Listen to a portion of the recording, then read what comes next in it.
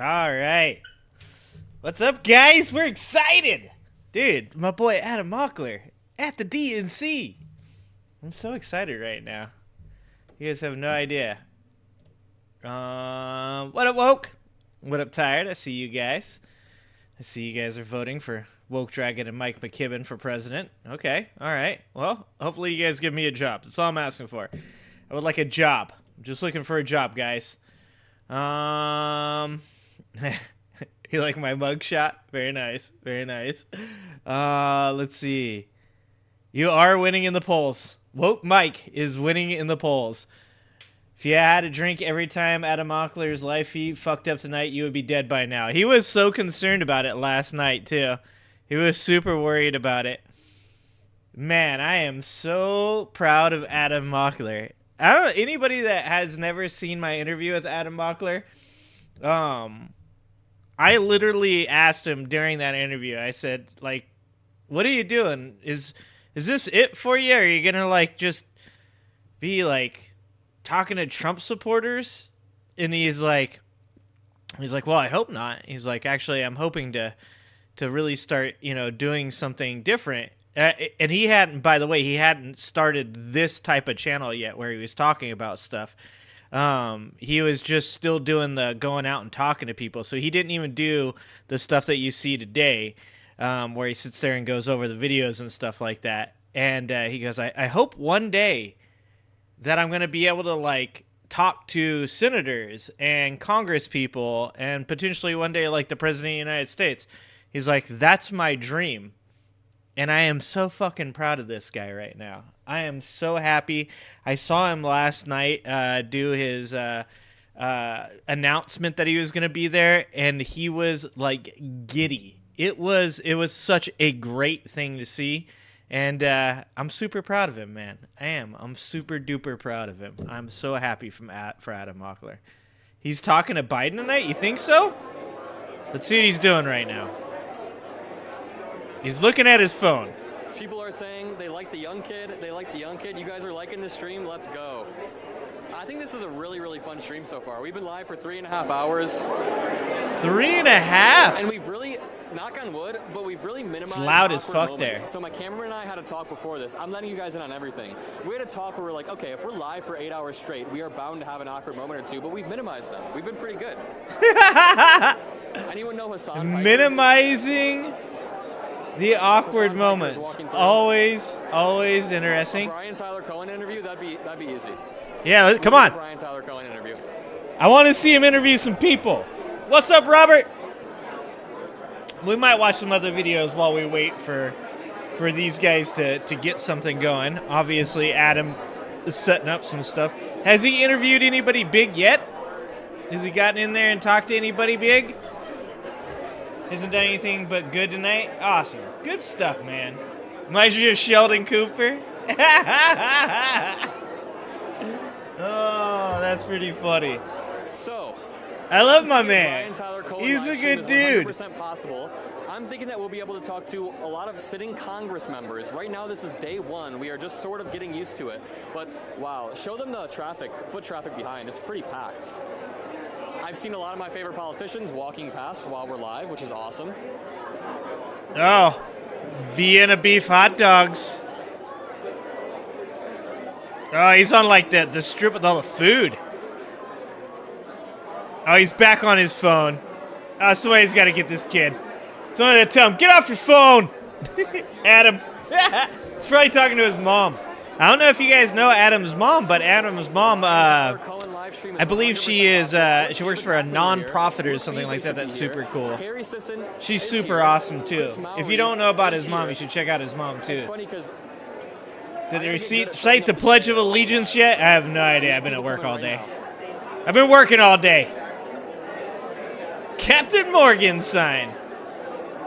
Oh, he's getting ideas from his live stream. Okay.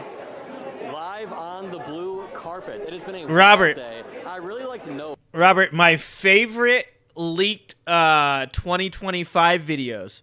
My favorite leaked 2025 is the weird women. They're the best ones. The one where the lady's like, what does she say? She's like, I don't know about you, but when I hear the words climate change, I immediately think, what is it? Population control. Like, no, that's not what I think. When somebody says the world's getting hotter, I don't immediately think they're trying to kill off old people and poor people. And then the other one with the lady with the glasses who looks hella fucking weird, and then she's like, I'm just a normal woman. Ma'am, if you have to say you are a normal woman, there are questions. That's like some Men in Black type shit. If you say to me you're a normal woman, I am immediately questioning whether or not you are a normal woman.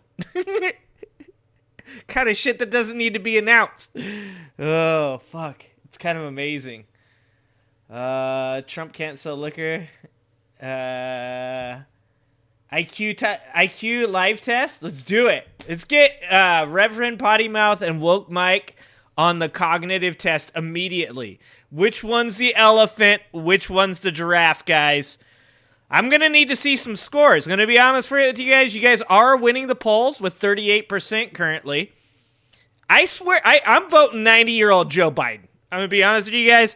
There is nothing that would trigger MAGA supporters harder than Joe Biden coming out at like 90 years old to go for his second term. Kamala goes two consecutive. Joe Biden comes out of the woodworks at 90 years old. I mean, they like wheel his ass out in a wheelchair. And he's like, I'm running. Dude, I am all about that shit. Oh, who do we got? Who is this person? Who is this? I don't know who this person is. Introduce yourself to the... Uh-oh. Oh, no! Adam, no, bro! Adam, no! What timing? Mental health matters. Oh, that's the dementia test? I probably have dementia, let's be honest. Oh, dude. What happened? It's the deep state. Remember, what did Elon Musk say? What did Elon Musk say? He got DDoSed! You know why it's so hectic? You want to hear something? And I'm not making this up. Oh, is that you next?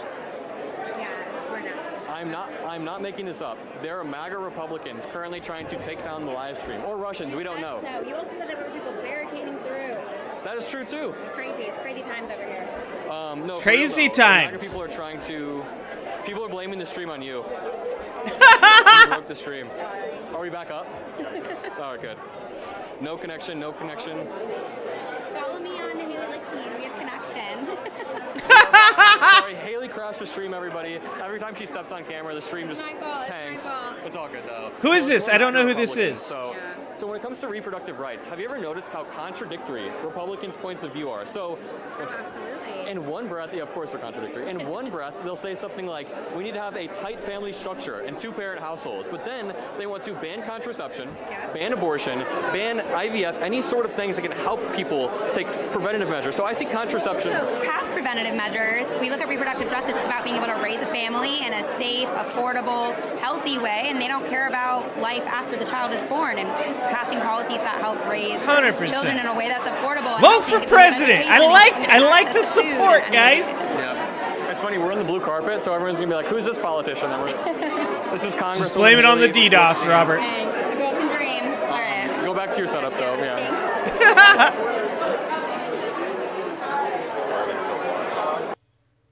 It sounds nuts, to be honest with you guys. It sounds freaking nuts there. Wow, so loud. Look at all these people, too.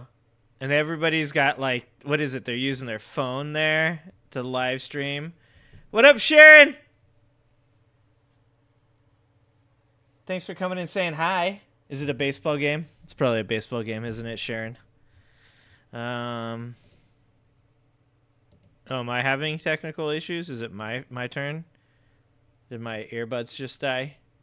My earbuds, for whatever reason, hate stuff. These tributes in nope, a way it's not that my people fault. might It's Adam's assume fault again. He will, because he has kind of seen this movie before. See what the Remember, in professionals are 2016, doing. He wanted to run for I like that president they in don't allow 2016 as chat. the sitting That's vice hilarious. president. No He chat. obviously, did not make that decision to do so in part because of the death of his son, Beau, but he also did that because he felt that President Obama, other senior Democrats did not support him in making that potential decision to enter the race. And so as he watched the tributes 8 years ago at the convention, I heard somebody saying earlier, too, that when Obama had won the nomination, there was, like, barely anybody there.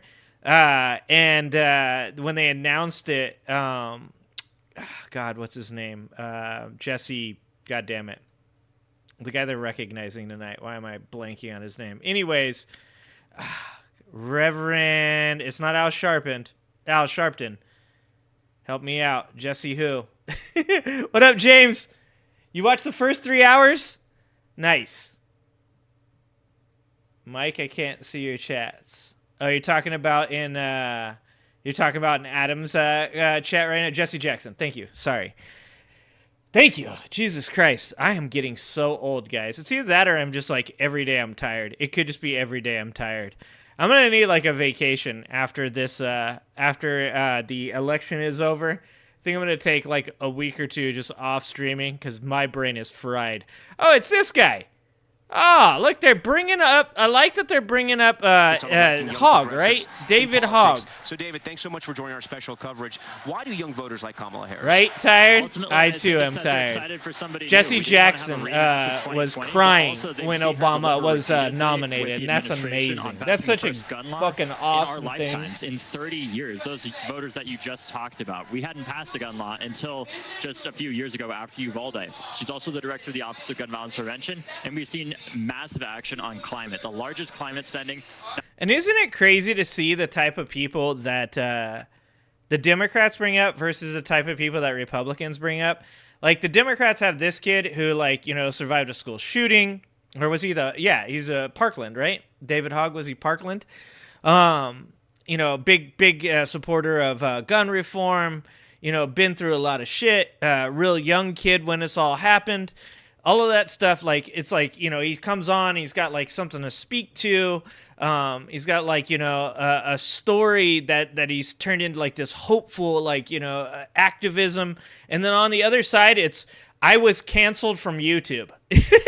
You know, like, the people on the right that end up being, like, their commentators and stuff like that are people with grievances. It's always somebody that's, like, a victim in their eyes. Like, to them, they're a victim. They're like, you know, what is the Riley Gaines girl or whatever. Like, I actually felt bad for Riley, too, because I was like, it sucks to be, like, you know, at the forefront of this conversation of, you know, transgender people in sports and stuff. Like, I actually felt like, oh, okay, that does suck for a young person to go through this where, you know, we're still all trying to figure out what's right and what's not right.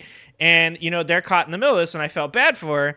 And then, like, she just grifts off of it, and she turns it into a career, and I'm like, I can't feel bad for you if you just, like, straight up just turn that into your Fox News career. But, like, this kid was there. They're doing a mass shooting and stuff, and it's like, they bring on these people that are real, like, young and hopeful, like Adam Mockler and stuff, and on the other side, it's like Hulk Hogan. He's like, I got canceled. Kid Rock, I got canceled. Michael Lindell, I got sued. Like, it's like, either I got sued or I got canceled. That's like all the people on the right now. To get elected and change what up, R's wife? Just to get votes. Look, I've talked a lot with Governor Walz, especially in the lead up to the. Shut it, FJB. If you don't know how the rules work, you can't speak to whether or not it's democratic. If you can tell me how the rules work, we can talk about whether or not the rules that are in place are democratic. 1968, FJB. 1968. Come talk to me about 1968. What up, he hurts? But have they delivered in the past on this? And what we've seen from Governor Walz is an evolution where he not only renounces Tim Walz, you just mad because we picked Tim Walz and you got weird ass JD Vance. I understand why you mad. I understand why you mad. I'd be mad as fuck too. If JD Vance was my vice presidential candidate, I'd be mad too. David Hogg, we thank you for joining our special coverage tonight. Thank you so much, Rob. All right, we'll have much more tonight as our FJB, coverage of the DNC You better leave woke alone. One of the president's former speechwriters joins us next with some insight. We're going to have much more from Chicago on this historic night when we come right back. What up, Bill? Bringing back the guy liner. All right, back to Adam Mockler. Let's see what has Adam fixed this stuff yet?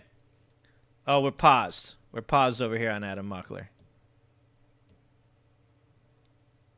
Adam, I got no. There we go. I'm sorry, you guys. It's largely out of our control. It's largely out of our control.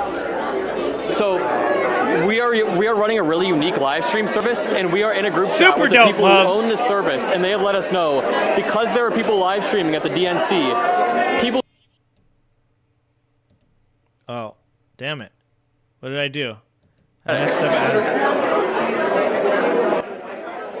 Mubs, I don't even take you guys seriously anymore. I see all of your guys' favorite creators. Like, you know, like I gave you guys on the right credit for a little bit where I was like, too many people on the left call everybody racist and they desensitize people to a word and they like make it so that way, like, it makes it so it doesn't have any impact anymore.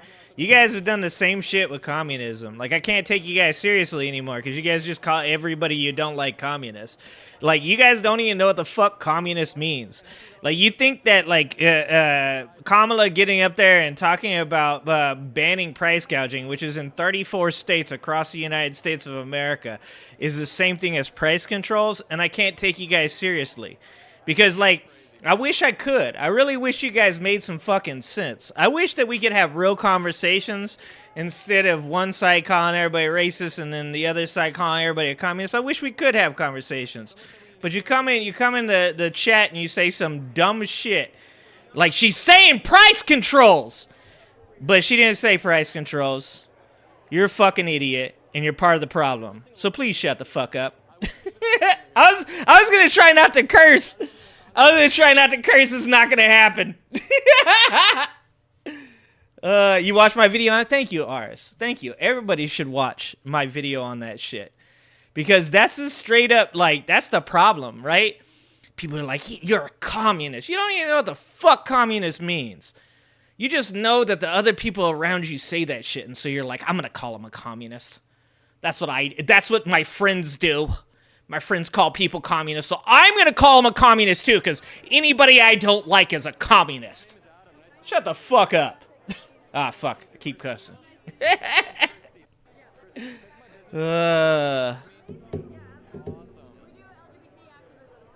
Right? Abaddon? And they're all 4 states right. All 4 days? They're all 4 states right, so let's see that shit happen. Let's see what happens. Cool. My number's on that card, so like reach out and tell me your name. So. What are we doing, Adam?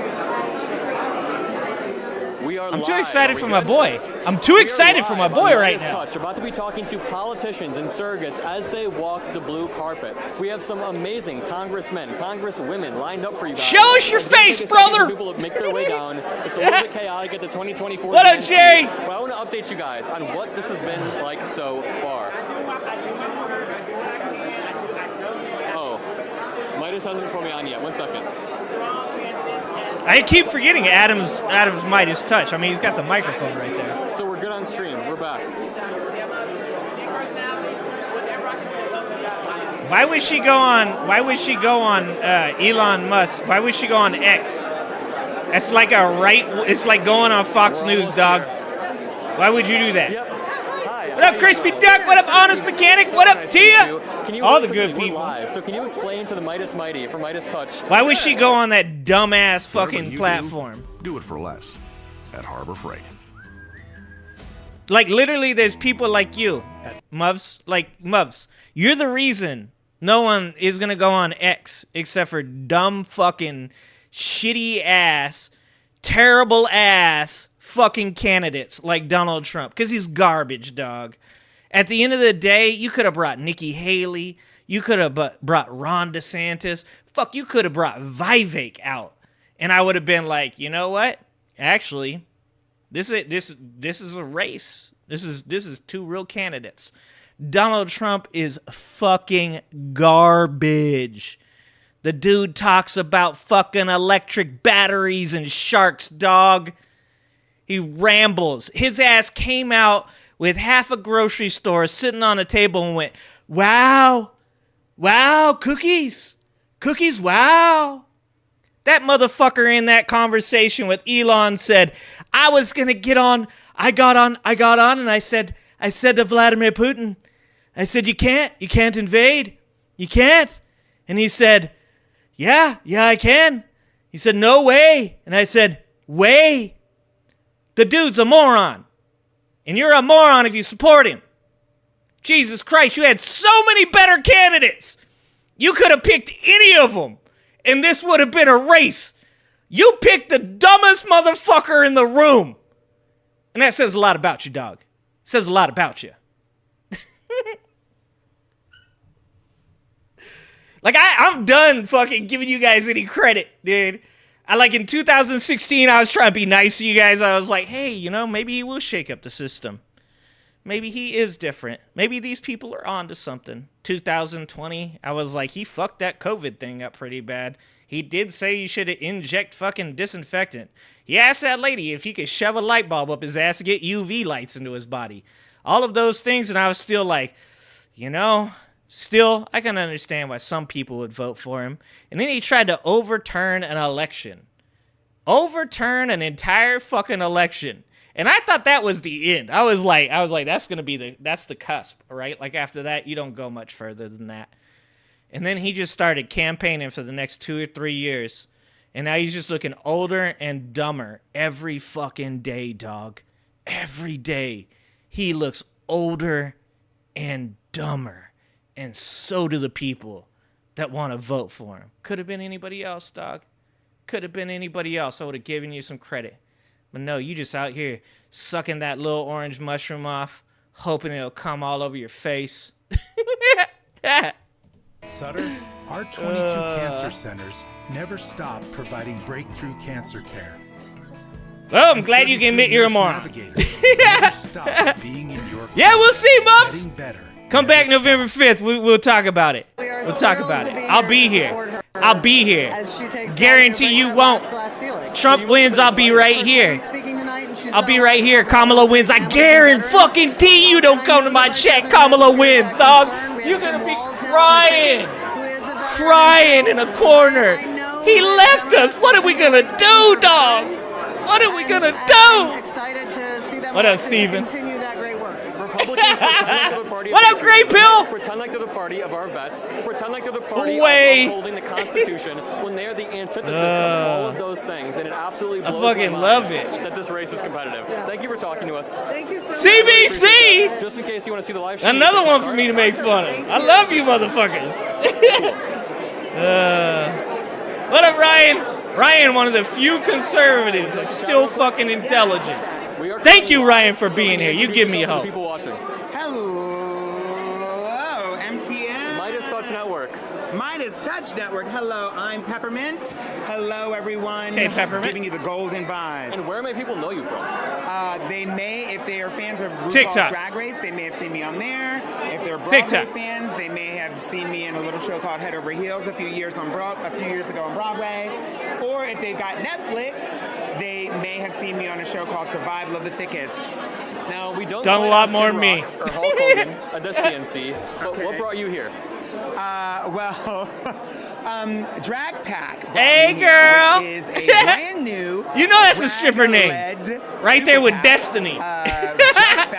Co-founded with some other fabulous drag entertainers like Benda LaCreme, who's on the blue carpet next to me, and some other wonderful drag entertainers from Drag Race, who are really just have always been really politically active, have always been concerned and wanting to use their platform to educate and energize their followers and everyone within the earshot about what they can do. And that also as well.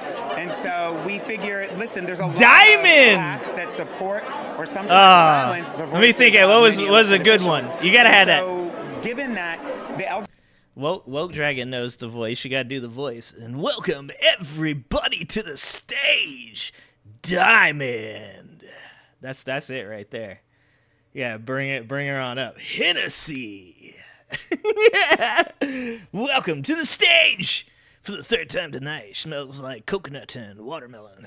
That's right. So welcome to the stage, Ginger. All right, that was a little creepy, actually. That was a little creepy. Oh, fuck. Kid Rock or Hulk Hogan. We are so lucky to have you here. I was trying to put them down. The RNC is an absolute joke, and here we are. Can you tell me what's at stake for your community if Republicans get back into power?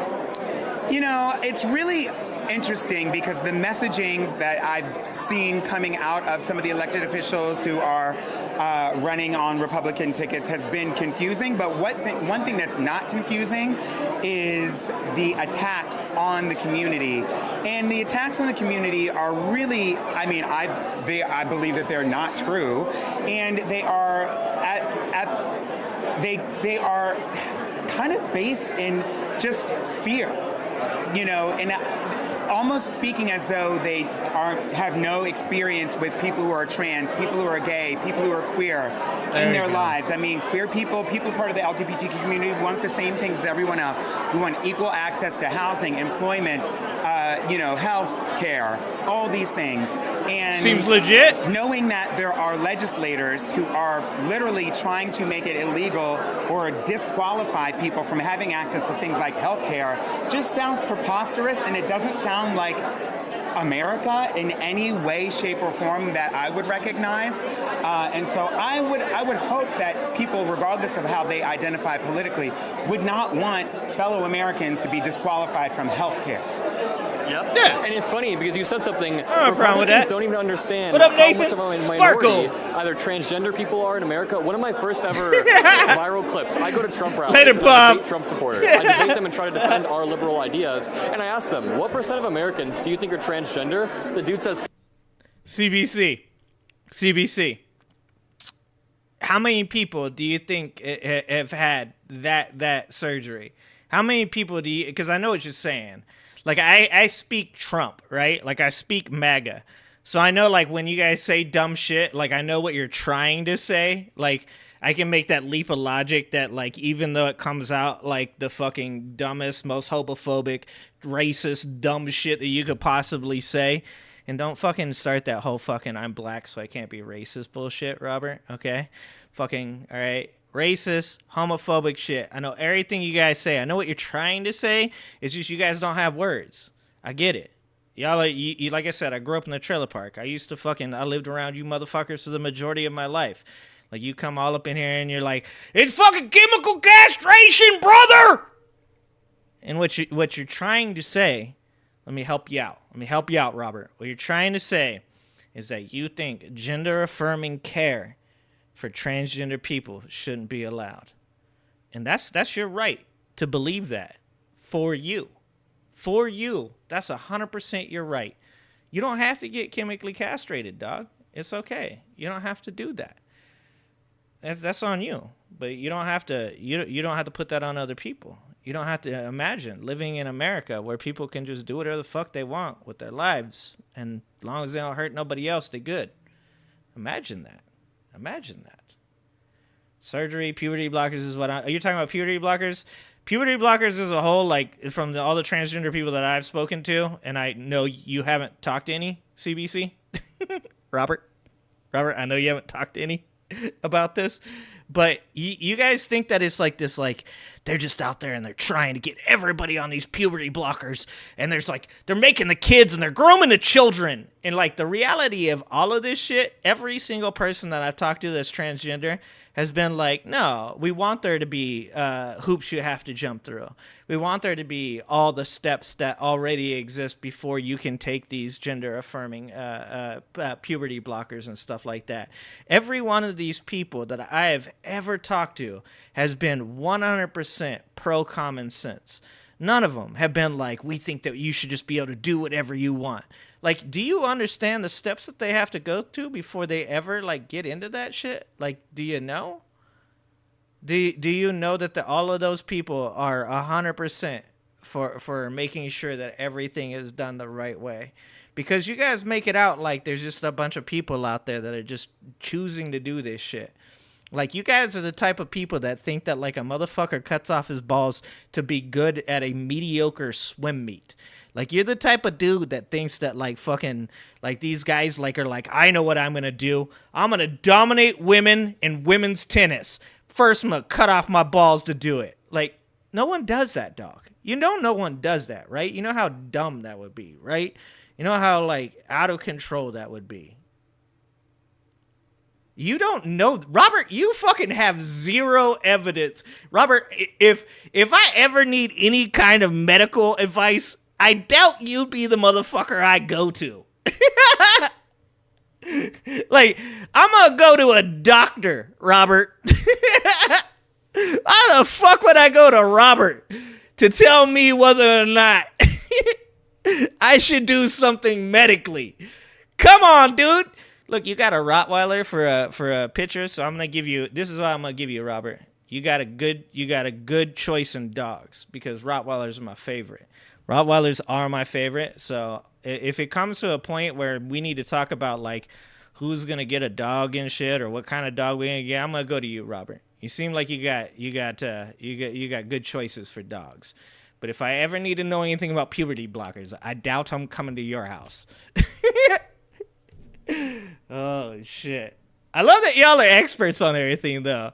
Like me personally, I'm like, I don't know enough about puberty blockers and fucking all that shit to know anything about it. You know what I'm gonna do? Oh, I'm gonna go talk to like transgender people that have been through this and stuff like that. And I'm like, oh, like they blow my mind. To be honest with you, I thought it was gonna be everything that you guys made it out to be. I thought I was gonna like talk to some transgender person. They're gonna be like, yeah, they shouldn't be able to stop us from doing anything. It's our body. We can do whatever we want. And like every single transgender person that I've talked to has been like, no, it's like very important that people understand that these are like life-changing, that, you know, this is actually a really big decision for you. And we're really happy that there's all these steps. And we don't like when people go outside of these steps to do things because it makes all of us look bad as well.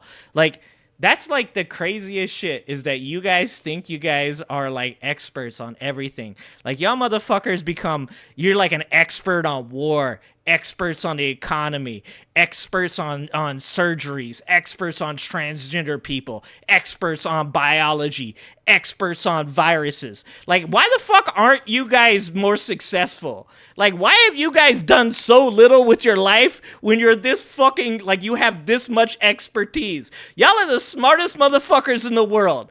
Guarantee, if you are experts at all, you're smarter than virology than Fauci. You're smarter than the economy than any economist. You know more about transgenders and transgender surgery than transgenders and doctors. You know more about everything than the experts in every single field. Why the fuck haven't you done more with your life? Dog, you're named after a fucking brewery. Holy shit. Come on, like, answer that shit for me. Tell me why you haven't done more with your life. You don't think that VP Harris is perfect? Well, one thing what up, Dark Cash? Donald Trump tried to basically take away Robert, you know I love you. By overthrowing a fair election. In Arizona, he tried to... Yeah, they all fucking experts on, like, chromosomes. Like the will of the people. So if you want to say... You need a presidential candidate and a president who respects democracy, whether your team wins or loses. And that is essential. Imagine. If you want to have a chance to not live paycheck to paycheck, Vice President Harris remembers what it was like to work at McDonald's and to want to have more opportunity. There you go. Every 21-year-old needs an advocate who remembers. Donald Trump did not go through that, right? Like Rich Dad had a lot of things handed to him and won't be an advocate for the people of your generation in the same way. 100% he won't. He don't give a fuck past 4 years. Also will make us safer. He cares about 4 years. That's it. Donald Trump could start fights with other countries because he was bored or had a bad day or heard something negative about himself. 100%. It's actually a pretty good point. We've never had a draft in this country, but it's people your age who will be called first if we get into crazy conflicts. We need real leadership to keep us safe. I'm good with a microphone, but not a gun, so I do not want to go to war. But thank you so much. Look at that. Where can people find you online? So Phoenix Mayor Kate Gallego on Instagram at Kate Gallego AZ. on Twitter at Mayor Gallego, and on Facebook at Mayor Tate. Do you have an election coming up? I'm on the ballot in November. Okay, so if you are in Arizona, we absolutely have some people watching in Arizona. Vote, vote, vote. Vote blue down ballot. We are going to win this. It is going to be a blue landslide. Thank you so much. Thank you for covering. Appreciate it. Absolutely. Crispy. We have a really cool interview coming up in 1 second. Yeah, I think she meant this generation, Mike, because I was like, there's a draft in Vietnam. Donald J, that is pretty funny, EDV. Dude, you guys want some like real like funny coincidences. Look up 1968 and look at where we're at. Look at the anti-Israel protests that are going on outside. It's just like the anti-Vietnam. Obviously, there's differences, obviously.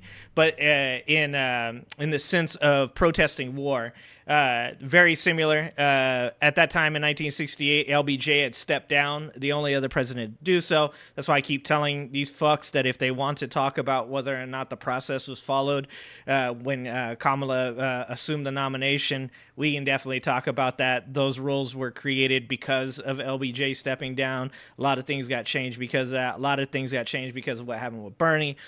Like, no system is perfect for sure, but the rules were followed. Things were done in the way they were. I'm pretty happy with the decision because I was a Kamala fan from the beginning. If some lefties want to like debate that shit with me, we can do that. But I'm not debating that shit with a bunch of right-wing people that are just trying to cause problems. Like that, it's not even your fucking group, dog. Like I said, it's so funny because in many ways I feel like an anomaly in here because I'm happy to talk about things, but I'm not gonna sit here and act like I'm a fucking expert on anything. If somebody wants to talk about like transgender surgeries and stuff, I'm like, we should talk to somebody that has some kind of experience with this. Somebody wants to talk about the economy, and it's like, well, let's listen to some people, let's listen to some experts on this, and let's get an idea as to what we should be discussing here.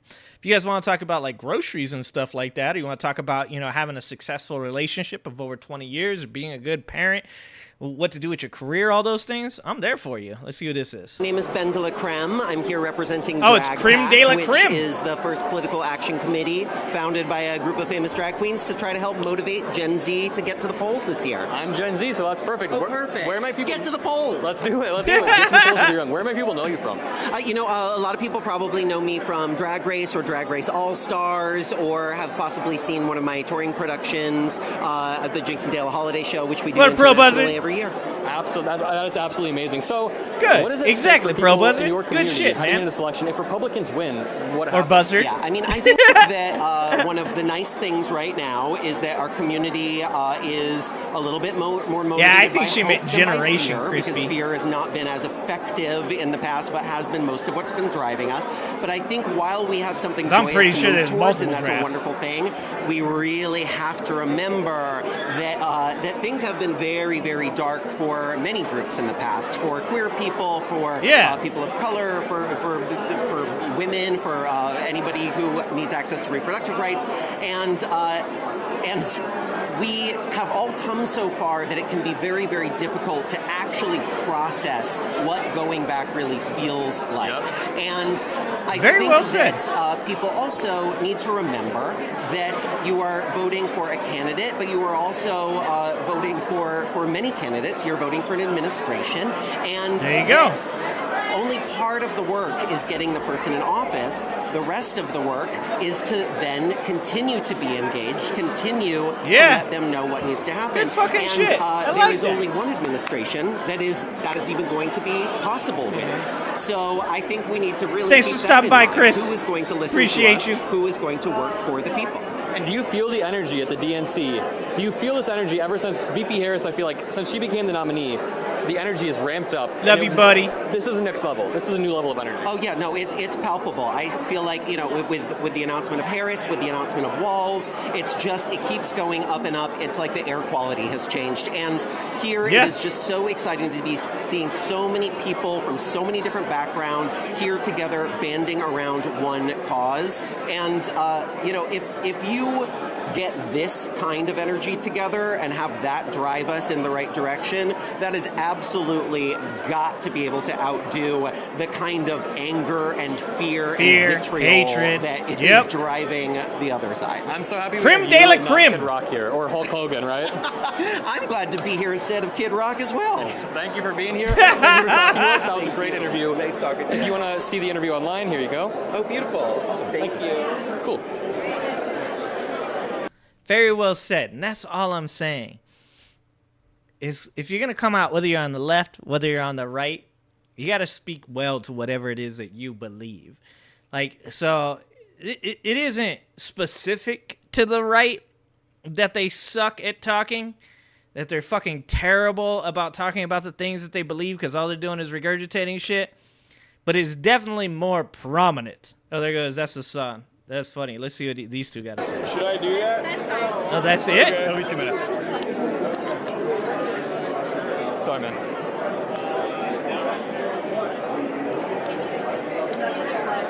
I wonder if he's going to talk to him. I'd like to see these two talk. You know what's funny, Hassan? A year ago, I went to a Trump rally and recorded a video, and you reacted to it on stream. I know. Yeah. And you helped my career. That was Adam Mockler's first video, dude. I saw Adam Mockler's first video when Hassan actually reacted to it. That's pretty 2000, funny. so Fucking touch chat. minus mighty. Yeah, he is pretty douchey, huh? There's no one on the blue carpet anyway, so yeah, let's do it real quick. That's cool. Thank you. Midas Touch is my favorite out of all of those other independent liberal outlets. Oh yeah. Because I call it like an old-fashioned, a type of Democrat that kind of died out a little bit. A moderate? I would say Bush-era liberalism. Midas Touch carries that energy with it, and I really respect it. Obviously there's disagreements that I have sometimes, but overall, I'm a big fan because they love smoking Republicans, and I love that energy. Absolutely. So what are you doing here at the DNC? I feel like you're generally a little bit farther left than the average liberal. So are you here to represent? Yeah. I'm here to scope out the scene, check it out. I have a pretty young audience that's unfamiliar. Yeah, I gotta say, Hassan's got a type of energy that I don't know if I can't feel it, dude. I like people that are kind of real people that are just just say it with your chest, believe what you want to believe or whatever. That's fine. We ain't gotta agree on everything. But sometimes he brings a little bit of energy that I'm not a big fan of. Yeah, it's Hassan. Yeah. What up, Bucket? Get made, it's just it's a fun, exciting experience for me. Do you fan out when Caitlin Collins walks past, or are you just Yeah, it's actually a good point, EDB. I don't know. Yeah, that's a good point. Yeah. That's C-SPAN. You're oh, that's C-SPAN. No, it's not even that. It's more so weird news channels like NTD, Epoch Times. I'm those are weird channels that I watch. Yeah, Epoch Times. And they're weird. Absolutely. So I don't care about CNN or whatever. So I'm 21 years old. I have a younger audience. Can you explain what is at stake this election? If Donald Trump wins, what is at stake for younger people?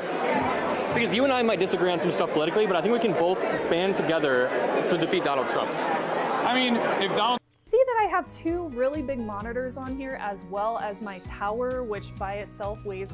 I don't want Donald Trump to win. I don't know what he would do at this point. I feel I legitimately don't know what Donald Trump might do at this point because 2016 he was Mexicans are rapists, they're coming over the border, they got drugs, and then he would at least say, and some are very fine people, I assume, right? That was the tail end of that. Now he's just Guatemalans are coming to do rape against white daughters. He's right. Yep. 12 million migrants, we are immediately deporting them. Yeah, he actually 100% agree with him on that because I say that about 2016. If you watch 2016 speeches from Trump, there's still a lot of anger, a lot of hateful shit, a lot of vitriol, but he always tried to follow it up with a qualifier of but things are going to get better. It would always be the steel industry is really bad right now, but it's going to be good. We're going to be all right. Everything's going to be okay. And I said this, and I see this all the time, is that like people that have never watched Donald Trump's final 2016 campaign ad, whoever made that final campaign ad did a great fucking job, because it's straight up like, don't you want to be a proud American? Don't you want to be like, bring back steel? Don't you want to like make life good for everybody? Don't you want to like have like faith in your fellow American? And I was like, damn, that's actually a really good fucking campaign ad. I was like, I can see how like certain people that were sitting on the fence that saw that ad as his last ad, and they were like, you know what, fuck it, I'm gonna give him a vote. But everything has changed, and I believe that's because he's taken everything so personally, as he does. He takes everything so personally that at this point, everything's just about anger, hate, vitriol, rage. And he understands that's who his base is as well. They all want to be hateful. They want to be angry. They want to know that there's something for them to fear, so they feel like they have something to live for every day, because life is monotonous. Life is monotonous. Dude, Dark Cash. Bro, I appreciate you. I appreciate you, Dark Cash. Thank you so much. That's really from my heart. Thank you so much, Dark Cash. But yeah, you know, like, I think that what he just said was actually really true. Saying it, and he keeps saying he's going to do that, and it blows my mind that there aren't more news media professionals out there or more politicians out there being like, you want to deport 12 million people? I really appreciate that, Dark. What are you talking about? That's insane. What up, Jeremy? It's literally like Holocaust-level cruelty. This has been Adam Mockler with Hassan Piker at the 2024 DNC. Where can people find you? You're probably bigger than us, so. Twitch.tv/Hassanabi. Awesome, nice. And just in case you want to link up more, I live in Chicago. Remind people you are live at Midas and Adam Mockler on YouTube. We are live at Midas Touch on YouTube, and Adam, thanks for reading that out. That's supposed to be covert. Here, take my card just so you want to. I live in Chicago, so we can link up. Thank you. See you. Nice to meet you guys. Nice to meet you. That's cool. We are live at Adam Mockler, and when we were I'm talking so to him, proud of Adam, dude. So proud of this he said guy. it for us, anyways. Were you blowing up my phone? Who was blowing up? Yeah, I was literally. So I've had this argument with people before, but I was thinking about this on the way home, and that's like, it's fucking insane that these people live this life of fear and hatred and anger. It's like you live in what is potentially the most prosperous country that has ever existed. Period. Fucking end of story. I have lived in the lowest place you can in America. I have literally carried buckets of shit to trash cans. Had no electricity, no running water, no fucking air conditioning or heat. Like, I have lived as poor as you can. I've lived in homes. I've been taken away from my parents. I've been fucking chased home from school by peckerwoods. Like, and it's still the most prosperous fucking country in the world, dude, because it still ain't a third world country. It's still, like, as fucking low as I could possibly go, but there is still somebody there to take care of me. There was still welfare. There still was disability. There still was food stamps. Still unemployment. Like, fucking everything in my life at this point, I'm like, the hardest thing you gotta do is wake the fuck up in the morning. That's it. You gotta get up and go to work. Like, that's what, like, all of these people are so fucking concerned about all of these things that are happening. Oh my God. And then they get up and they walk outside and there ain't shit going on, because your life on the internet ain't nothing like your life in real life. You go to work, and that's like the hardest fucking thing you have to deal with. You have to get up and go to work. You got to make it to work on time. You got to hope that there's no traffic on your way home. You got to hope that your internet's up. Like, that's like, this is where we're at, dude. Because people are like, fucking, I had this guy on Twitter that was like, it's all chaos, bro. It's all chaos? So why the fuck are you on Twitter then, dog? If it's all fucking chaos, why are you on Twitter? Ain't nobody in their fucking right mind will be scrolling and commenting on Twitter in the middle of real fucking chaos. You're full of shit. You're making shit up. You experienced a little bit of adversity during COVID. During COVID, it broke you. Broke your fucking brain. You had to spend 4 years of your life getting a massive amount of unemployment and stimulus while you sat at home, ordered food to your door, watched Netflix, and didn't do a goddamn thing. Also, you didn't kill your grandma. And you turned out bitch-made because of it. You cry. You're sad. You're fearful. It's nothing, dude. Get the fuck up and make it to work on time. Jesus Christ, you bunch of bitches. It's fucking real talk. Of course, I was supposed to go to the one in 2020, but that got derailed because of the pandemic. But really just excited, and love obviously supporting the party, and just the energy is so just amazing right now, and I think it's amazing. It's really exciting. You and I are young. Broke right? so many dark cats. If Donald Trump gets back into office and ruins our institutions. Yes, there's a lot at stake. Crying ass bitches. Everyone, right? The economy, housing prices. But Bitch made needs to come back, Joshua. I think because bitches came back. Right? Education, I think, affects us more than other people. But honestly, just the decency. Did I show how old I was, Joshua? 50, 60 years, and quite frankly, I am skeptical that if Donald Trump gets reelected, we might have that, right? I mean, he's been very clear. He wants to terminate the Constitution. He's okay with overturning elections. He's okay with the people that beat police officers at the Capitol. J.D. Vance himself said he wouldn't have done what Mike Pence did. That's exactly right. So for me, yeah, I that's country in 60 fucking years, insane. I think, Kamala Harris is, among other traits, is the best way of getting us there. Absolutely. Have you felt the energy shift over the past few weeks? I cannot describe how much I felt the energy shift. I think people are ready. Even with Tim Walz, who in many ways is very unassuming, people may not have assumed so. There was so much energy behind him. My favorite anecdote is him being the GSA, the Gay Straight Alliance 1999 coach. Before it was the mainstream position of the Democrats. Exactly. Well, and he was the coach, right? Football coach. I think that hits on a lot of different parts of the coalition that I think we need to have. And I think what's amazing about him, he's not come off as like a politician. Yeah, he's Parker's my boy, Jeremy. I love Parker. That kid's hella smart. Happened to be governor, but then vice president. But I think he's a good guy. It's not because he did it politically, because he did the right thing. I think he's being rewarded for doing the right thing over and over again in his career. Republicans, you should be scared because Gen Z loves Tim Walz and Kamala Harris. We love both of them. I haven't seen all the camo hats with the trucker. They're so good. Harris Walls on there. Don't you think we need to reclaim the American flag, reclaim camo Fuck yeah. stuff, reclaim patriotism? I think that we are the real patriots, and I feel like Republicans have kind of co-opted that word. I could not agree. My dad's a vet. I think there's a lot of patriotism to be a Democrat. We're the ones trying to improve our country, protect the Constitution, support our elections. I love the Constitution. And Republicans have been attacking it over and over again. I mean, even the Second Amendment. Trump was the one that said, take the guns first, focus on the Constitution later, right? He still said he wants to terminate that's the Constitution. fucking insane. How much of a clear sign can we be? He wants to be a dictator on day one, like he said, right? They claim to be the party of the Constitution, yet they want to terminate it. They claim to be the party of patriots, that they don't care about the peace. But what do they say? Every time the motherfucker says something, every time that motherfucker says something, they go, oh, well, he didn't mean it. It was a joke. You just gotta, understand what he meant by what he said.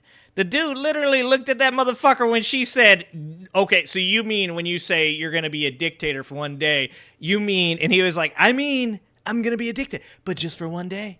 Just for one day. Nobody fucking says that. It's fucking dumb. Donald Trump is dumb. And people gotta stop making fucking excuses for it. I love that the party of, we fuck your feelings. It's facts over feelings, bro. Don't have any fucking facts and only operate on feelings. Not a single goddamn policy to be seen.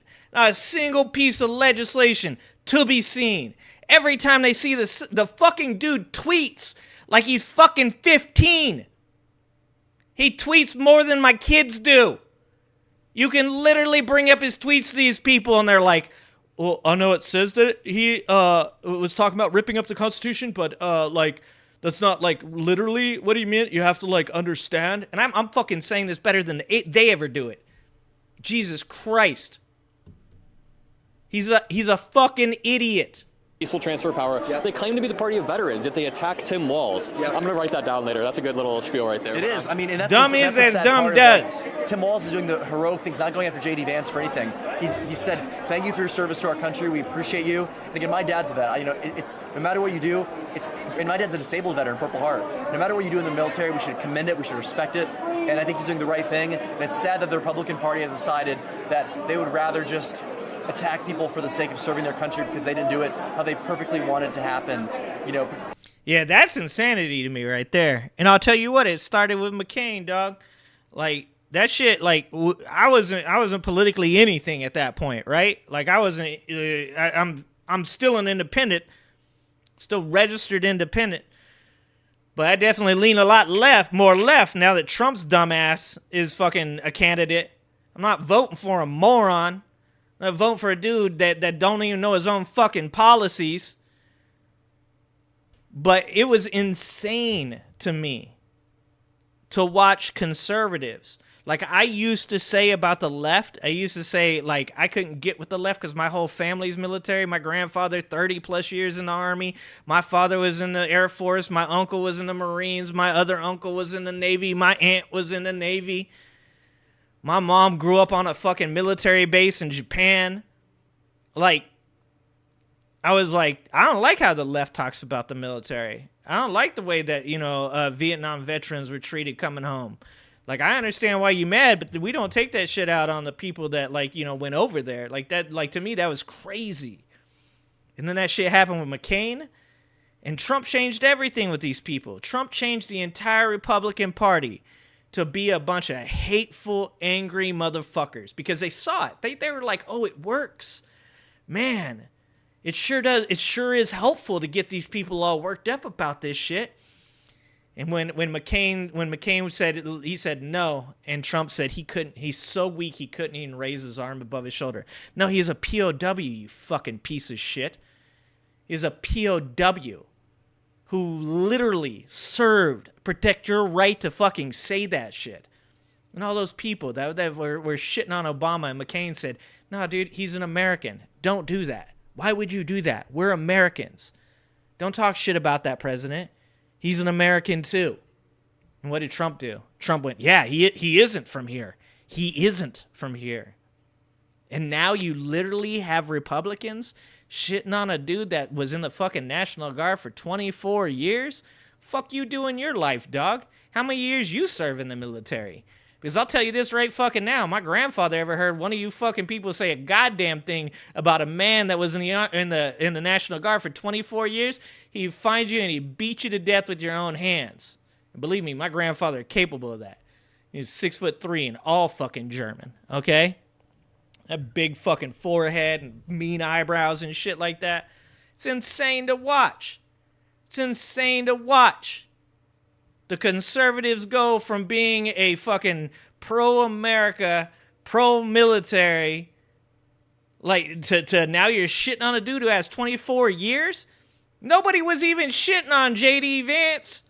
Nobody said anything about him being a desk jockey. Nobody was talking shit about DeSantis claiming he was with the Navy SEALs when his ass was over there reporting on shit. No, you know why? Because when you have respect for the military, you have respect for the military, whether or not they're in your political party or not. I'm not going to shit on somebody that fucking spent 24 years in the military. I don't give a fuck if they're Republicans. I don't give a fuck if they're Democrats. They put their lives on the line so that way you could have your right to your First Amendment, to your Second Amendment, to any fucking rights at all. And now all of a sudden the Republican Party is going to get up and talk about like the 24 years in the National Guard ain't shit. You have lost your goddamn mind. But they serve their country. I mean, that deserves a lot of respect, and I think, you know, Governor Walz did I will talk shit about his fucking eyeliner. You know, not letting it affect him, but just blowing off and going right back at him. Jeremy, you know about that brow. It's out here, dog. Is Nick Roberts 317, same on Twitter. I'm getting more involved in TikTok, Nick Roberts for Indy. I changed my handle because I'm on the city council and I'm not for Indy, but Nick Roberts 317 is my main handle. Let it bucket. Thank you for chatting. Yeah, absolutely. Always training new people. I will be, yes. Okay, so we'll connect later. Absolutely. Good to see you. See you. I feel like we're really hitting a stride with interviews, guys. For the first few hours of the DNC, we were walking. Exactly, Mike. And when that shit happened, that like I said, I didn't have any real political leanings at that time. But like I was like, I'm not down with that. Like my grandfather was he worked with the Montagnards, right? And so he worked behind enemy lines with the local populace. And I think I'm saying that right, Montagnards. Sometimes I mess it up. But you know, like. I have a really deep respect for people that do the job right. Like, I'm not saying everybody in the military is ever a good person. I'm not saying every person in the military that's ever been in the military deserves your respect. And the same thing goes for police officers. But, like, my uncle was a CHP officer for a really long time. Me and him probably disagree, like, 85% on politics, right? Doesn't matter. I still respect him. He was a good police officer. He was a dude that like did his job the way it should be done. He helped people. My aunt, CHP officer, really good fucking person. You know, I respect them regardless of their political beliefs. I respect that they did the job as police officers that every police officer should do. That they treated people right. They didn't treat people differently because of the color of their skin. They didn't I mean, like I said before, a kid I grew up with, a guy that I was his uncle through marriage, was shot and killed by police officers. You know, like, I know all the sides of all this shit. I'm not saying every police officer is a good dude, but the good ones deserve your respect. The people that went over to Vietnam, that were drafted and went over and had to do that shit, they deserve your respect. You know, like, and it's crazy to see conservatives have lost that little bit, my little bit of respect for them in that area has completely gone out the fucking window. Like, I had some respect for those traditional conservatives that were pro-military and pro, being respectful. And that's gone now. Like, I've almost lost all of it now. Walking around, getting our bearings, learning the environment, and now we are running into person after... Speaking of technical difficulties. What's up, Spitfire? They're all insane, TJ. They are all insane. What are you talking about? They ain't criticized. Robert, are you on X, dog? Maybe you're not on X. Robert, I'm gonna give you the benefit of the doubt that you're not on X. Dude, the stolen valor posts all over the fucking place. Robert, I'm gonna guess you're not really engaged much in politics at all. I'm gonna give you that. I'm gonna give you the benefit of the doubt, Robert. I'm gonna guess you don't engage in a lot of this shit. You're gonna be like one of these Trump supporters that's just like, I don't know, dog, he's just cool to me. Like, that's what I'm going to go with you, because if you don't know that there was, like, a massive amount of, like, stolen valor posts and stolen valor interviews, and that J.D. Vance's came out and, like, talked about how it's all stolen valor with Tim Walz and all that shit, like, you've lost your fucking mind. Like, I can bring up, like, 100 fucking posts right now. Do you know how military retirements work, Robert? Have you ever been in the military? Do you know how military retirements work? Because you an expert on everything, dog. So I'm gonna guess that you're also an expert on the military and retirements. After person, hit after hit after hit, and this is only day 1 out of day 4. With each day, we will get more and more and more explosive with it, I feel like. And if you guys want to see us interview higher quality, or not higher quality, like bigger and bigger politicians, all you have to do is like the stream, leave a comment on the stream in a roundabout way that boosts the stream, and that shows that the Midas Touch digital model is working, that it can work, and that we are doing it. So, if you guys like the stream, that helps us get access to higher and higher politicians. Because right now, we have talked to some people I never would have dreamed I would have talked to, but I believe tomorrow, or the next day, we have... None of these people are ever going to talk to me, because I just, like, they take one look at one of my videos and they're like, oh, man. Yeah. If I don't carve my own niche out, guys, there ain't going to be, not going to be any success for me. It's going to have to be my own niche. I'm going to be honest with you. Adam Mockler did one interview with me. He's probably like, I can never go on that man's show again. I've actually got an interview with a dude from NBC on Tuesday, a Pulitzer Prize winner, talking about Trump for the podcast. But I still get those people to come on. I think because they never watch my live streams. They probably only see my regular videos where I'm a little less unhinged. That is a yerba mate, James. That is a yerba mate. Obama, we have AOC, we have so many people coming through, and these interviews would be great to provide to you guys, especially now that we're warming up. It really feels like we're just warming Joshua, up exactly. Second, sorry, some traffic here. Cool.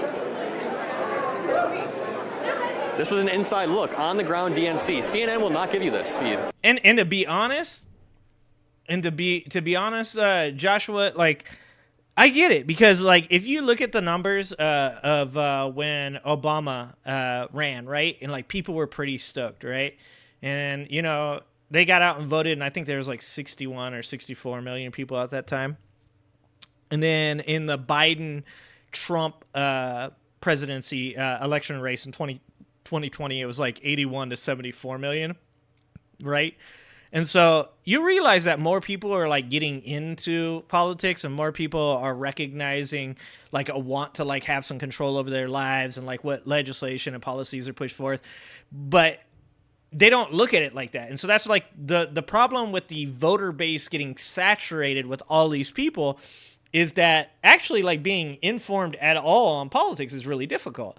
You know, especially if you go on, like if you're just watching me tonight and like you just hear me yelling about stuff and everything, you might be like, oh, like I like that, you know, he's fiery about this, or I like that he called, you know, Trump supporters morons, or like, but that's not really like, that's just all symbolism, right? Like I'm just having a good time tonight. I'm just talking some shit tonight.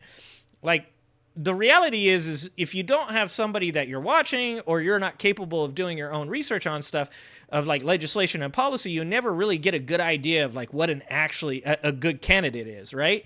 Like I said before, a long time ago, if you asked me, somebody like Kamala, I would have spouted off all the bullshit talking points that people spout off, the 1,500 people put in jail, the DNA evidence, the slept with Willie Brown, all that stuff. Like I would have just been like, oh yeah, all these things. That's why I heard she's bad.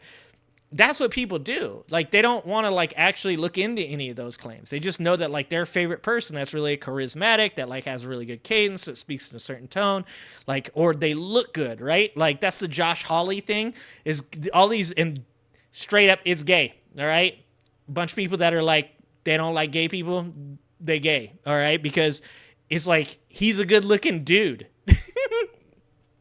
They're like, he's really masculine. Like, yeah, you got feels, dude. It's okay. Over on the left, we're okay with that. We're all right that you like Josh Hawley because you think he's a good-looking dude. You can come on over here. You probably shouldn't vote for Josh Hawley while you're over here. But that's the reality of it. Is people are attracted to symbolism. Like, that's what Trump is symbolically. Like a person that George Bush Jr. was that way too, right? Like George Bush Jr. was the type of dude that you're like, I don't know, like if he was at a barbecue, I'd talk to him. We could have beer. He's probably funny, you know? Like, and so many people were like, I like that. Like, I like that he's down to earth, you know? And it's like, well, you know that George Bush Jr., like, he doesn't know shit about running a country, right? And they're like, oh, he probably does. He seems like a good guy, you know? And it's like, so as the voting populace gets larger and more motivated to vote by symbolism, there's a lot that's left out. Like, nobody's going to talk about Kamala's time as the Attorney General and what she did against Corinthians College, against Comcast, against Quest Diagnostics. No one's going to want to talk about the programs that she created when she was a district attorney in San Francisco that are used across the country now. And I'm not talking about just like right-wing people. I mean left-wing people as well. That's why I made that video about the talking point of price controls, is because I work in the grocery industry. I listened to the speech she gave. I was like, these people don't get it, right? And this is what I'm saying. Like Nixie, who comes on here every once in a while. Nixie is like, go watch Liberal Hive Mind, because this is a guy who used to be left and now he's right. And I was like, all right. So I go and watch it. And I'm like, dude, he just says the same shit. Like, why not carve out your own lane, dog? Like, because, and I get it. I know why you don't carve out your own lane. You don't carve out your own lane because that's a lot of work and it's not financially beneficial. Ask me about it. I can tell you guys. But I don't want to be just like everybody else. I don't want to be another person telling you the same shit that the other people have told you.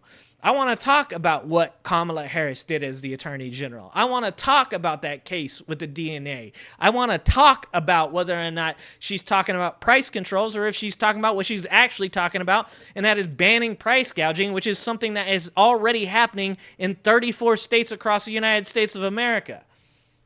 But it's hard to talk about that shit with people because nobody wants you to get outside the lane. People want you to just the same talking points. They want you to talk about the things that everybody else is talking about so it's easy to remember and people can spout that shit off. I want to be different. I want people to be different. I want people that come into my chat to talk to me about different shit. Not all the same fucking talking points that Donald Trump has told you to talk about. Like, it's fucking insanity that so many people regurgitate the same goddamn shit that I can literally tell you what you're going to say to me. It's fucking insanity. Let me tell you. Let's go. So, it's just a blast to find out. What up, Gina? Isn't the space they've created for us here like amazing? They give us access. They give us our own rooms. Junior does have good ducking skills. We're really proving this digital model, I feel like. Oh, it's incredible. Dude, that was one of the best fucking shots. It's so different than when I was I'm old as dirt. I'm I'm the old man at Midas Touch, obviously, you know.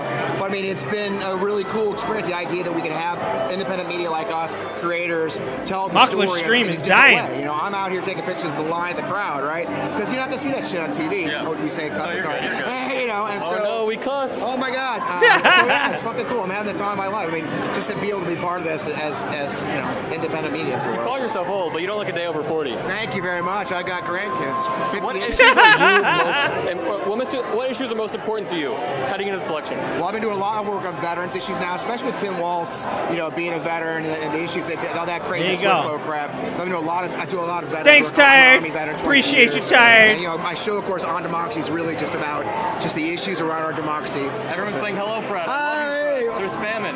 Hey, look at that. I love you. I love Tia. you. Oh my gosh, that's the Midas cool. mighty. Tia, he don't know anything else to say. You're here, like a bunch of us are here now, so yeah, it's a good deal, man. So we talk about this. Is walking around somewhere, and I really want to go see him.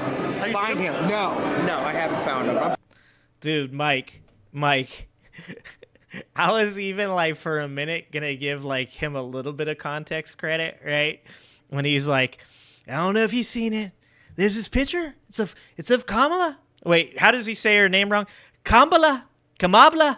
It was Kamala. And they made her look really good. And I was like, all right, well maybe he's just saying that, right? Like maybe I was like willing to give him a little bit of credit that he's just saying it was a good picture. And he's like, reminds me of a woman, another very good looking woman, Melania. And I was like, this dude, like, he doesn't know better. He like, once he starts digging, this motherfucker's just like, it ain't deep enough. Let's just keep going. And you know what he probably was trying to do there too, to be honest with you? Like, he done fucked up his relationship with his wife. He's just probably fucked up his business or his wife, his shit with his wife so bad that he was like, oh, here's my chance. I'll throw in Melania. He's like, I called Kamala hot, but don't forget Melania. You're the best. I know you don't love me anymore. I love you though. I'll draw a picture of you. Finding everybody else. I'm having the time of my life here. Oh, it's amazing, it's right? Just incredible. It's only day one. And President Uh-oh. Dude, what is that? We gotta invest in some infrastructure for our boy Adam. We need to invest in some infrastructure for Adam Mockler.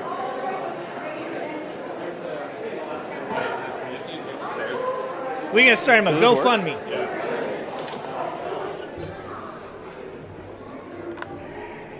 What a day so far. Dude, massive how long have we been live for? renegotiations on the prenuptial.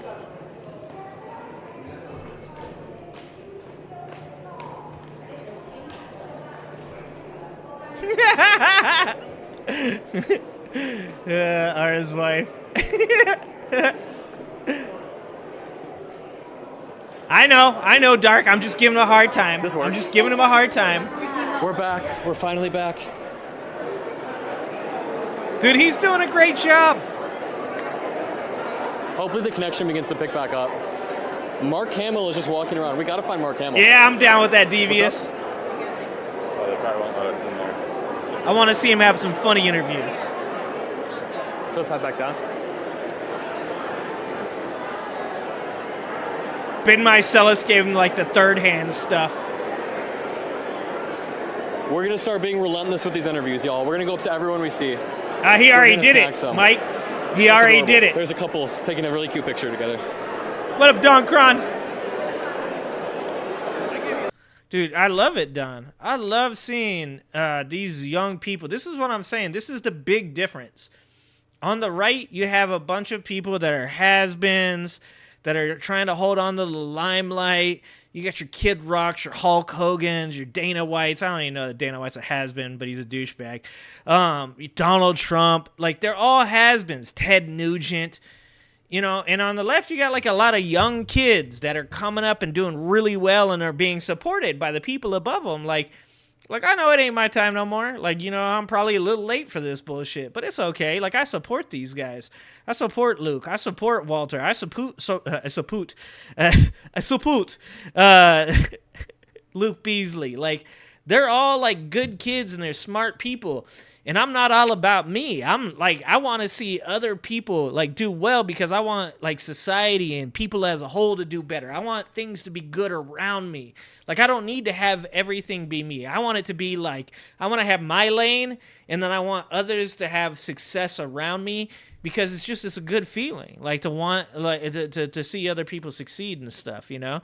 And also, like, at the same time, like I was saying earlier, like, I kind of like I like to have a different mentality. I like to have different talking points. I like to think differently than other people. So when these guys get on something, they want to talk about the indictments, and I want to talk about something off to the right, you know? Like, they want to talk about, you know, something that Trump's doing. I want to talk about something off to the left, off to the right of that. I want to, like, have different talking points and still support them and have what they're doing and, like, be, like, all for that shit. That's what I'm all about.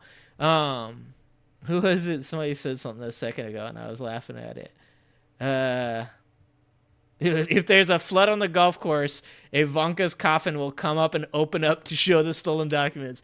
That shit would be hilarious. Dude, I would die. It like a fucking hurricane goes through Florida, floods it. There's just like classified documents floating, sticking to trees and shit. Tia, thank you so much. Welcome to the Ginger Army, Tia. Thank you so much. This is the energy at the DNC. Just look at how packed it is. Yeah, I gotta pause it, Chris. You will not see this many normal human beings at the RNC, I promise. They're all Kid Rock and Hulk Hogan knockoffs.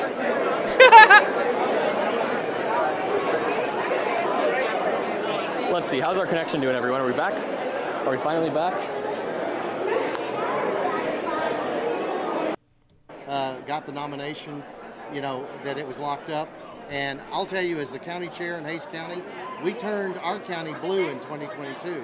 And our phone has not quit ringing. We're going to raise the most money this coming Sunday night. We're going to raise over $100,000 for our Hays County Democratic Party. We've never done that before. That is amazing. And let me ask you, do you think we can hit a blue Texas in my lifetime? Absolutely. It's possible? Well, I think... as long as California keeps breeding. Joe Biden won Hays County by 10,000 votes in 2020. I predict Kamala Harris is going to win it by 15,000. Let's go. And it's Hays County, places like that. We're just on the suburb of Austin. And the bottom line is we're going to help take up some of the slack for some of these red counties. And eventually, you know, Texas is trending blue. And if it doesn't go blue completely in 2024, it will be 2026, 2028. Because here's the thing the Republicans understand. If Texas ever goes blue, they cannot win the White House ever again. And so that's why... Dude, devious. Brian Tyler Cohen has the best suit game, like, I have ever seen in my life. Like, I don't get jealous of other dudes, all right, very often. Like... I'm in pretty good shape for being in my 40s. I've always been very, like, athletic. I've always been, like, you know, happy enough. I'm not really an image guy, but I can tell you this. I look at Brian Tyler Cohen's suits, and I'm just like, Jesus Christ.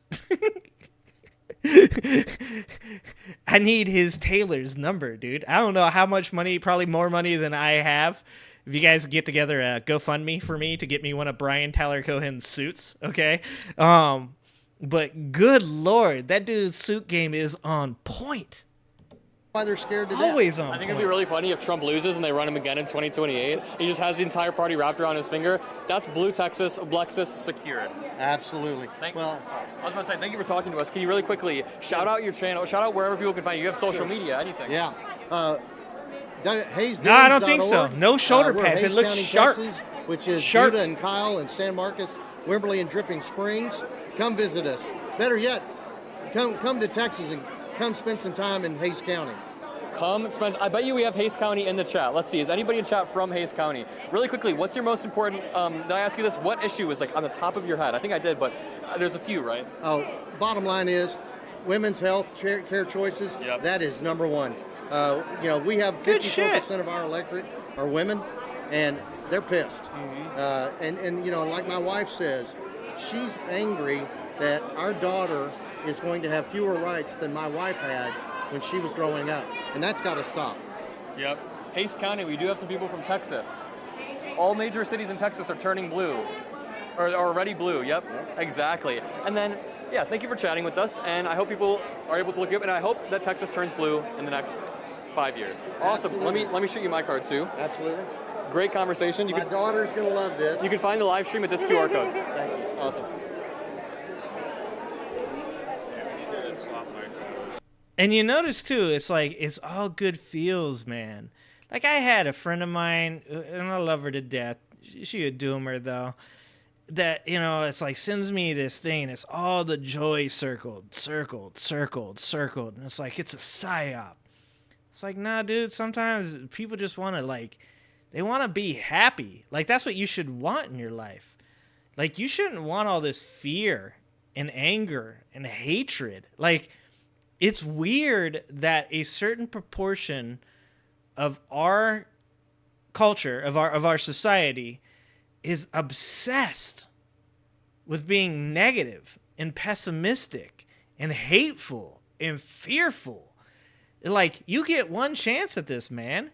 You get one shot to make this the best life you can. And for some of us, like for me, you know, I have kids.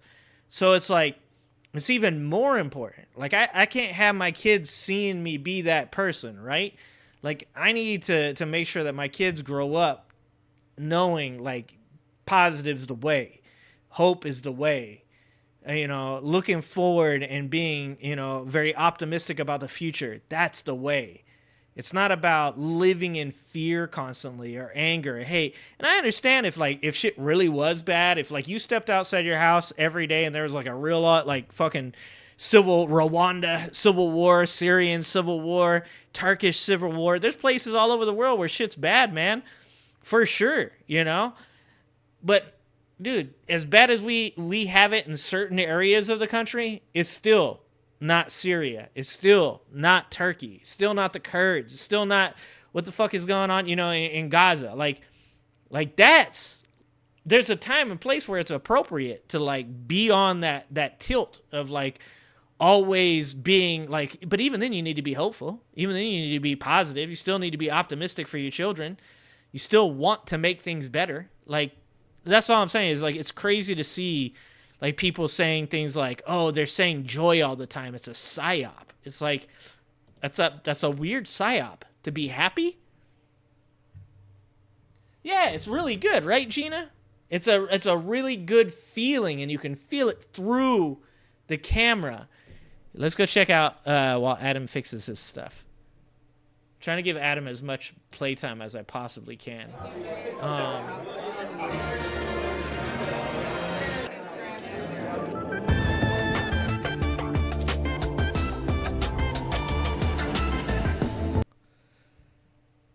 Well, I understand being facetious. I mean, I'm not saying I'm never negative. I can be an asshole too. Like, you guys have heard me. I'm saying that like it shouldn't dominate your way of thinking, right? Like, I think life's about balance, right?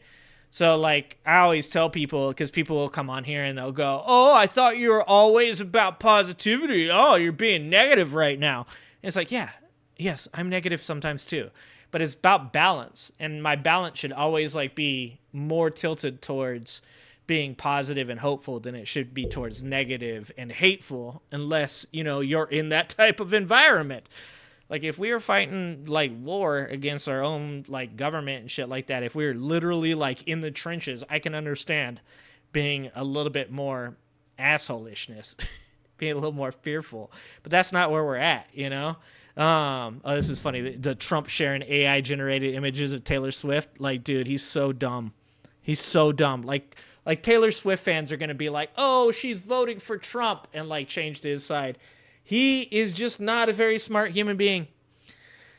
And like, I tell people all the time, I'm like I'm, you know, I have that ability to stand up for myself. I've been doing it my whole life. So it's like, if someone pushes me in the wrong way, then yeah, they get that side of me. That's why I'm an angry ginger, is like, you know, like it always freaks people out, because we be in a spot and I'm like generally a very like positive person. I joke around a lot. I laugh a lot, have a good time, willing to help people out. And then somebody will do something like I don't like bullies, right? Like, I see somebody trying to bully somebody, and, you know, I'll step up in there and, you know, like, I'm like, "You should try that shit with me." And people are like, "Whoa, where'd that come from?" I'm like, gotta have balance. You got to have balance. You know, like I might be happy and positive and hopeful and optimistic and all that shit, but you mess with somebody around me and you'll find out how angry I can be. You know, like that's you got to have balance. You got to have balance. Let's see what these guys are talking about. Telling yourself maybe you possibly worked on some of those speeches there. Yeah, I didn't have my audio on, so Fat man. You weren't sure. You couldn't listen to your beautiful words. I do want to ask you. This is going to be a different type of speech, and I was talking to Mike Memley about this. It's sort of a strange moment for him, right? Yeah, exactly, Nathan. He shouldn't have done that shit because now she can come out and say, "No, I'm for Kamala." The nomination was taken away from him. Do you think we're going to hear only things that are positive about Kamala Harris, or do you think there'll be an undertone of some bad blood? Exactly, I don't fatty. think you'll hear or see any bad blood, but I do think you'll start to see a through line that runs through all of President Biden's service. As we were just talking before, I started to look at his Senate farewell in 2009, which was the last time he sort of closed a chapter. 2016 was a little different. He wasn't running. He was supporting Hillary. And so in that speech, he talked about how much America can change when people devote their life to service. Yeah. And so I think there's a thread there that goes through his presidency as well, how much America's changed and how much it's changed under his presidency. Yeah, exactly, Jeremy. Just got to be me. Right? That's clear. I don't think that there's a debate anymore about that. Do you think he still has it at times to sort of telegraph and just deliver what he really feels in his heart at this point? Yeah, I think at his best, he is still one of the best. And I think, he always thinks of this as a conversation. And so I think you'll hear him sort of have that conversation. I also think that there's something really interesting that's happening here, which is, if you look at, again, the sort of through lines, this is a guy who, when he declared he was running for president, it was to restore the soul of the nation, rebuild America's middle class, rebuild our infrastructure, and serve as a bridge. And so he gets to stand up and say, I'm that rarest of presidents that's kept all the promises I've made. We were talking with Mike about Dr. Joe Biden as well. and Mike pointed out that... Yeah, and that's what I hate, man. That's what I hate is that, like, because of like the polarization, it's like people can't like give any credit. So it's like if you're on the right now, regardless of whatever Joe Biden has done that he's done good, they're never going to say anything that he did is good. And that should say something to you, right? Like I told you guys, I had that one friend of mine who said, he goes, like, oh, do you hate Trump? And I said, like, I've said this multiple times, like, I don't know Trump. I don't think Trump's a good leader. I don't like the fact that Trump's policies are isolationist. I don't like that he's cheated on his wife. There's a lot of like personal stuff that like I try not to get into when I talk about whether or not he's a good presidential candidate. But like a lot of what he's done is just he's not my style, man, to be fucking honest with you. But like he goes, well, what do you think? Do you think that like he's a good parent? And I'm like, I don't know him, man. I don't know who he is. I can't say that, but I'll say this. I go, it seems like his kids like him. And I'm like, you can give people credit for shit without supporting them as a person. And I think that's a real problem because like I said before, like even though I think that he had some subversive reasons for why he went through with the First Step Act, I was okay with that. I was with that when he gave funding for NASA for years. No one wanted to fund NASA. I was okay with that. I'm like, you got to give people like a little bit of credit, even when I don't like them, right? Even when I don't think they're a good candidate, because there's got to be a time in place where you say to yourself, where you look at like if you're on the right and you're looking at Joe Biden. And you're like, nothing he has ever done is a good thing. Like, that's got to stand out to you. That's got to say to you, like, I'm not right now. Something is off. Like, if I can't find a single thing that this person has ever done to say, like, that person did something good. Like I said before, I'm like, dude, Hitler probably made somebody laugh. I know nobody wants to hear that shit. But I guarantee at one point or another, Hitler made somebody laugh. It's like, you don't have to go there. You can recognize that Hitler is one of the most monstrous, horrible, horrific human beings that has ever lived. and still accept that somebody probably laughed at like a dick joke he said or a fart joke he said. Okay? Like, you know, that doesn't, you can hold both those ideas at the same time. So it just like, it really drives me nuts because I think that Joe Biden, in my opinion, not about him as a person, but about his policies and specifically what his policies may do for America for the next 10 years, like he should get credit for that. Like someone from the right, even the people, like I see traditional conservatives that I follow that are like, fuck Donald Trump, Donald Trump's ruining the party, Donald Trump's going to lose this election and it's going to be his fault and you guys all voted for him. I see all that shit and they'll still say Joe Biden has never done anything good. And I'm like, damn, man, you're so close. You, like, people are so concerned that if they say one good thing about Joe Biden, that's going to, like, it's going to lose the election for him. Man, if you saying one good thing about Joe Biden is going to lose the election for you, then you already lost the election. Like, if your candidate can't overcome you saying one good thing about Joe Biden, then your candidate is fucking weak. He's weak. Like, that's crazy to me. You know, like, I don't know. Like, that's the kind of shit, like I said, I'm going to drive my own lane and maybe I'll never be anything like, you know, I'm not going to have 400, 500,000 people. Maybe I'll never be able to turn this into something where I make money off of it and can do this more often and shit and like have it as a job. But I'm always going to be me. I'm always going to be in my lane. And I'm always going to like do things the way that I do things. And that is, I think it's fucking crazy that if you're a conservative, you can't give Joe Biden any credit for any of his policies. If you can't give Joe Biden credit for bringing home those people from Russia, you know, like that's like fucking mind-blowing to me. It's absolutely mind-blowing to me.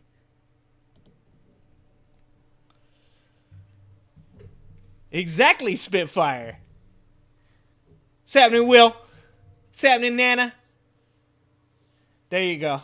Joe Biden always picked a good flavor of ice cream. It's that easy. It's that easy. You know? And Trump is good at going bankrupt. Dude, you could even go there if you wanted to, right? Like, if you wanted to be like, if MAGA conservatives were actually, like, honest about their own candidate, they could be like, hey, look, man. Yeah, he drives businesses into bankruptcy on purpose. And I think that's a good thing. And you can be like, well, at least you're fucking being honest. You know, they're like, nah, he's really good. And like, no, dude, he's good at using loopholes to take advantage of people, dog. He's good at suing the people that he's supposed to pay to stop from paying them. Like, Donald Trump literally buys buildings, gets a loan that he lied about. Like, he fucking gets loans that are beneficial to him by lying about how much the buildings are worth. He then drives them into bankruptcy so he can then negotiate better terms to the loan. Like, you could go through all that as a Trump supporter and be like, bruh, I just think that's fucking smart. Whatever. Use the loopholes. But you know what the problem is they can't make the two things right. They can't say, oh, he's like a really good person and great to be president, and then also admit that his ass literally would drive buildings into bankruptcy to secure better loans, because then those two things conflict. And like they have a fucking aneurysm over that shit. It's like, if you like the dude for being a slimy human being, then just fucking say you like him for being a slimy human being. Shit's crazy. And he's a con man. Yeah, he's a very good con man. He's a hell of a cult leader. Hell of a cult leader. Cover Republicans a lot. They're foaming at the mouth. Thank you, Spitfire. I appreciate you guys. You guys always show up for me, so I'm super appreciative.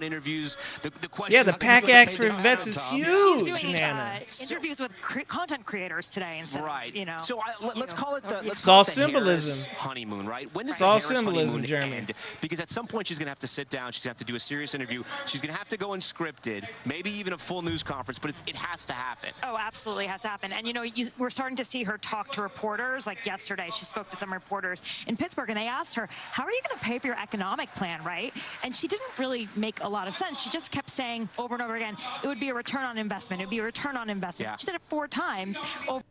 Yeah, see, this is what I don't like about the media, is either you're dishonest or you're not very smart. Because, you can obviously make the leap of logic when she's talking about the taxes going into, like, the $25K that's going into the housing. Like, I myself, and maybe this is different because maybe my anecdotal experience gives me information that this person doesn't have. And I oftentimes attribute information to people that they don't have. I give people respect for things that maybe I shouldn't. I give them grace. So maybe this woman doesn't understand, but because of the fact that I was capable of purchasing a house in 2012 where I got, I think it's between $6,500 and $8,000. It was the tail end of Obama's tax write-offs for people to buy houses, right? It was like I literally got in at the last moment, right? Because of that set me up in a way that I'm now financially stable because I own my home, I have my career, that I'm a more productive person in society, which leads to more income taxes. Like, I've paid way more in income taxes since that time because it's given me a foundation to do it from. So I don't know if, people are being dishonest when they say these things. I actually, legitimately think that people just aren't very intelligent. And I don't know if that's a good thing to give them that excuse or not. But when I hear her saying that there's going to be returns on investment through the taxes, that is legitimately what she is trying to say, is that when a person is capable of buying a home, it puts them in a better place, allows them to contribute more to society. Obviously, having more people in homes is much more stable for the economy as long as they can afford them, unlike what happened in 2008. And like I said, maybe that's just me. Maybe I make those leaps of logic. Maybe it's because my anecdotal evidence, the things that I know from my own position. But a lot of times I think that these people that are reporting on this shit should have, I don't know if are they being contrarian just to create news? Or are they being dishonest because they know that that's what drives entertainment? Or are they just stupid? I haven't figured that out yet. Questions we ask, the fear is the one bad answer they get that gets weaponized and used over and over again. And that's exactly, it's in her Chris. Head. Exactly. She has always had this. How do we understand that? But these people that are on the news, that this is their job, don't understand that. Amplified. Are we truly not represented by these people? She was constantly, and that's why she actually took a lower profile for a while. So it impacted that White House staff. It feels like, and tell me if I'm wrong here, Chuck, it feels like, I don't want to say she's running away from Biden's record, but she's trying to run her own race. Sure. And I bring this up because you have a one-term president. Yeah, she doesn't, and see, this is something, and I don't know if these guys are left-leaning. This is NBC, so I don't know what they are. But this is something I do greatly dislike about the left. And is that the left will eat their own. The left will say things like, I don't know if she's trying to run away from Joe Biden's policies or if she's just trying to create her own lane. It's I'm sure she's doing a little bit of both, as far as running on his policies as well as creating her own policies. I don't think she's running away from anything, to be honest with you. I haven't heard her speak on in a way that makes it seem as though she's trying to get away from Biden's policies or his agenda. So I don't know if that's true or not. Maybe I haven't seen something that she said. But for the most part, it seems like she's running on the very things that Biden was already establishing. And I think that people in the news media are too afraid to say Joe Biden did a good job. I really feel like, and this is why I am like I am on this channel, where I curse a lot, I say what I say. These are the things that I honestly feel. And I think these people get up there, especially in the mainstream media, and they curtail the things that they say.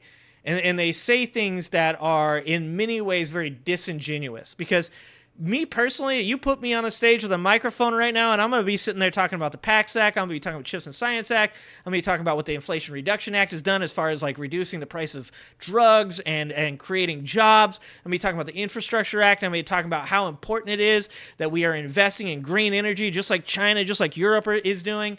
I'm going to talk about all of those things, and yet I listen to these guys speak, and they think the most important thing to talk about is she running away from Biden's policies, or is she creating her? To me, it's just so fucking insane, man. It feels like the left specifically is scared as fuck at all times. And this is why I said this is when I was talking to Richard Ojeda, my one time I talked to Richard Ojeda in Twitter chat. And when I talk to Adam Mockler and I've talked to other people online, what I've said about people like Destiny, who you might not like, but at least he's got some fucking balls. You know, like the left needs people with a spine. They need people that are not fucking afraid of sitting up there and going, you know what? Yeah, my candidate did good. Yeah, Joe Biden did a good job. So fuck you guys if you don't think he did, because I can prove that he did. If you are factually correct, if the evidence is on your side, grow a pair of fucking balls and look at these people and go, I'm sorry if you don't like it, but I'm right. They're bitching about her eating a bag of Doritos? Dude. Yeah, I got to talk to Richard Ojeda. He followed me on on Twitter. I'm not calling it X. On Twitter. And we were talking about punching Nazis, because that's the kind of shit I like. I like talking about punching Nazis. But you know what I'm saying? Like it really drives me nuts. And I've been going into left-wing Twitter accounts as well and shitting on them too. Because I'm like, stop being a bunch of bitches. You know what? Like, you're so scared of offending, you know, this like far left person in the political party that, you know, believes these like obscenely out of this world bullshit about Joe Biden or Kamala, and how they're telling you they won't vote for them. Well, fuck her. I'm only going to vote for this one person. Like, they're establishment Democrat, or, you know, all that shit. Like, it's like, if you give in to that mentality, then you just turn into the right. You turn into the right, and the reason that the right is the right that it is now is because they gave in to those extremists. They gave in to those MAGA Republicans. And, you know, a few times when I first started doing this, people were like, there is no extreme left. But I'll tell you this, it's on X. There's definitely some people on Twitter that, like, I've had conversations with that are left-leaning people that will spout the same exact bullshit that right-wing people do about her, to attempt to say that, like, you shouldn't vote for her. You should be voting for Jill Stein. You should be voting for Cornel West. You know, Kamala Harris is, you know, she's a genocider. All this stuff. It's like, they're people that, in my opinion, are disconnected from reality. There are things that are happening in our world which are fucking horrific and should be talked about, but they should be talked about in a productive way, not in a way of cutting your own nose off to spite your face. You know what I'm saying? Like, I said to somebody in a left-wing chat, I said, you know, you don't want Kamala Harris to be the president of the United States. Well, that means that Donald Trump is going to be the president of the United States.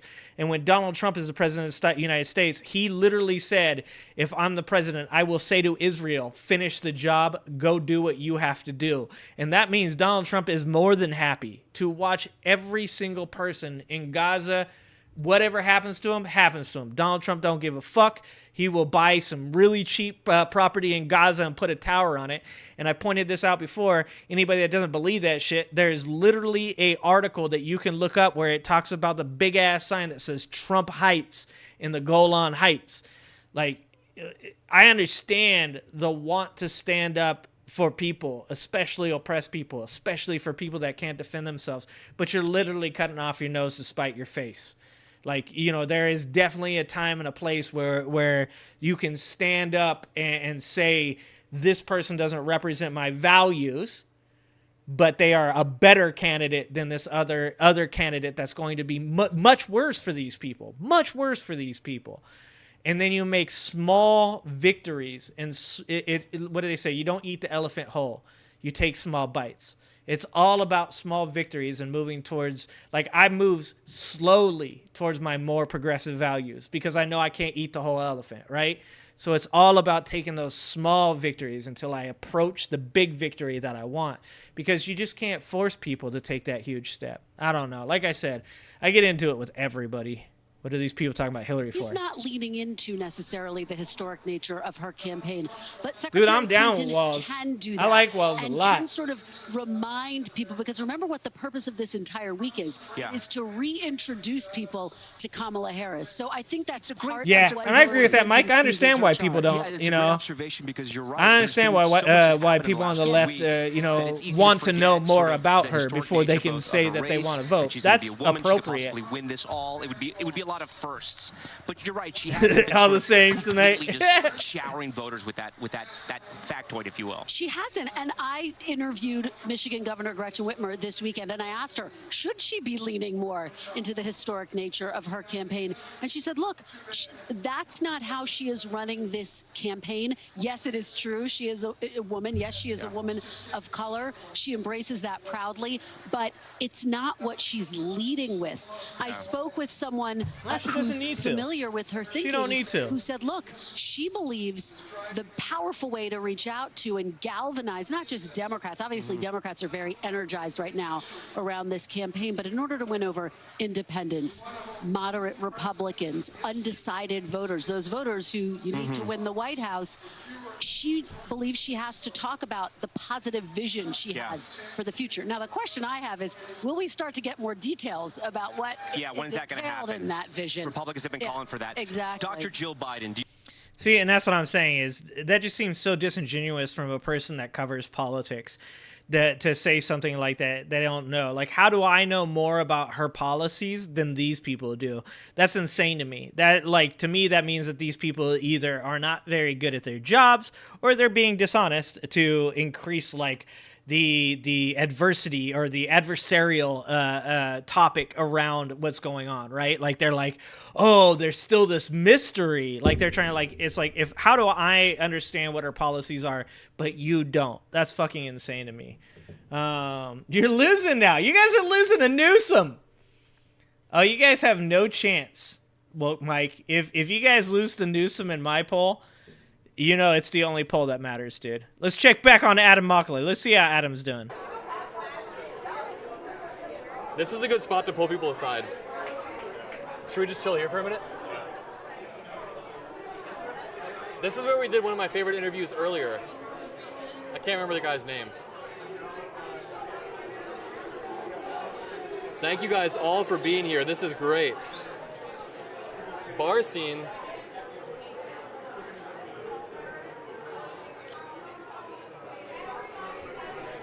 I guess the goal is to pull people aside at this point. Yeah, grab somebody. Grab anybody. Just grab a random person, Adam. Grab anybody. One second. I was going to approach, but they're talking. How's everybody in chat doing? I want to hear from you guys. How are you guys doing? Let me know. And see, what we really need to get to, I mean, the best case scenario for the United States of America and its future elections is for people to become more politically literate, to spend more time paying attention to these things and, like, actually, like, you know, giving a shit about real things and not just symbolism, like real substance and stuff like that. Because then, you know, candidates should be themselves. Candidates should run on who they are and what they believe, and we should be able to see, like, the honest version of them. I've said this before, like, if Kamala wins, this isn't going to be a, you know, kiss Kamala's ass channel. This is going to be a channel where we want to make sure that Kamala Harris is following through with taking care of the middle class. We want to make this channel into something where we talk about whether or not progressive and liberal and even, like, certain conservative values are being, you know, looked at and being appealed to, like she's talking about doing, or are people right? You know, are the hard left leaners the ones that are saying, like, she's not going to do this, she's just saying she's going to do that, she's full of shit, she's just another one of these people? Like, are they right? Because my opinion, from looking into her background, looking into her policies, looking into what Joe Biden has done with her, makes me feel comfortable voting for her and giving her the chance to prove that. But that does not mean that I'm 100% for certain that she will. I want to give her the chance to prove that. But we all know that specifically in the 90s and the early 2000s, that Democrats could have done more. But they spent too much time reaching across the aisle. And I'm a bipartisan person. I'm okay with bipartisan. But there's a point where you're doing too much. You're giving too much. And all for, like, political power, right? Like, this shouldn't be about you. It should be about the people. You should be trying to make life better for America, not make your stature better, make your wealth, your status better. Like, that's not what it's about. Like, if you're running to be the president of the United States and you're running on something, then I want you to hold to those those values. You must do that. And if you don't, then you do deserve to be called out. That's why, like I said, my bar for Joe Biden was really low because I was like, he's a pretty milquetoast establishment Democrat. He'll probably do this or that. Maybe not that much. And he's actually accomplished way more than I ever thought he was going to. So I've been really proud of what Joe Biden has done. Adam Mockler's getting told no by a lot of people right now. You know what I'm saying? Like, that's what... I can't believe that more Americans don't want to stick to their guns and say, like, let's do these things. Let's stop voting on symbolism. Let's vote on substance. Let's hold the people accountable when they get into office. Like, I mean, for me, the very idea of, let's say, Joe Biden or Kamala Harris attempting to go the routes that Donald Trump did to overturn the election, they would automatically be disqualified from my vote. If Kamala Harris were to do the whole fake elector scheme, were to attempt to, get the vice president, she's the vice president, by the way, to not certify the election, like, that would disqualify them from my vote. I would never vote for them. And look, every president has the right. Like, I supported Donald Trump in him looking into whether or not there was fraud in the elections. I support that. 100% support that. I think every person should have the right to look into whether or not there's election fraud. But if you're going to go the route he did, that was the problem. He went too far with what he did.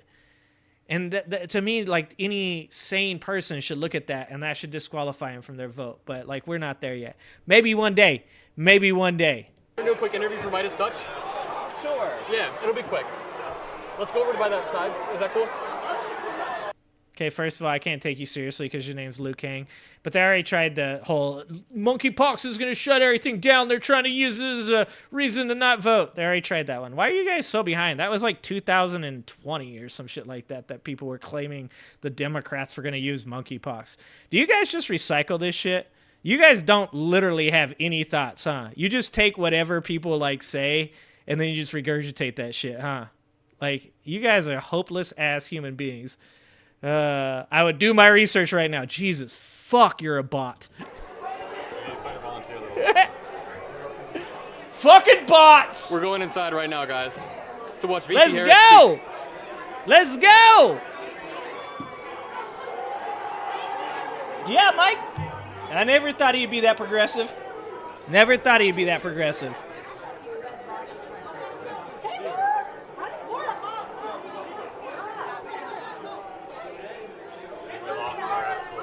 He's right there. Do you guys remember that when it was, do you guys remember when it was like, they're like, oh, they're trying to bring back COVID. It's going to be the COVID. That's what it's going to be.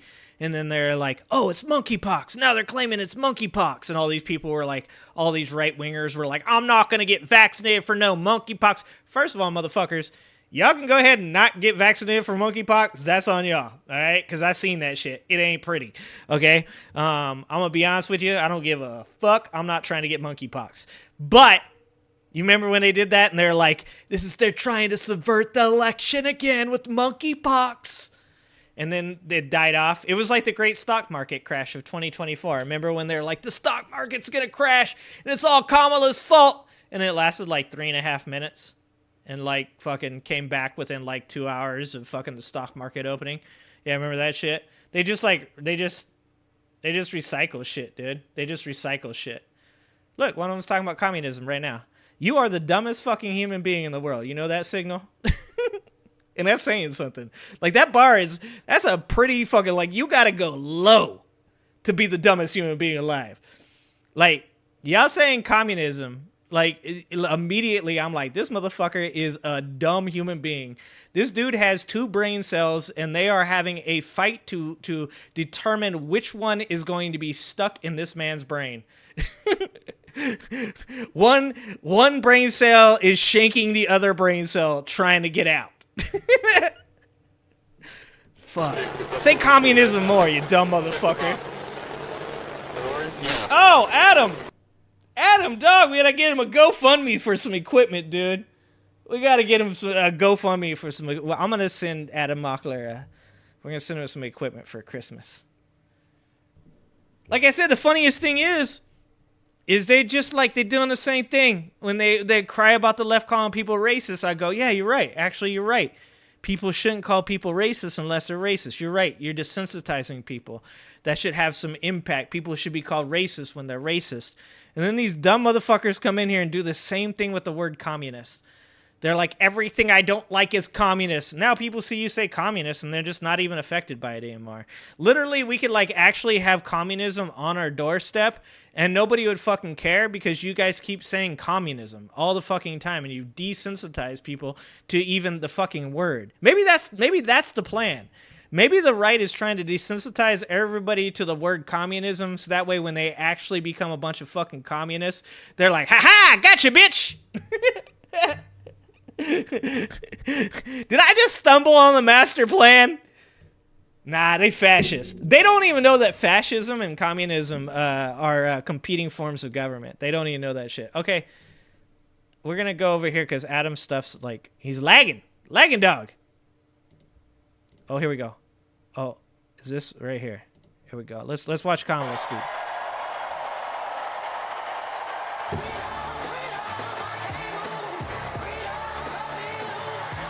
Dude, let's go!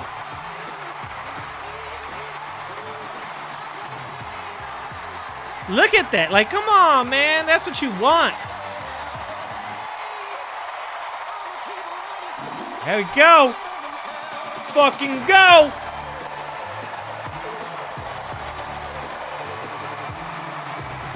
Let's fucking go.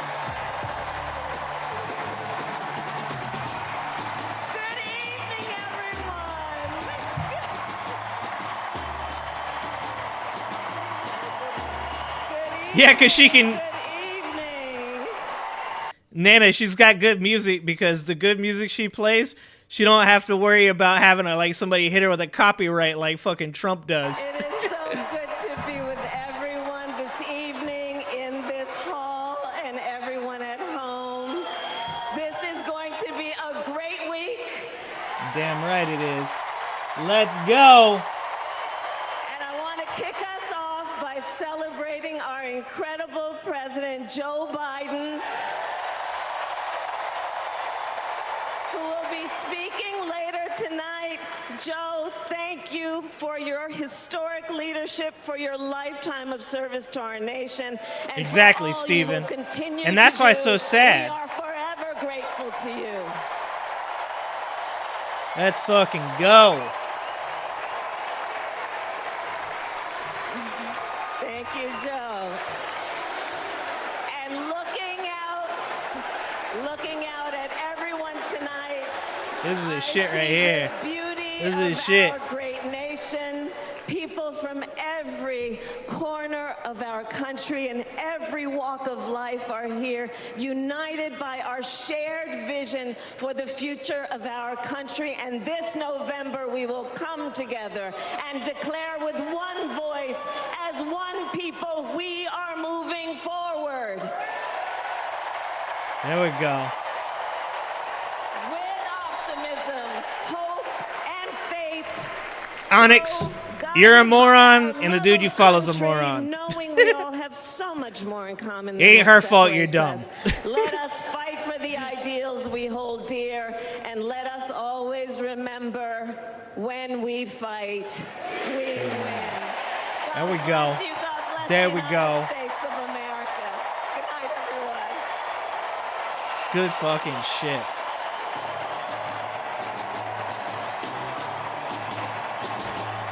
Nice. Good for her. Good for her. Yeah, but you come on and you say a nothing burger. Like in that few seconds, she's talking about being unified. She's talking about diversity. She's talking about moving forward and into the future. Like, I get that you dipshits, like, I don't give a fuck if you're a Trump supporter or RFK Jr. or any of this other stupid shit you guys believe. You're still dumb. You're still dumb. Because if you can't listen to a human being speak and then take from her words what she's trying to get at, Like, that's the point of communication. If you need everything fucking spelled out for you in like the smallest fucking words with the least amount of syllables, that's a you problem. That ain't a her problem. That's a you problem. Like, I hate that shit. I hate so much that you project this like energy of like somebody else is dumb because you can't hear what they saying. That's like I guarantee you, I could play a Martin Luther King speech. I could play MLK, and you dipshits would sit there and go, "Oh, what is he even trying to say? Saying the same shit." Like, do you think that people should have speeches and they should only do them once? Do you think that like a comedian? Do you think a comedian he does a stand up in Denver and he should never do that shit in Wisconsin? Do you think musicians should never ever play music ever again? Like, just play it once. It's good enough. It's a fucking message, dog. It's supposed to be spoken over and over again to multitudes of different people. Nah, it is that deep. Because the problem with this society is exactly what you're doing right now. And that is you're projecting your ignorance on somebody else. The person who's running for the United States of America's presidency. Like, I love that you fucking people come in here and talk shit at the start. And they go, "Oh, that's not what it's about." No, it's about that. It's about that. It's about that. Like I said, it ain't her fault you can't understand. It's not her fault you can't understand the words that are coming out of her mouth. Oh, no, I've seen that video. Yeah, Dark, where it's just like, because they say the same shit. They're a communist. They're a socialist. It's all the same dumb shit. Like I said, the fucking balls of somebody to come into my chat and talk about Kamala Harris giving the same speech when they support motherfuckers that talk about sharks and electric batteries.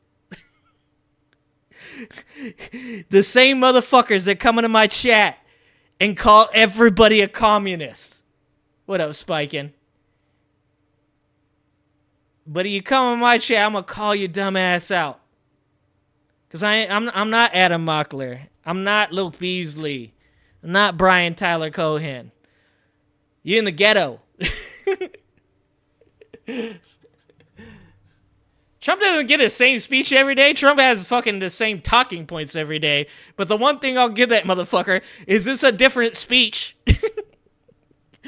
He just rambles in a different manner at different places. See, we're going to disagree on that too, Onyx.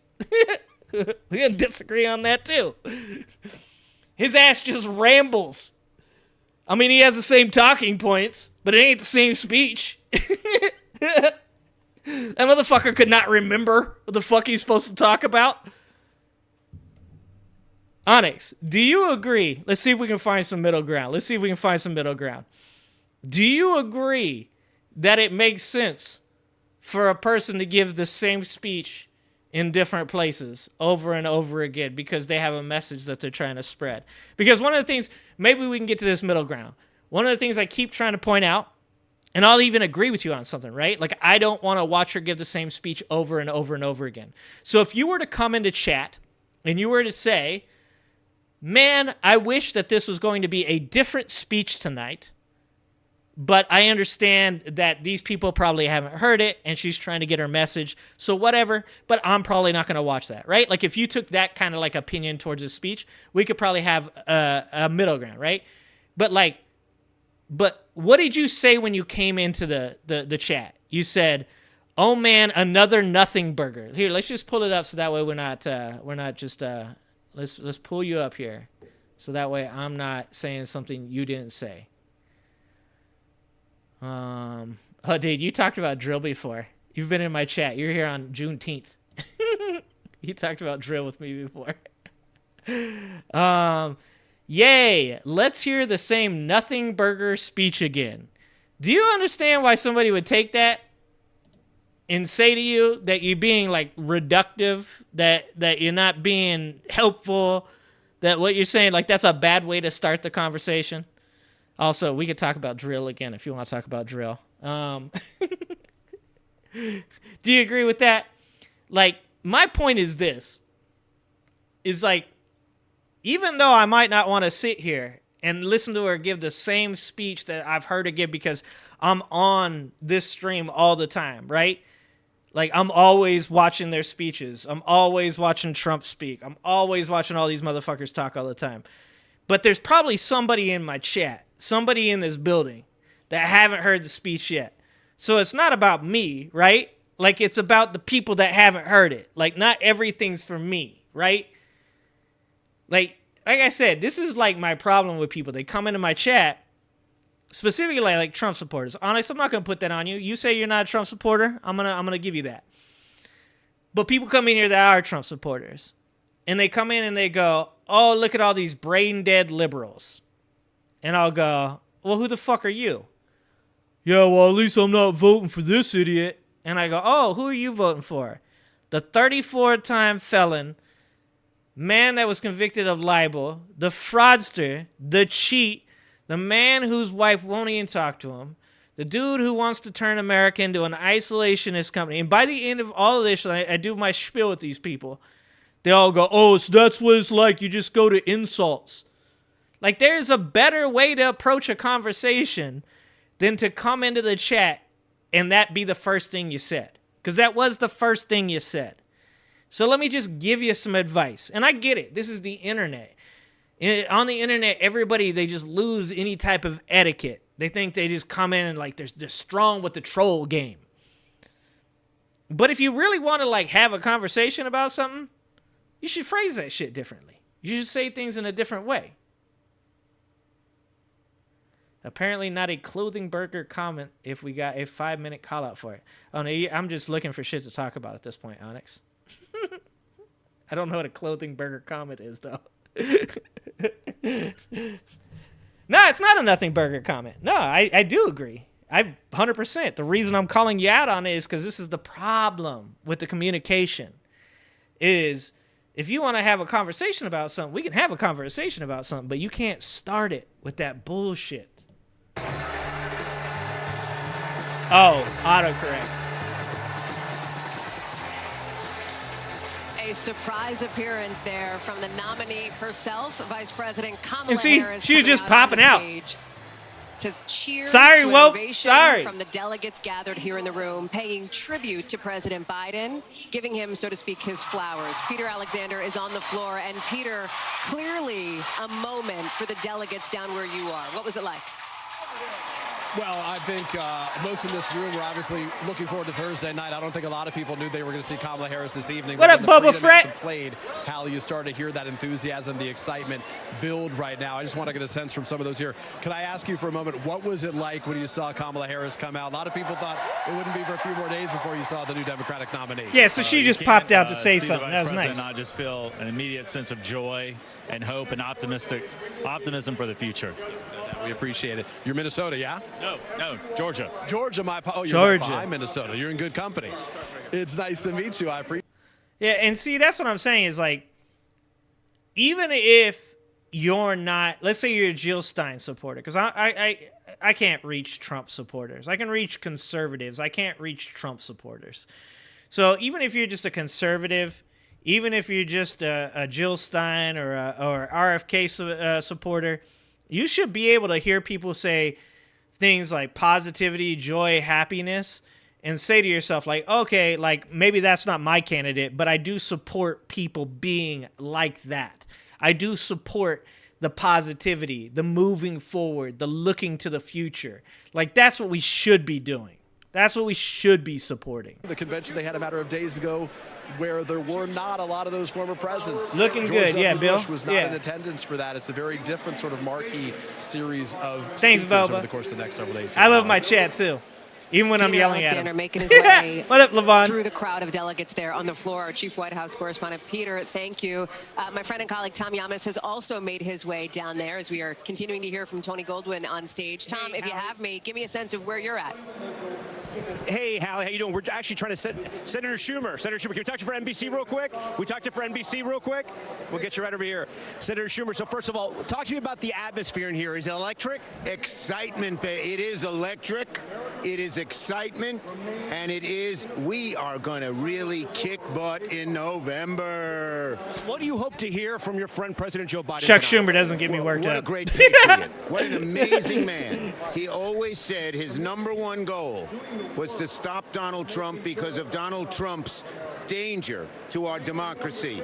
And he actually, when he decided not to run, he showed what a great American he was and what an unselfish, wonderful man he is. I've known him for 45 years. It didn't surprise me. What's your message to former President Trump tonight? You can't always get what you want. Senator Okay, Chuck Chuck. Schumer, the senior senator from the great state of New York there for us. Hallie, just a taste of what's going on. Hallie, I'll be completely honest with you. I just got down here. I saw Senator Schumer, and I ran over to him. There's a lot of people here, including some people that are trying to get out. I'm going to send it back to you for the time being, and then come check back with me in about 30 seconds, okay? Awkward. Awkward. Oh, okay. Okay, I guess +1 for the Rolling Stones, yeah. A little bit of chaos down here. Hallie's coming down here now, from what I understand. Okay, great. So listen, we're here on the convention floor. There are people on their feet. The actor Tony Goldwyn is speaking right now. If we can get right up there, you can see him. Senator Schumer wasn't lying when he was saying that there's a lot of electricity and excitement right now. People are on their feet. They have been cheering. It's hard to came together to win Oh, Steve Kerr? Oh, Steve Kerr? 3-0. Hold on. 3-0. We gotta watch Steve Kerr talk. Because when we fight, what happens? We win, and we are going to win. It this is, thing Pat. together. And while we're doing it, we are going to have a whole lot of fun. So let's get started.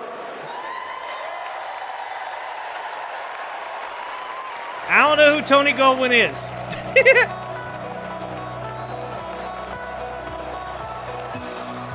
This is what I'm talking about. Please Woo! welcome time NBA champion and coach of the 2024 Olympic gold-winning men's basketball team.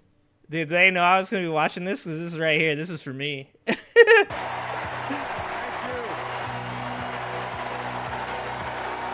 you so much.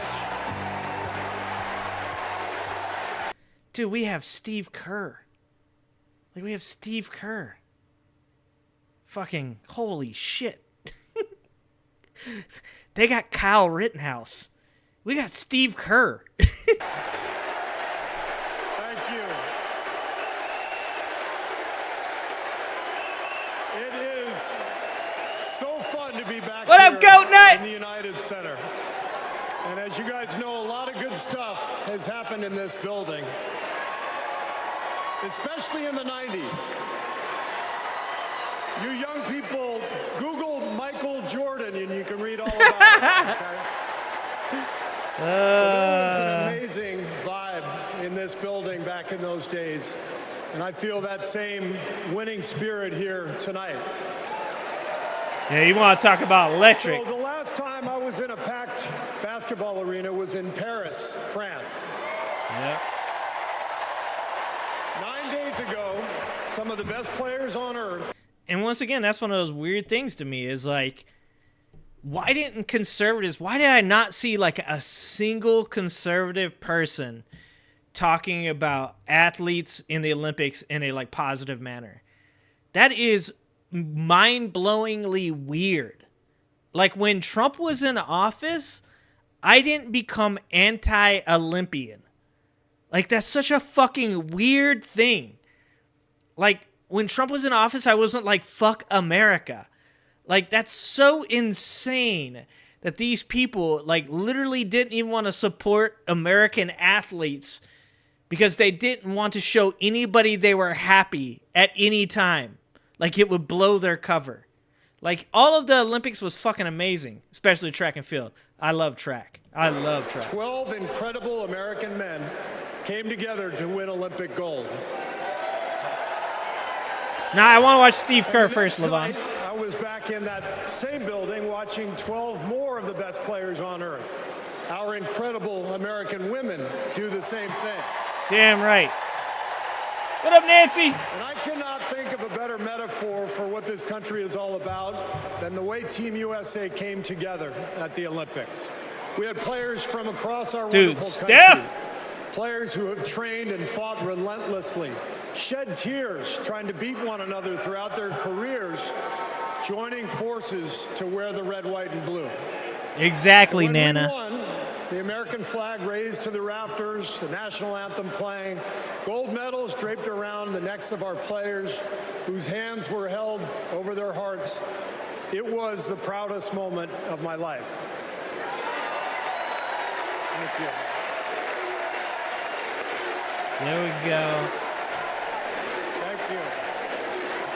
Now, I could never have imagined that a few days later I would receive an invitation to step into a different kind of arena.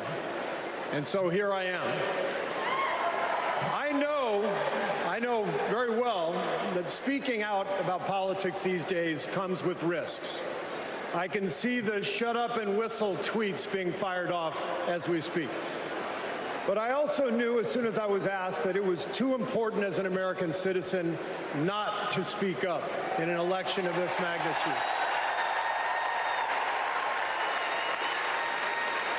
The reason I said yes to speaking here tonight is that as a coach and former player, as a husband, a son, a father, even a grandfather, and as an American, I believe in a certain kind of leadership. I believe that leaders must display What up, AJ? dignity.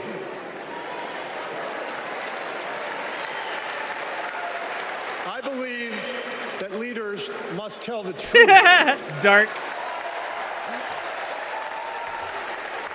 I believe that leaders should be able to laugh at themselves.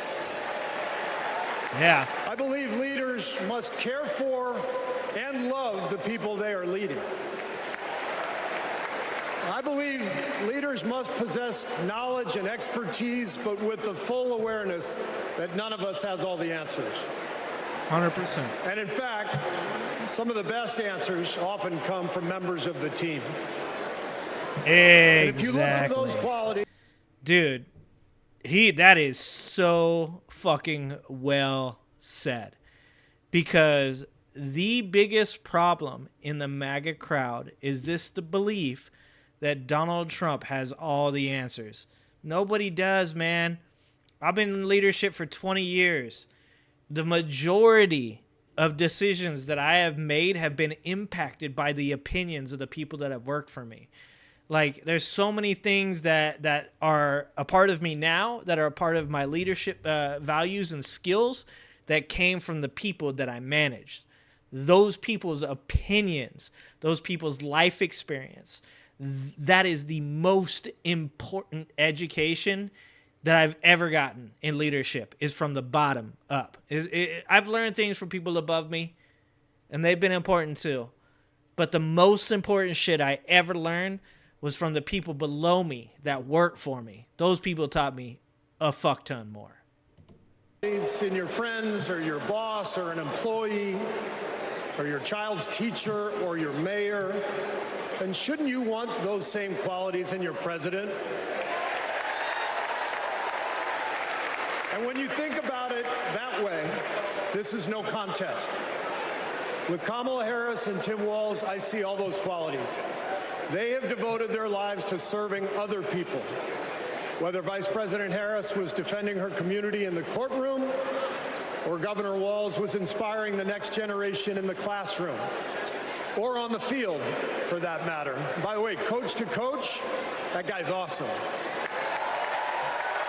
Saying something, man. Although, I have to say, Coach Walz, way too much reliance on the blitz in '99 against Mankato East. You had a strong defensive line. I would have played more press coverage with your corners and then dropped the safeties into a Tampa 2. That's just me. Sorry. I wanted you to know how I feel every day of the NBA season. All right. But listen, the joy, the compassion, the commitment to our country that we saw at the Olympics, that is what Kamala Harris and Tim Walz have. And it is what our country needs. Leadership, real leadership. Not the kind that seeks to divide us, but the kind that recognizes and celebrates our common purpose. Think about what our team achieved with 12 Americans in Paris, putting aside rivalries to represent our country. Now imagine what we could do with all 330 million of us playing on the same team. Not as Democrats, not as Republicans, not as libertarians, but as Americans who know the greatness of this nation doesn't come from any one of us, but from each of us doing our part to build a more perfect union. That vision is what this campaign is all about. It's why I'm here tonight. And it's why I'll be getting out every day to help people get out and vote on November 5th and elect Kamala Harris and Tim Walz as the next president and vice president of the United States. My man. Craig, isn't he though? And after the results are tallied that night, we can, in the words of the great Steph Curry, we can tell Donald Trump, night, night.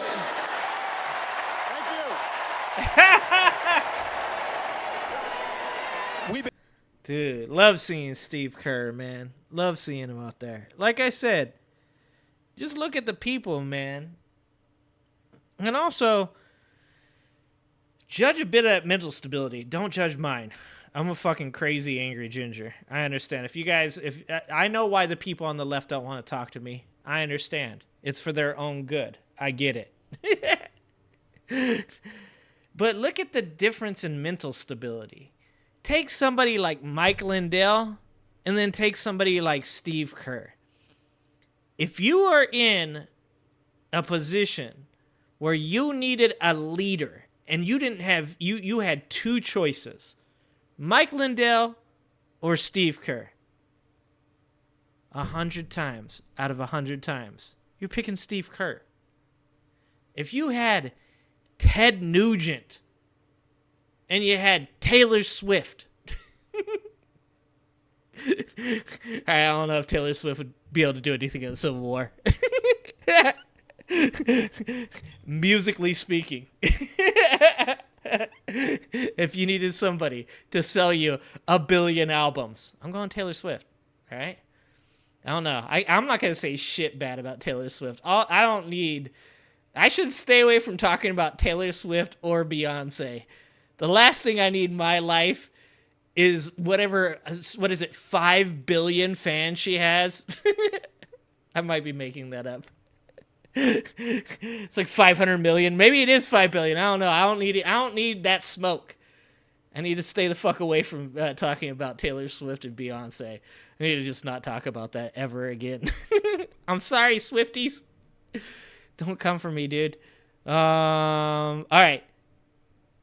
This is the UAW president. We have Kamala Harris and Tim Walz, who have stood shoulder to shoulder with the working class. On the other side, we have Trump and Vance. You do not poke either. Two lapdogs for the billionaire class who only serve themselves. So for us in the labor movement, it's real simple. Kamala Harris is one of us. There you go. She's a fighter for the working class. Dude, you don't have to listen to this guy's words. Just go listen to Donald Trump's words. That was one of the most insane moments of so many insane moments between him and Elon, was when he said, you guys, I really appreciated the way you came in there. And, those people, they said, hey, we're not going to work. And you just came in and you just fired them all. You just fired all of them. Like, why the fuck would you ever support a person that congratulates the second richest person in the world for firing a bunch of middle-class people? Why would you ever think that that person is on your side? Donald Trump has literally shit on unions and said that corporations have the right to make them work without a contract. Like, you don't need to listen to this guy. Go listen to the things that Donald Trump has said about unions. Donald Trump doesn't support you. Donald Trump is an oligarch, and Donald Trump is in the pocket of big business. And Donald Trump is a scam. I said, no way. And I said, way.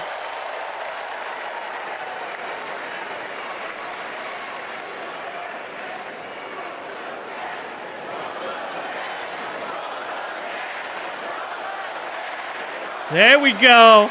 That's what I'm talking about. I don't know about that, Craig. That's actually a really good question. That's a really good question. That's not just my opinion. That's a fact. All we have to do is look at the track record. Exactly. When Donald Trump was president, corporate America ran wild. Donald Trump did not bring back the auto industry. When Donald Trump was president, auto plants closed. Trump did nothing. Trump told workers in Lordstown, Ohio, that he would be bringing all the auto jobs back. And Trump did nothing. In 2019, General Motor workers went on strike for 40 days for good jobs and a better life. And Trump did nothing. Yeah. Talk is cheap. Remember that shit. But in 2019, you know who was on the picket line standing shoulder to shoulder with auto workers? I'll give you a clue. Her initials are Kamala Harris. In 2023, who helped bring jobs back to Lordstown, Ohio? Kamala Harris. And in 2024, who will stand with the working class in our fight for justice? Kamala Harris. And that's the difference. Donald Trump is all talk, and Kamala Harris walks the walk.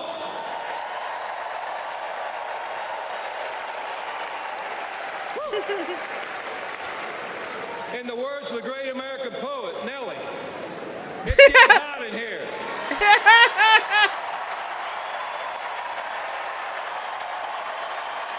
That's awesome.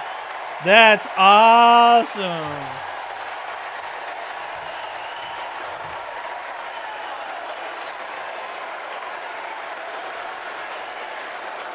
Crushing it. It's hot in here. What up, Davey? It's hot in here because you're fired up and you're fed up, and the American working class is fired up and fed up. The American working class is in a fight for our lives.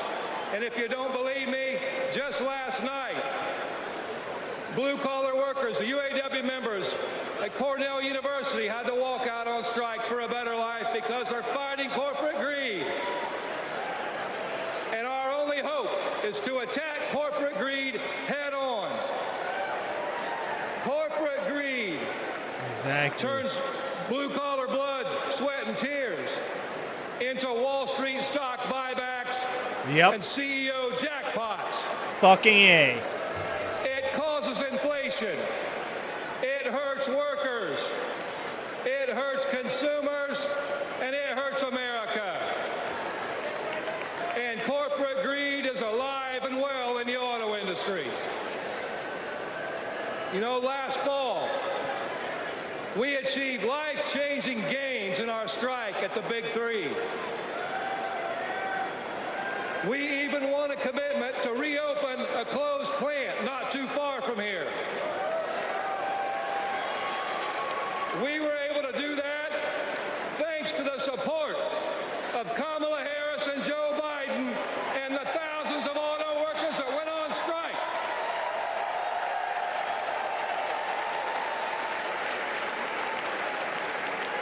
But a year later, one company wants to go back on their commitments in our contract. And let me be clear, Stellantis must keep the promises they made to America in our union contract. Good shit, man. And the UAW will take whatever action necessary at Stellantis or any other corporation to stand up and hold corporate America accountable.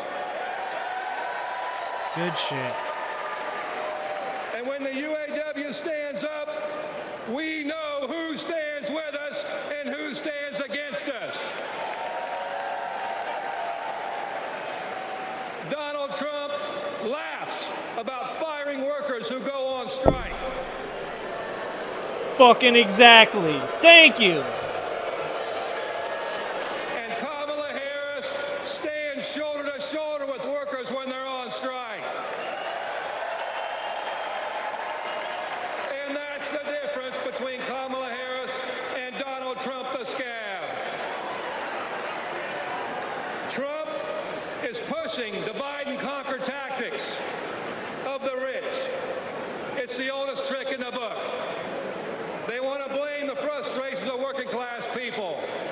They want to take those frustrations, they want to blame it on race. They want to blame it on LGBTQ plus people. Yeah, it's hard to say that. Some destitute and desperate person at the border. They do that because they want working class people to be divided and to focus and keep the focus off the one true enemy, corporate greed. 100%. The rich think we're stupid, but working class Americans see this for what it is. This is our generation's defining moment. So I have a question for you. Are you ready to stand up, speak up, and show up and put Kamala Harris and Tim Walz in the White House? Nice. Nice. We need a defender of the working class. What up, DJ? Someone who is one of us and someone who knows how to fight. And that fighter is the next president of the United States, Kamala Harris. Thank you.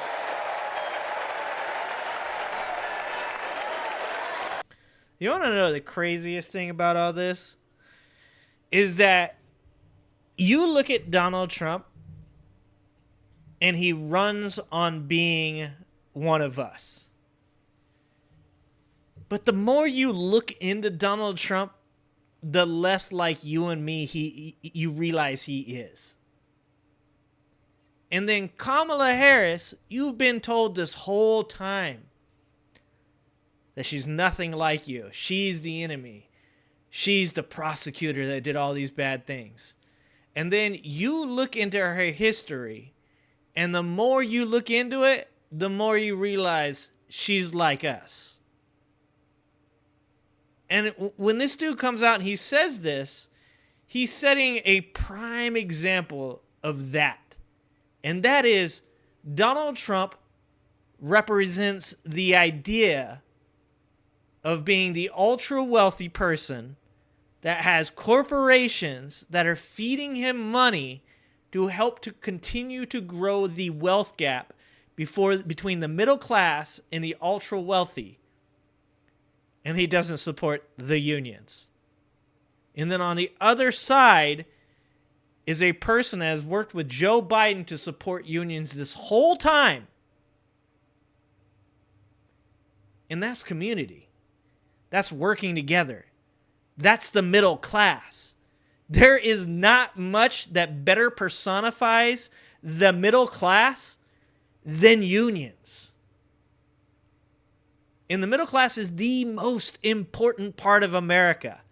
Without a middle class, the poverty-stricken doesn't have social safety nets, and the ultra-wealthy don't get to live the life they get to live. The middle class is the most important part of America, and it's the most underappreciated portion of America.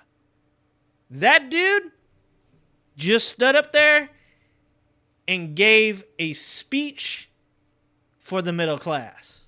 That was dope. Good job, buddy. That was fucking dope.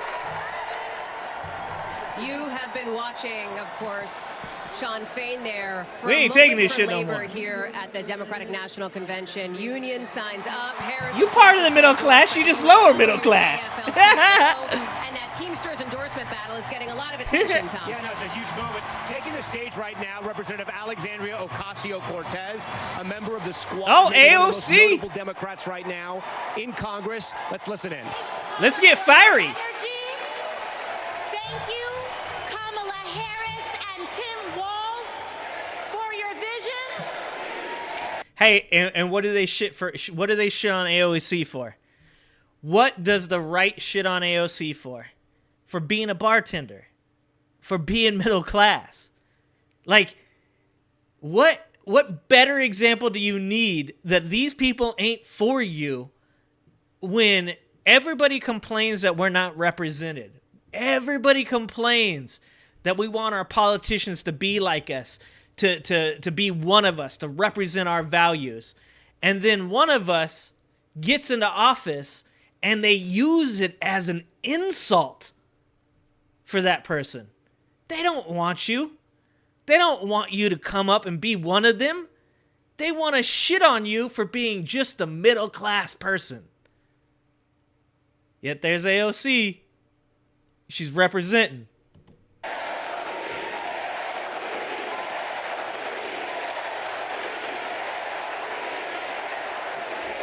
Yep, Mike. And that should be talked about. I agree with that, Mike. Thank you. Thank you, Chicago, for your energy. Thank you, Kamala Harris and Tim Walz, for your vision.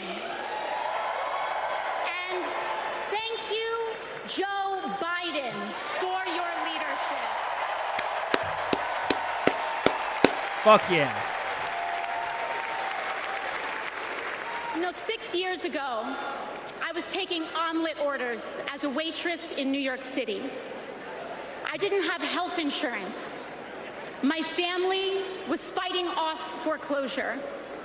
And we were struggling with bills after my dad passed away unexpectedly from cancer. Like millions of Americans, we were just looking for an honest shake. And we were tired of a cynical politics that seemed blind to the Katie realities Porter, of hell yeah. working people. Tammy Duckworth, hell yeah. It was then, only through the miracles of democracy and community, that the good people of the Bronx and Queens chose someone like me to elect them in Congress.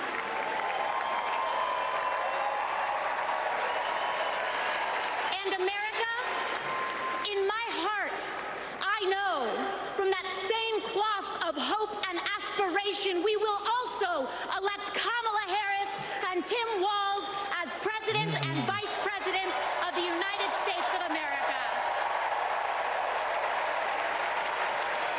I am here tonight because America has before us a rare and precious opportunity. In Kamala Harris, we have a chance to elect a president who is for the middle class because she is from the middle class. She understands the urgency of rent checks and groceries and prescriptions. She is as committed to our reproductive and civil rights as she is to taking on corporate greed. 100%. And she is working tirelessly. You know he is, Dart. To secure a ceasefire in Gaza and bringing hostages home.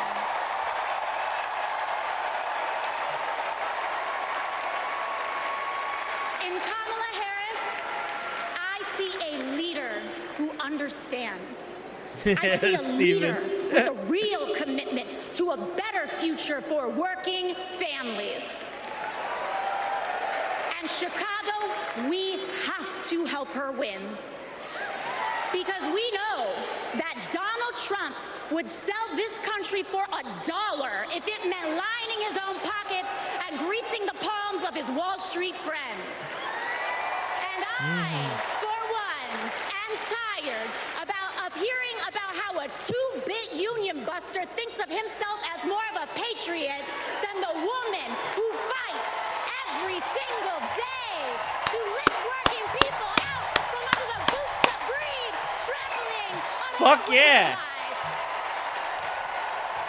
The truth is, Don, you cannot love this country if you only fight for the wealthy and big business. There we go. To love this country is to fight for its people. All people, working people, everyday Americans like bartenders and factory workers and fast food cashiers who punch a clock and are on their feet all day in some of the toughest jobs out there.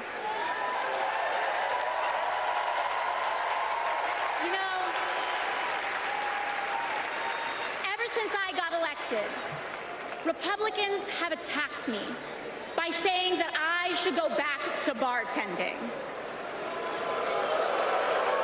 But let me tell you, I'm happy to any day of the week because there is nothing wrong with working for a living.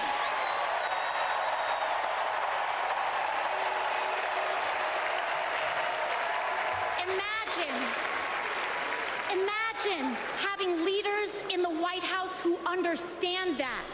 Leaders like Kamala and Tim.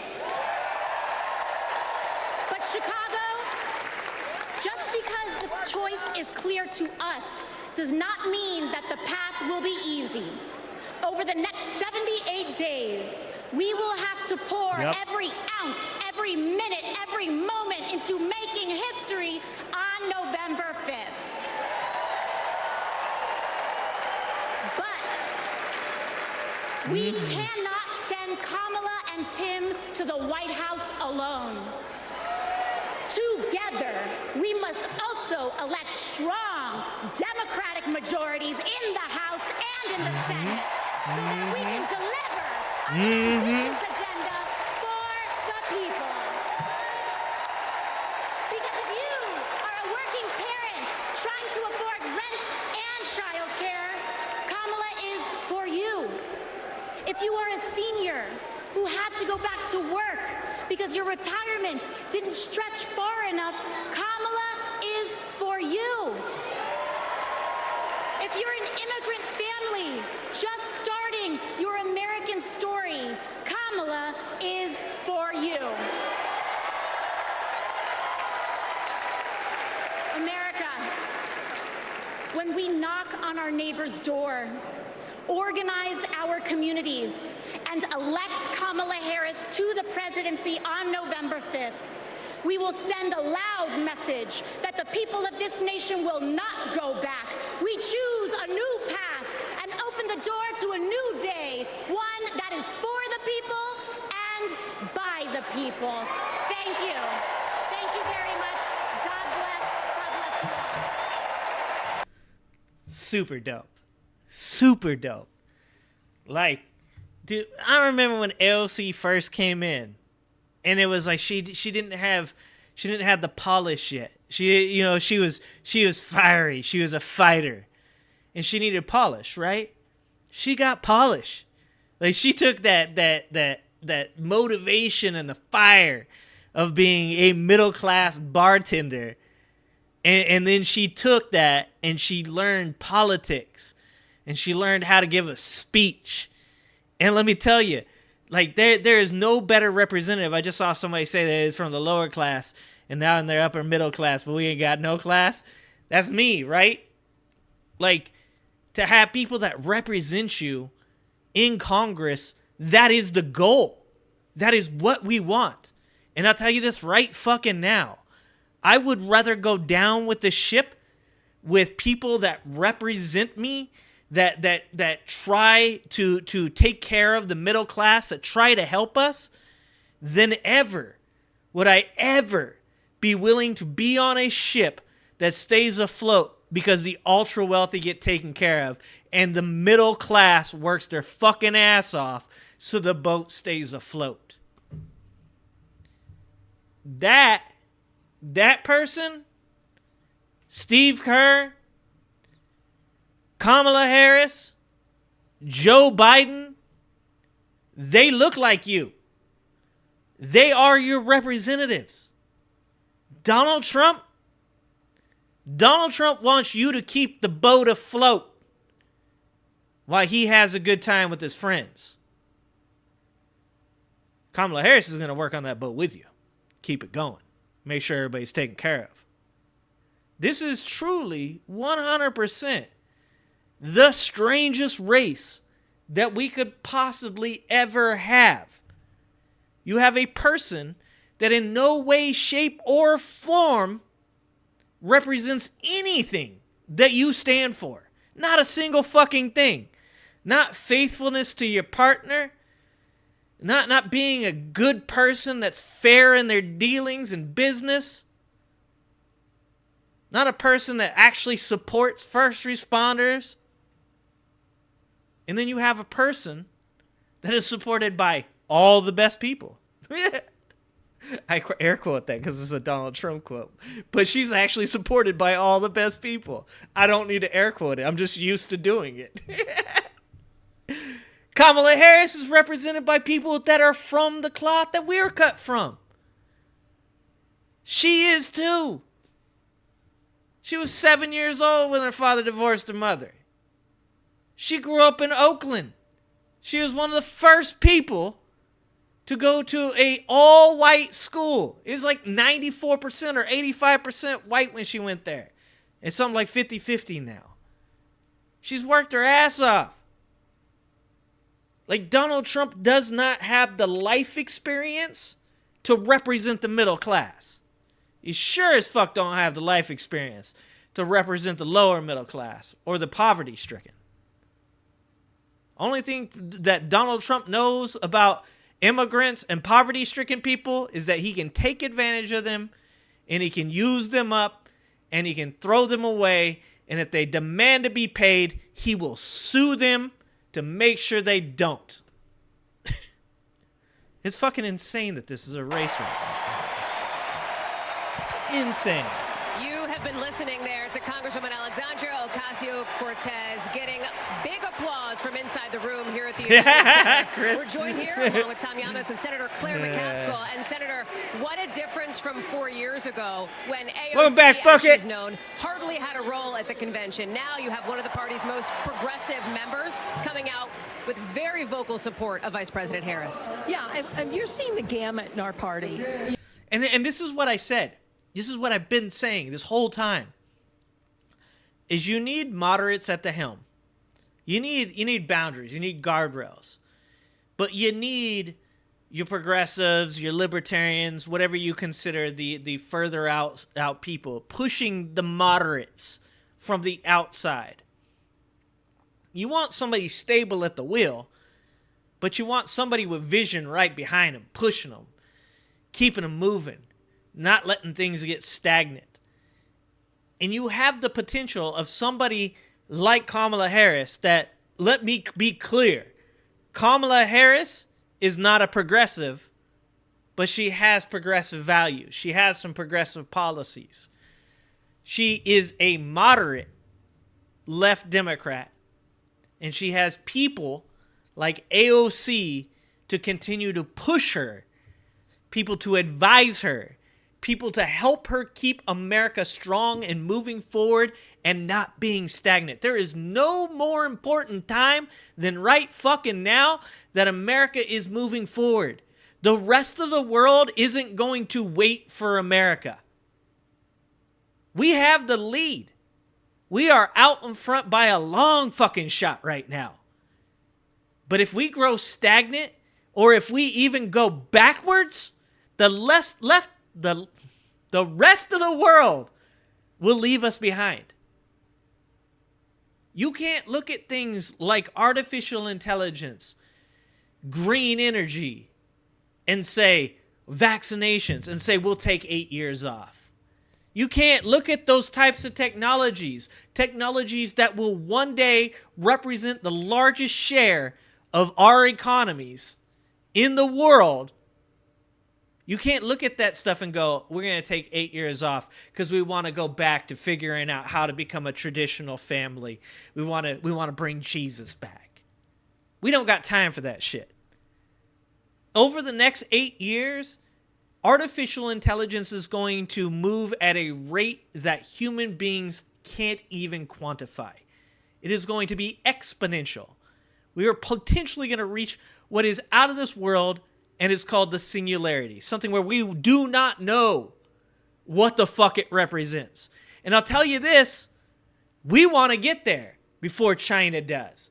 We want to get there before Europe does. We want to be in the fucking driver's seat because we want our interests represented. And hopefully, with somebody like Kamala Harris, we don't get there by ourselves. But I'll tell you this, I don't want to get there with North Korea. I don't want to get there with Russia. I don't want to get there with China or Iran. I don't want to get there with dictators. I don't want to get there with fascists. If we're going to get there, we're going to get there with our allies. People who have represented us and helped us the entire fucking time. Good people. People that represent democracy. That's who we're going to get there with. But we can't do that shit with a fucking guy that wants to take us backwards. If Donald Trump and Donald Trump's people get elected, we will fall behind and America will grow stagnant. Fucking quote me on that shit. You're seeing Joe Manchin being very positive about Kamala Harris, and you're seeing AOC being very positive about Kamala Harris. They really have.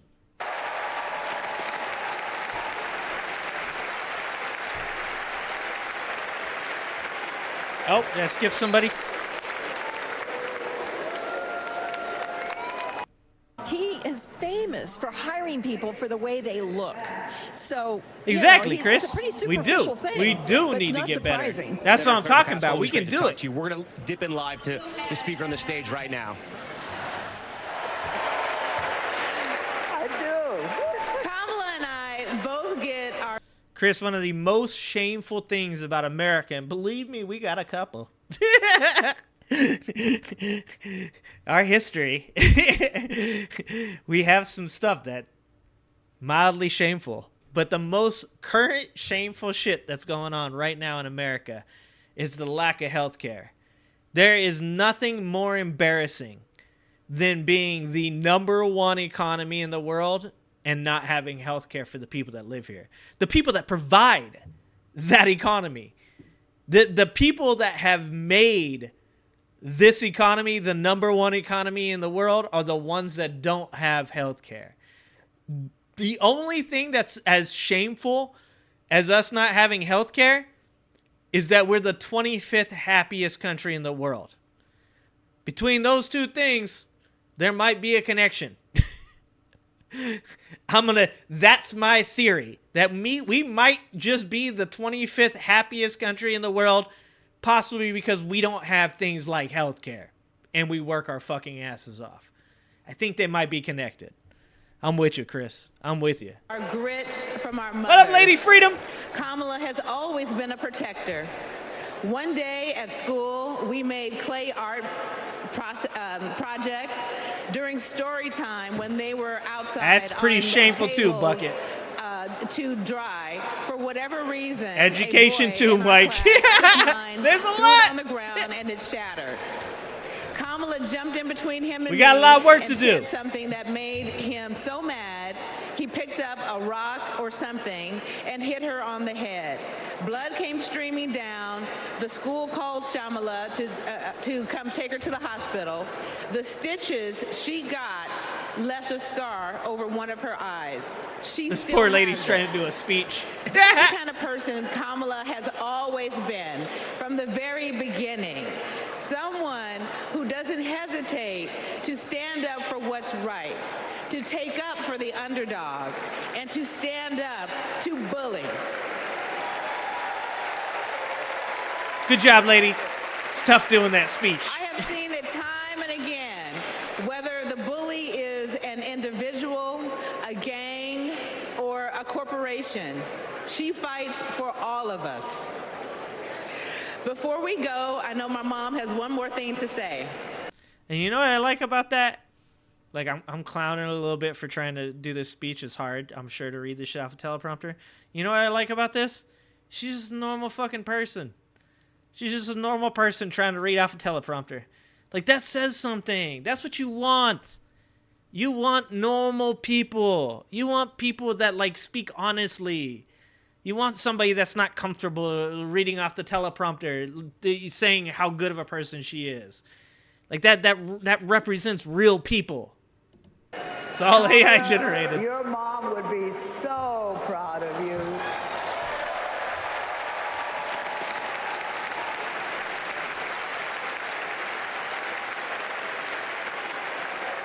Exactly, ours wife. That's not what I want. Yeah.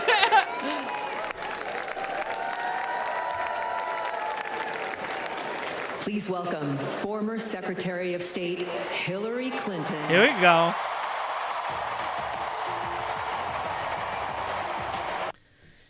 I'm gonna be honest with you guys. I'm a little scared.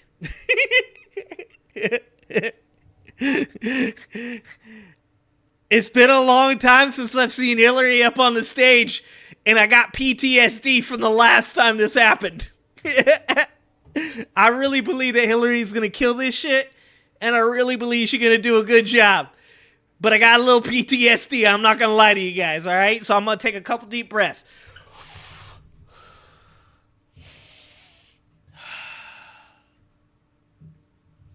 All right, let's fucking go. Let's fucking go. Yeah, it might be acceptable now. Let's call these motherfuckers deplorable. I don't know if I should be advising Hillary Clinton. But we start calling them weird. Come on, Hillary. Fucking let's call them weird, Hillary. This is your fucking redemption arc right here. You come the fuck out, and you drop like 18 weirds in the first 45 seconds to make up for that shit. Let's go.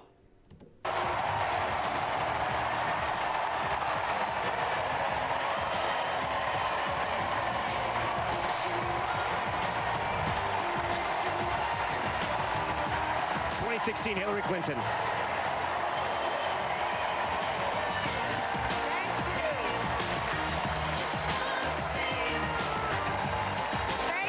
Let's go. Let's go.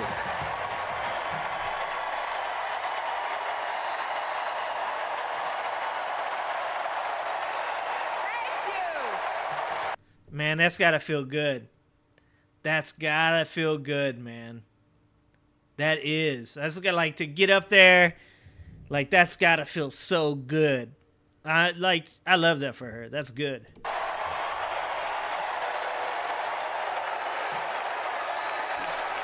you all so much.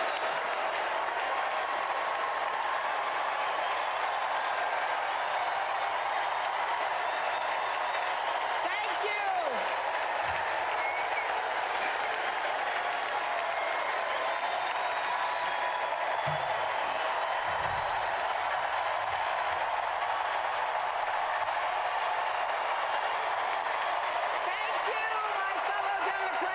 Fuck yeah. Thank you, my fellow Americans.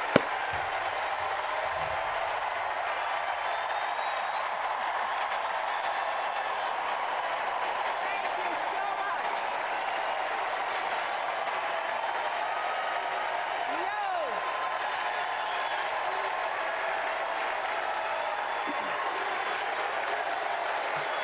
Thank you all. Hulk Hogan commercial.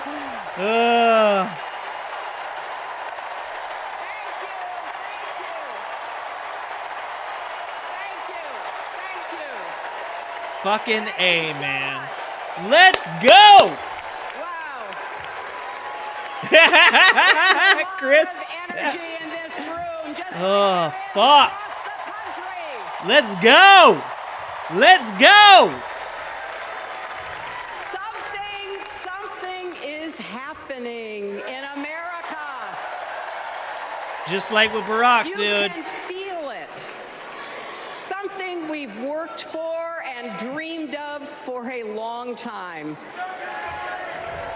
First, though, let's salute President Biden. Recognize my boy.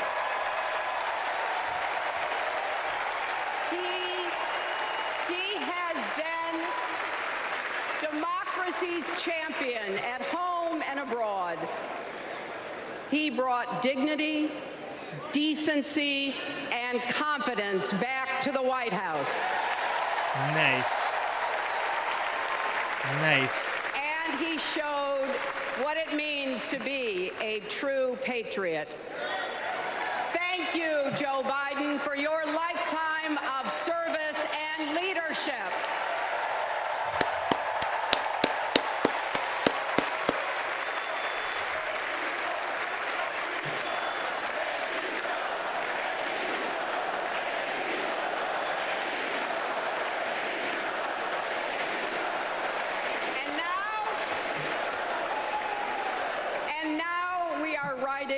A new chapter in America's story.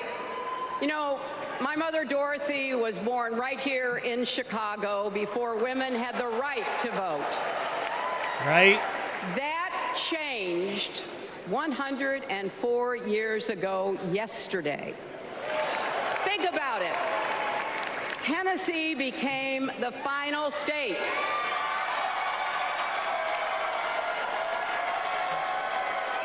to ratify the 19th Amendment to the Constitution. The state legislature was deadlocked until one lawmaker's mother, a widow who read 3 newspapers a day, sent a letter to her son. No more delays, she wrote. Give us the vote. And since that day, every generation has carried the torch forward. In 1972, a fearless black congresswoman named Shirley Chisholm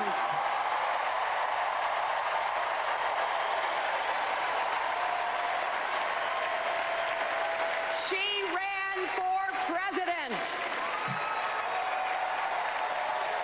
And her determination let me and millions of others dream bigger, not just because of who she was, but because of who she fought for. Working parents, poor children, the last, the least, and the lost. In 1984, I brought my daughter to see Geraldine Ferraro, the first woman nominated for vice president. If we can do this, Jerry said, we can do anything. And then there was 2016, when it was the honor of my life to accept our party's nomination for president.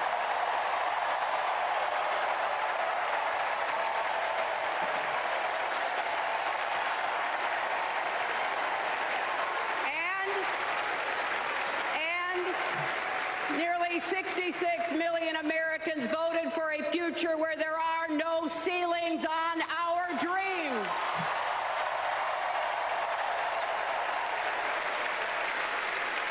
And afterwards, we refused to give up on America. Millions marched, many ran for office. We kept our eyes on the future. Well, my friends, the future is here. Dude.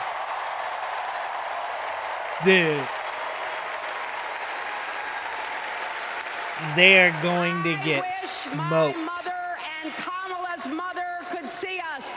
They would say, keep going. It's a good moment for her. good moment for her.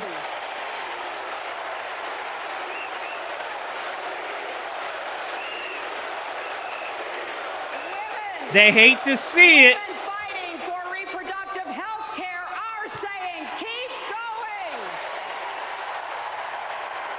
Families building better lives, parents stretching to afford child care, young people struggling to pay their rent. They're all asking us to keep going.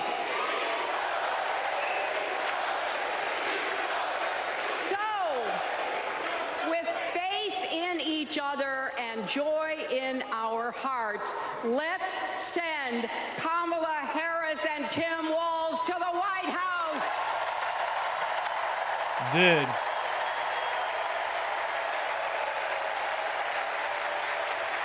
Dude.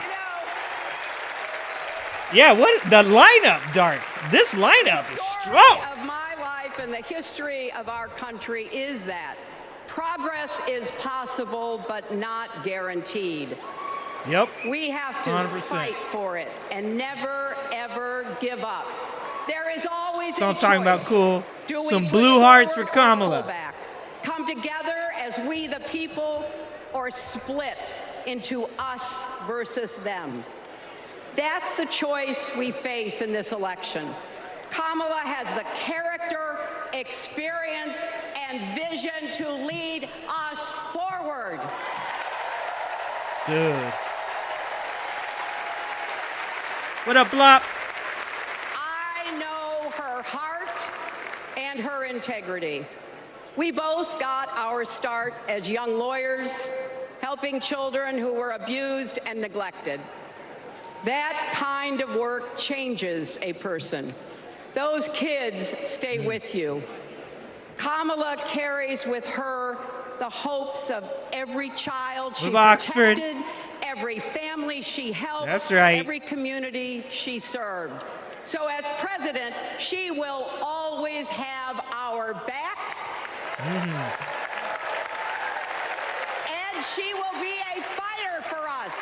She will fight to lower costs for hardworking families, That's what I'm open the talking about. doors wide for good-paying jobs, and yes, she will restore abortion rights nationwide. Smoked. Dude.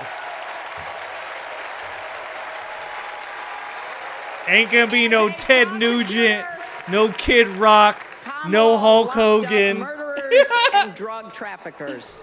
She will never rest in defense of our freedom and safety. Donald Trump fell asleep at his own trial, and when he woke up, he made his own kind of history. The first person to run for president with 34 felony convictions. Oh, I was waiting for it. Oh, I was waiting for it to start getting bad. She's gonna start smoking him. As Vice President, Kamala sat in the Situation Damn! Room. Oh, shit. Oh. Get him.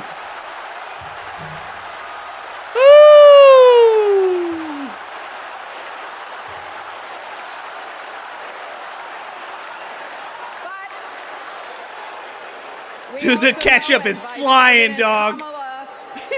Sat in the Situation Room and stood for America's values. I know what it takes, and I can tell you, as Commander-in-Chief, Kamala won't disrespect our military and our veterans. Damn fucking right.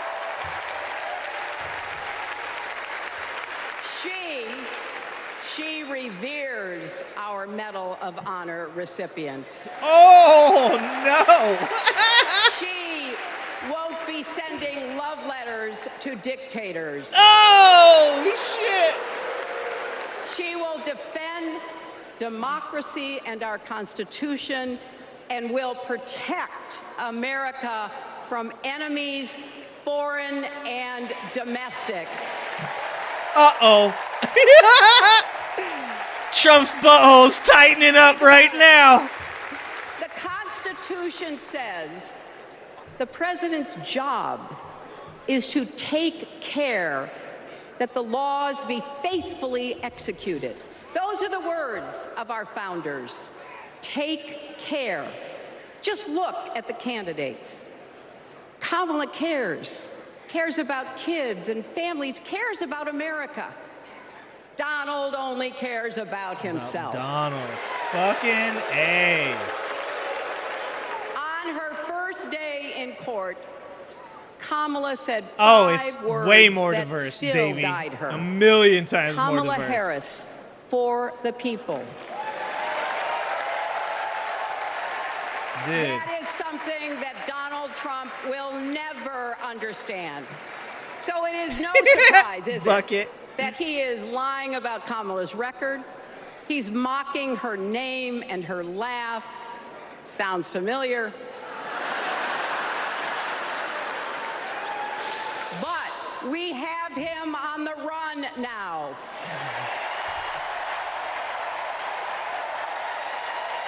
Dude, he's getting his plane ticket right now.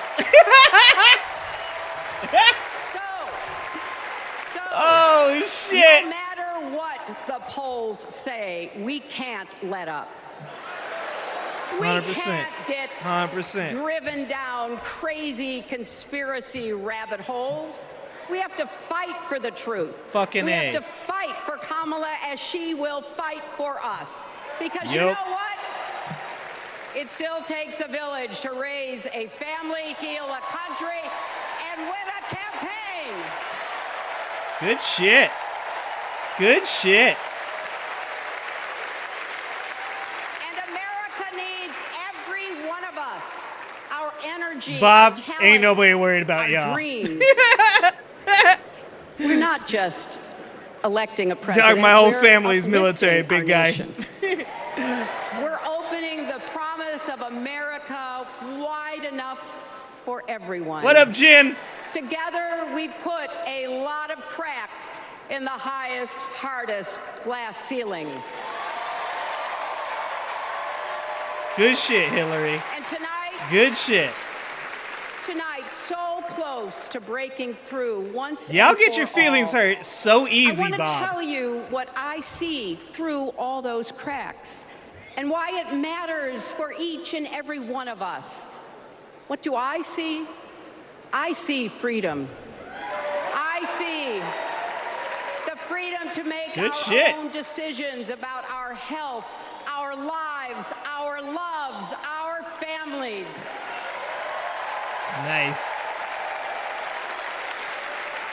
The freedom to work with dignity and prosper. To Oh, it's all so worship as terrible, we these things they choose say- that she or says. not. To speak our minds freely and honestly. I see freedom from fear and intimidation, from violence and injustice, from chaos and corruption. I see the freedom to look our children in the eye and say, Dude, in she's America, like you can 100 go as times the far speaker Trump as will your ever hard be. work and talent Holy will take fuck. you, and mean it. And you know what? On the other side of that glass ceiling is Kamala Harris raising her hand and taking the oath of office as our 47th Dude, she fucking smoked this.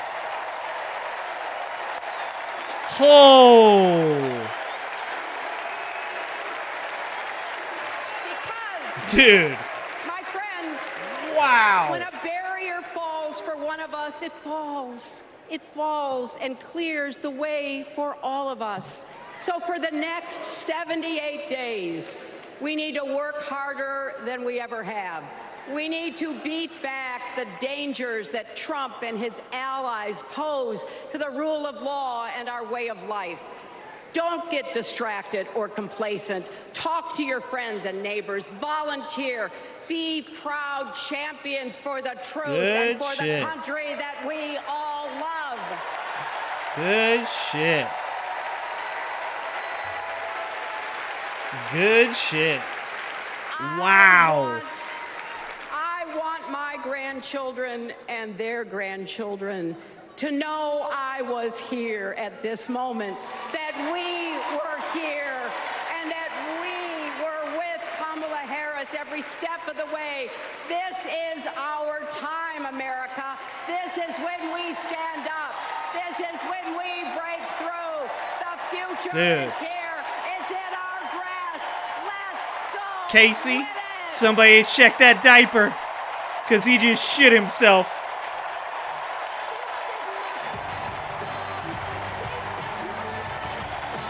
Dude, Donald Trump's on Expedia.com right now, fucking checking out. He's like, how much is a ticket? How much is a ticket to Venezuela? Donald Trump's gonna be over in Venezuela in the next week or two. My name El Donaldo Trumpo. We only gonna know it's him because he's gonna still be doing this dumb shit he does. You're gonna have a mustache. You guys heard Mike Lindell said he's going to shave off his mustache so he could go into DNC. Like, no one would know who the fuck Mike Lindell is. Mike Lindell's the goofiest motherfucker on the planet. Like, nobody's going to know it's Mike Lindell without a mustache. Holy shit. He gonna steal Mike Lindell's mustache, fucking glue that shit on. He gonna dye his hair like brown. I am El Donald Trumpo. No, not Donald Trump. No, I am his cousin. Dude, he is gonna get fucking wrecked. Holy shit. I know for Trump supporters that was really hard to hear. Like, Trump supporters, they've never heard a person speak for that amount of time intelligently. Like, for most Trump supporters, hearing more than like 3 words without hearing like about sharks and fucking electric batteries and fucking all the dumb shit that Donald Trump talks about, and just rambling about weird shit like trans worlds and men in positions. Holy fuck. That's like brain breaking for Trump supporters. There's probably, like, right now, I bet you money, there is probably 5 to 6% of all Trump supporters just had an aneurysm.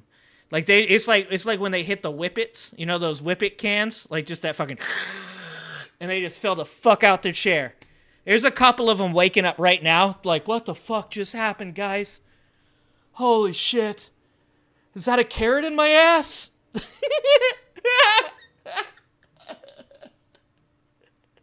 Oh, fuck. She killed that shit, dude. She fucking wrecked him.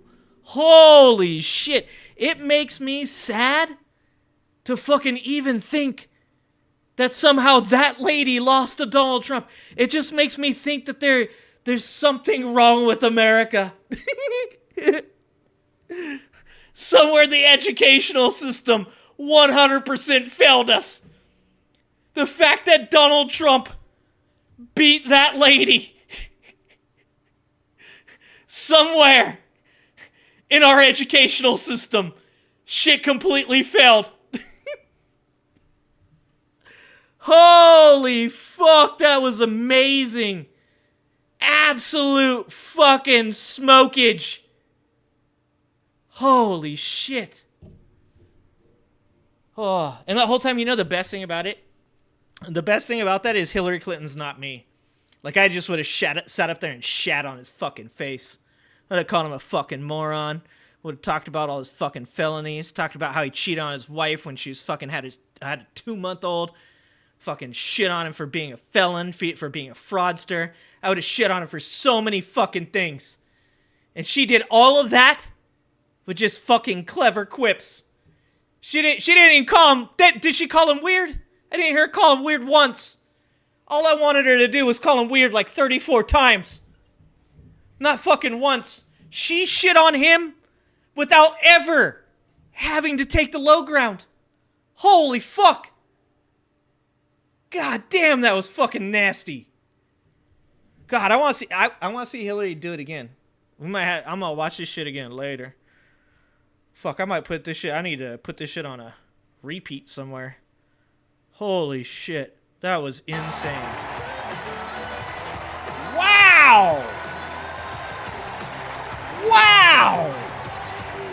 Fucking wrecked!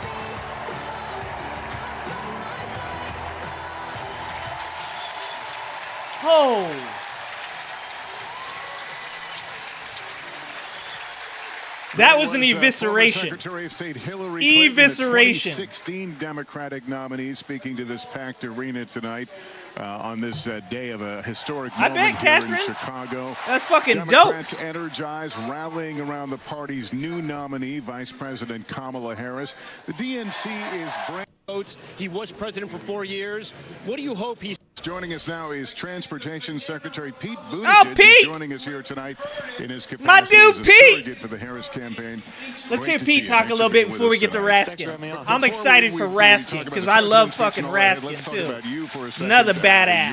Oh, Raskin then Crockett. As a potential VP nominee. Holy shit! What a lineup! No, I was honored to be mentioned, but I'm very excited about the Harris Walz ticket. I just ran into Tim Walz in the hallway back there. He is the real deal. I've known him for some time, worked with him, and the thing that I keep thinking about with him is I've seen campaigns spend millions of dollars to make a candidate seem like the kind of guy who would be a football coach, a classroom teacher, a 24-year National Guardsman. He is that guy. And of course, as a Midwesterner, I'm a little biased too. Excited to see the Midwestern governor on the ticket. We're going to hear Pete is a fucking rock star, dude. If you think about it, he's really someone who the party basically said. Yeah, I would love Pete as a VP. Now, you can change the language, but the idea was that for the chance to win. I think a lot of people are. What signal does that send as he comes out tonight in support of the nominee? Well, I think with a signal you're going to see is one of solidarity. Look, our party is not always known for quickly and easily unifying 100%. around any decision, and yet it coalesced in a matter of hours around Kamala Harris. And I think tonight you're going to see a lot of love for Joe Biden for really two reasons. One, his selfless decision, and two, his success as president. Do the results justify the means, though, how this came about? Well, it was his decision, and it is so world historically rare for the most powerful person in the world to willingly lay aside power simply because it is the right thing to do and pass it to a new generation. So again, I think you're going to see a lot of appreciation for that. But also, one thing I know about him is he continues to be extremely focused on the future, both in terms of his presidency. Yeah, and he's been doing fucking great since he announced stepping aside. Joe Biden has done fucking amazing things since he stepped aside. Like, that's what I love about this the most right now, is that Biden's getting his props for this shit. Dude, Biden said the reason he was running in the second term was to solidify his legacy. And I'll be fucking honest with you. Like, I wanted to see him go for those 4 years, but I don't know if he would have survived this shit this next 70 days. And that's coming from a dude. You can look it up. You can look at all my fucking videos. I was in full support of my boy Joe Biden doing another term. But I can tell you this. If he was worried about solidifying his legacy, if he was worried about that shit, he ain't got to worry no more. He ain't got to worry no more, because this is probably bigger than him winning a second term. This is bigger than him getting back in office, because this is the type of selfless shit that you don't see in America today. Donald Trump has changed Americans' opinions from being Americans to being individual citizens. You are just you. You are all that matters. You are selfish. You are the only one that you should care about. And Joe Biden did the most anti-Trump thing you could do. He solidified his legacy by doing the thing that Donald Trump can never do. Because if you want to be fucking honest right now, the smartest thing the Republican Party could have done was to have Donald Trump step aside. If Donald Trump were to step aside and let Nikki Haley run, this shit would be way closer.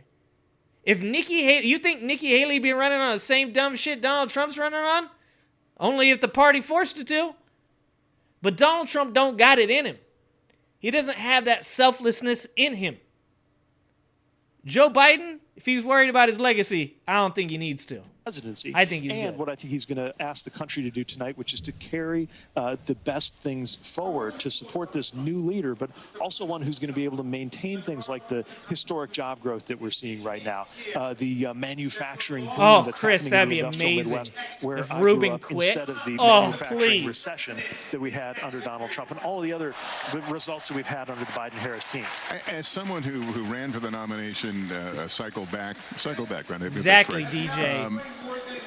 How has running for president changed as you watch this campaign and how quickly it has come together under these extraordinary circumstances? Well, I think one of the things that's changed is the role of attention, because we do have digital media, different forms of organizing, and so it's become much more challenging to have a kind of consistent story that everybody's seeing at the same time. That's why organizing matters. It's why Robert, outreach we're to literally the different loudest and constituencies most matters, critical and it's party. why we as The a right party is have to not be critical smart, as shit. as I believe the vice president The only has thing the been right is about critical beating of is back if the you crazy criticize Donald nonsense that Trump. comes from That's Donald the Trump only every thing day. that Today solidifies is, you attacking around people who won that the Medal of candidate. Honor. I'm sure tomorrow will be something else. Dealing with that, condemning it, but then swiftly returning to the actual. This is the topic first at time the hand, left has which showed is not any about the cohesion. personalities of the candidates, The fuck are it's you about the talking lives that about? every day Well, speaking about The Donald left does Trump, nothing there was a but lot eat its said own when all Joe the Biden time. was the presumptive nominee that there was a discipline that the Democrats were seeing in the Trump campaign and in Trump himself. Many argue he seems to be having trouble focusing on the line of attack against Kamala Harris. Are you worried the other Donald Trump will come back, the more disciplined candidate? Well, certainly what we've seen right now is a pretty chaotic Trump campaign, but I actually think there's a bit of a strategy in the crazy things that he's blurting out, and it's that he doesn't want us I agree with talking Pete there. about his I agree actual with Pete agenda there. or his actual results. His unpopular agenda of continuing to demolish a woman's right to choose, tax cuts for the rich, all of the other things that are in Project 2025, and his really problematic results. Part of what we have to remind the American people of, the fact that crime was higher under Donald Trump than it is today, the fact that manufacturing jobs were in a recession under Donald Trump compared to what it is today, the fact that even energy production, something conservatives talk about a lot, was lower under Donald Trump. It's higher today. So whether we're talking about results or whether we're talking about unpopular policies, he can't afford for the conversation to be about that, which is why he wants it to be about whatever crazy thing he blurts out tomorrow. Secretary Buttigieg is going to talk to you. You like Pete? Yeah, I can't go by secretary while I'm on air in this capacity, so fair to just call me Pete this time. All right. Well, thanks. Good to have you. Buttigieg is awesome. And that's once again, there's no articulation like there is with the Pete, the Hillary, Jamie Raskin, Jasmine Crockett. There's just no. The other side is literally Lauren Boebert and Marjorie Taylor Greene, the least fucking understandable people in the goddamn world, and it's because they have modeled themselves after Donald Trump. I actually agree with what he's saying there, is that Donald Trump's a one-trick pony. Donald Trump knows that the way to keep people off on their heels, moving backwards, is to continue to keep doing crazier and crazier shit.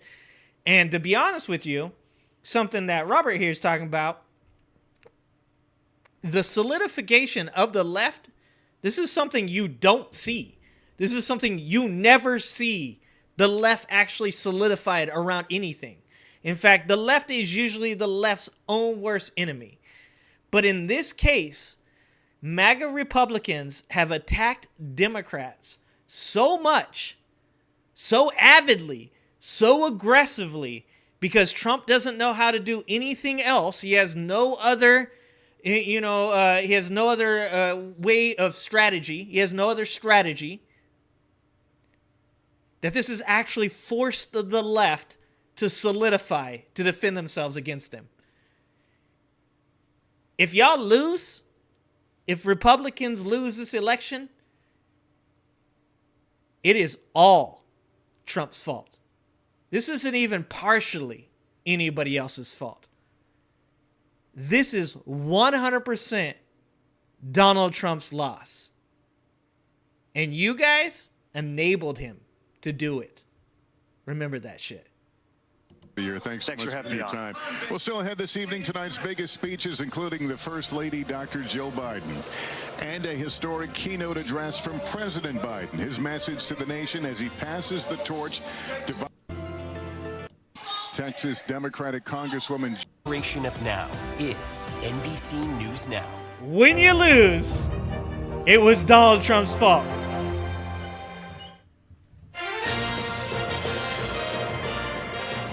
Y'all let him do it.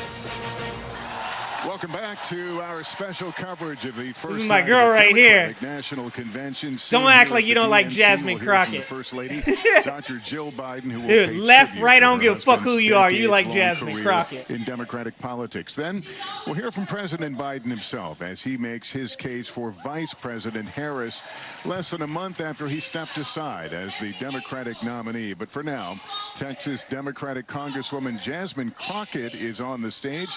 Let's listen. Dude, look at them earrings. Listen, y'all. God damn.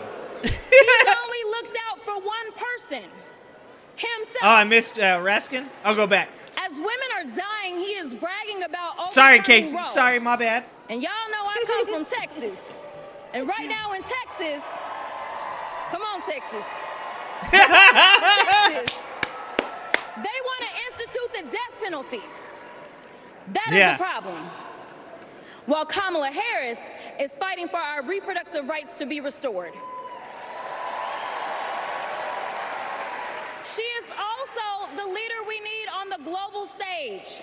She helped secure the release of Americans wrongfully detained in Russia. At the same time, That Republicans don't want to cheer for. That's fucking insane. Vladimir Putin. And MAGA holds legislation hostage here at home. Critical resources to secure the border, military aid to Ukraine, Indeed. and even the farm bill. Look at that hair. She's lived the American dream while he's been America's nightmare.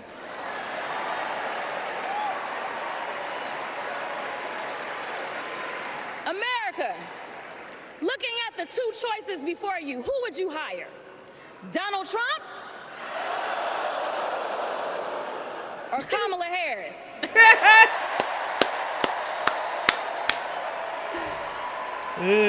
Dude. Kamala Harris has a resume. Donald Trump has a rap sheet.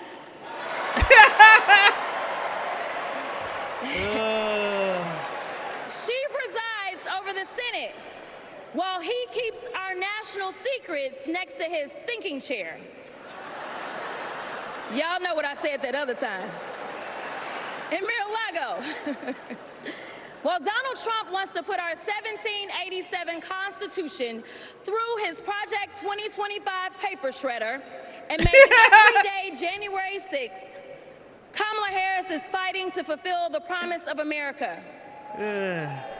In the real world, this wouldn't even be close. But this election is. Don't make a mistake.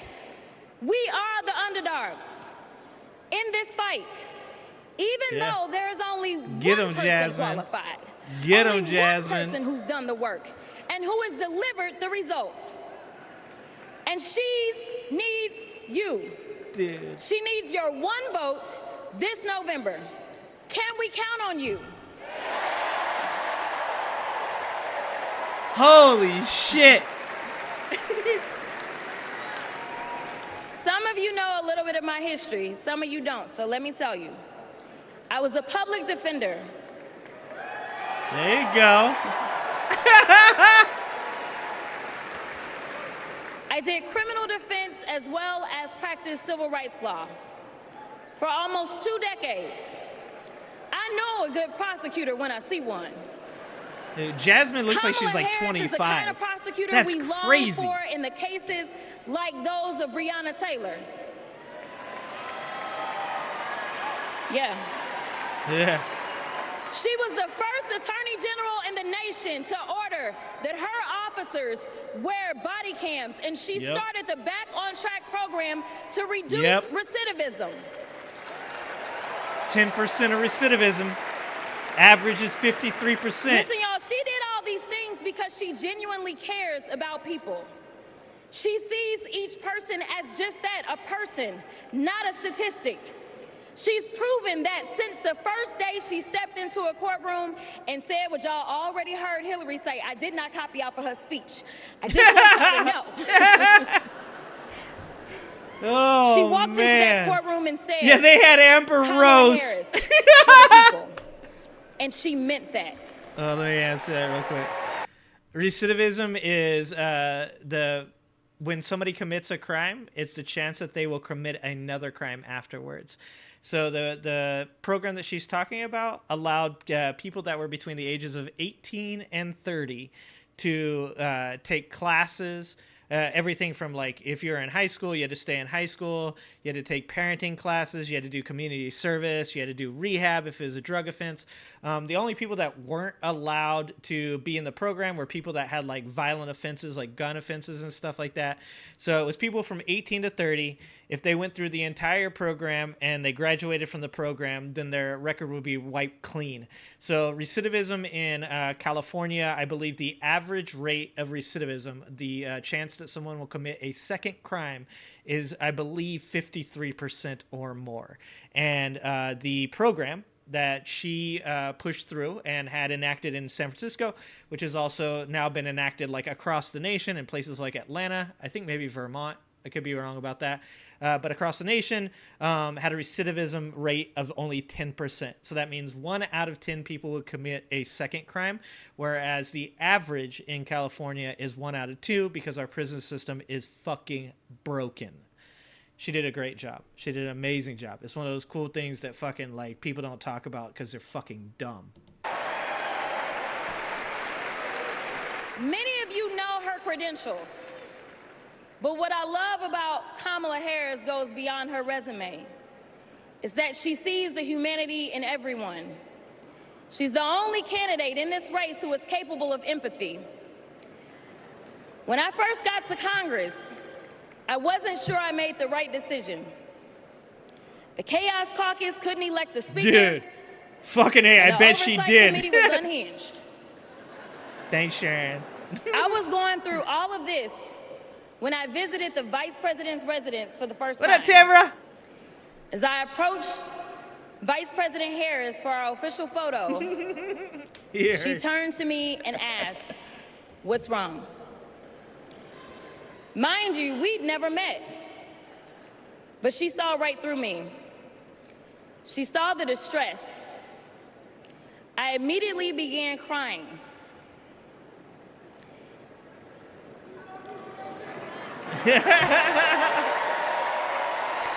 Be real. Be fucking real.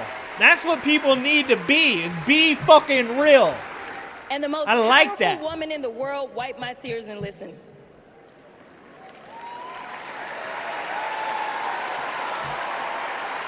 Real shit. No fucking stupid McDonald's fucking, he came to me with tears in his eyes. It's real so hard shit. For me to tell this story.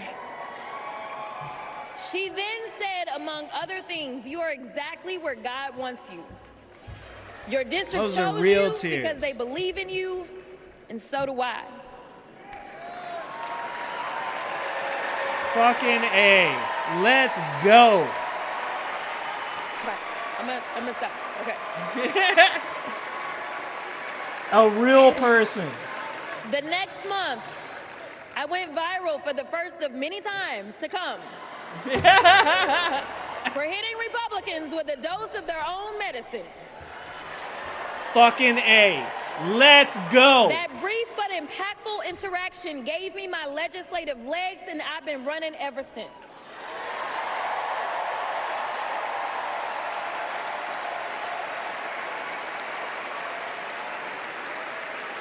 The question before us is, will a vindictive, vile villain violate voters' vision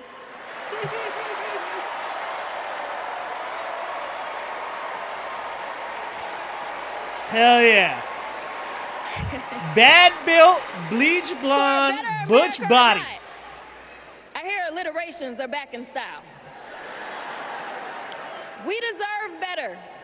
We deserve a president who can be a bright light in a sea of darkness. One who will pull us forward, because we won't go back. Good job. Amanda Good Gorman job. said it best. There's always light if only we are brave enough to see it. If only we are brave enough to be it. Kamala Harris showed me that light. And America, when she is our president, together we will shine as that beacon of hope and freedom around the world once more. God bless y'all.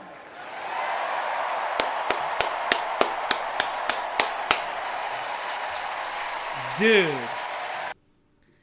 this is what I'm saying.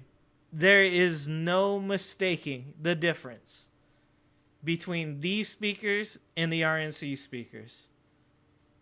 You've got Jasmine Crockett telling a real story. You've got Hillary Clinton telling real stories.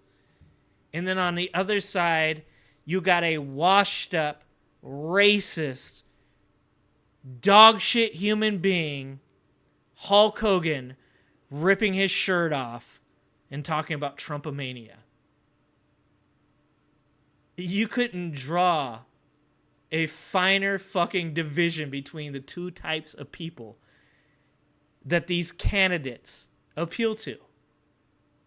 You got Dana White, who's on camera slapping the shit out of his wife at a bar. And then you got the, what is it, 6-time, 5-time? How many rings does Steve Kerr have? How many times has he led teams of people to championships? How many times has he been there and done that?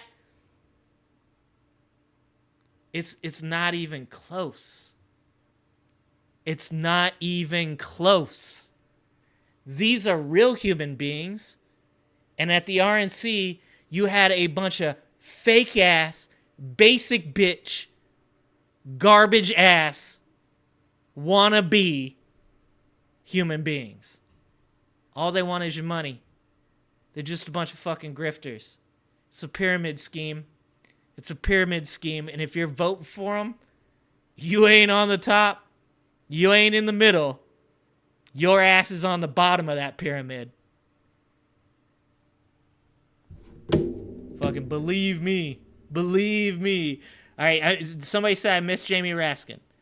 How did I miss Jamie Raskin? No way I missed Jamie Raskin. Is Jamie after or before Jasmine? We might have to look at Jamie later. Oh, I could pull it up for a better, right? How do I do this? That was Texas Representative. Oh. Oh, now you guys are going to see how old I am. Rabbit holes. We have.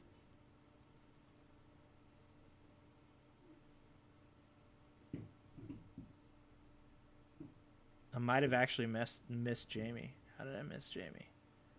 Did I really want to see Jamie Raskin? Jamie was before? How did I miss him? I thought we went straight from... But then swiftly returning to the actual topic at hand, which is not about the personalities of the candidates, it's about the lives of everyday Americans. Well, speaking about Donald Trump, there was a lot said when Joe Biden was the president. He doesn't want us talking. Oh, was he before Buttigieg?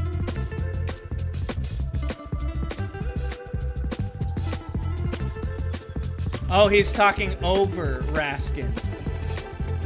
Okay. Because while this is not President violence and injustice from chaos office. I don't know, let's watch this in 2x speed. It's going to be amazing. My friends, when a barrier falls for one of us, it falls. Moments from now, we will witness something that's never happened in modern American history. A sitting first-term president making his case for his second in command instead of a second term and passing the torch to a new generation. For more on the night ahead, let's bring in Meet the Press moderator Kristen Welker and our senior... And gets to that speech, he is going to, in the words of DNC earlier, he's going to get... I love this shit. Again and again, Oh, it was as Pete was talking? to effusively... Okay, I'll have to watch it. Okay. Sorry, guys. Sorry. All right. We'll put it back on normal. And let's get back to after Jasmine here then.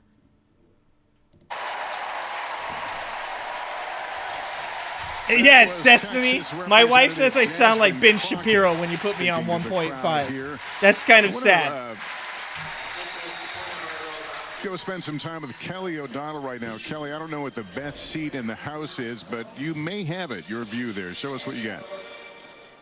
We are Have we above gotten to the Biden podium, yet? and so Has from Biden this been up vantage yet? point, we've been able to feel what the speakers are feeling, and that has been a rush of different emotions through the night.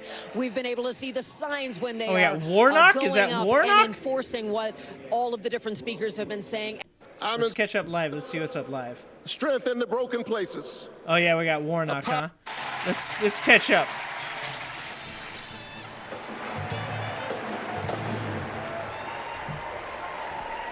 No one's talked about Hannibal Lecter this whole time. Hello, America.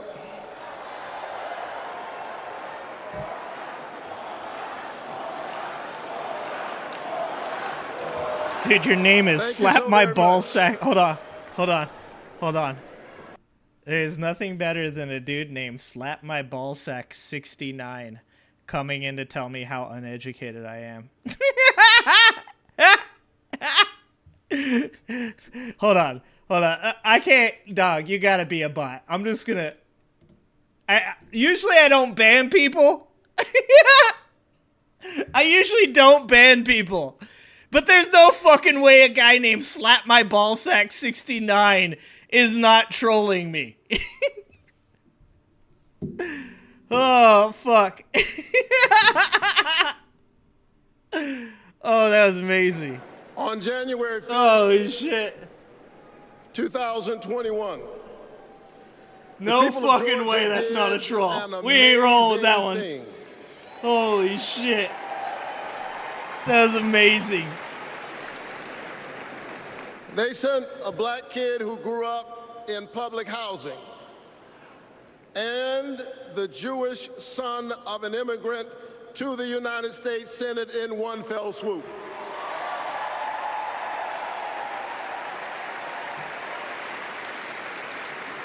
I don't know if Destiny got one. I don't think so. I don't think he did get one. I don't think he was at the DNC. 82-year-old I think he was mother. streaming tonight, so I don't think he was. She grew up in Waycross, Georgia. Do you know where that is? Maybe he was streaming from there, though. It's Waycross, Georgia. She grew up in Waycross, Georgia, where she picked other people's cotton and other people's tobacco. But because this is America, the 82-year-old hands that used to pick somebody else's cotton and somebody else's tobacco picked her youngest son to be a United States Senator. Dude. You want to know one of the craziest things about like the difference between like a Ralph Warnock and Tim Scott? Is like Tim Scott feels like he needs to hide the black heritage. He feels like because of the people that vote for Republicans, Tim Scott feels like he needs to apologize. He needs to apologize for white guilt. And it's so fucking crazy because I said this before. It's like you don't have to worry about that. Any white person that isn't insecure can accept that some shit happened in the past in this country that was embarrassing, that was shameful, and understand it's not their fault. And understand that these things still exist, that people that are in marginalized communities still have these things that are against them, that are holding them back, that are stopping them from succeeding in society, yet understand it's not their fault. But Tim Scott, the people that vote for Tim Scott, are the opposite. They're the insecure white voter that needs a black man to tell him that he doesn't hold them accountable for what happened to black people in the past. Like, I don't need you to tell me that. I don't need you to pander to me. I don't need you to tell me like that it's okay. I know what I've done. I'm confident in me. Like I said before, I punch skinheads in the fucking mouth. I've slapped around dudes that had big swastikas on their chest. Like, you ain't got to talk to me about that. You do you, dog. Tell your story. Live your history. Be proud that you came from nothing and you are who you are.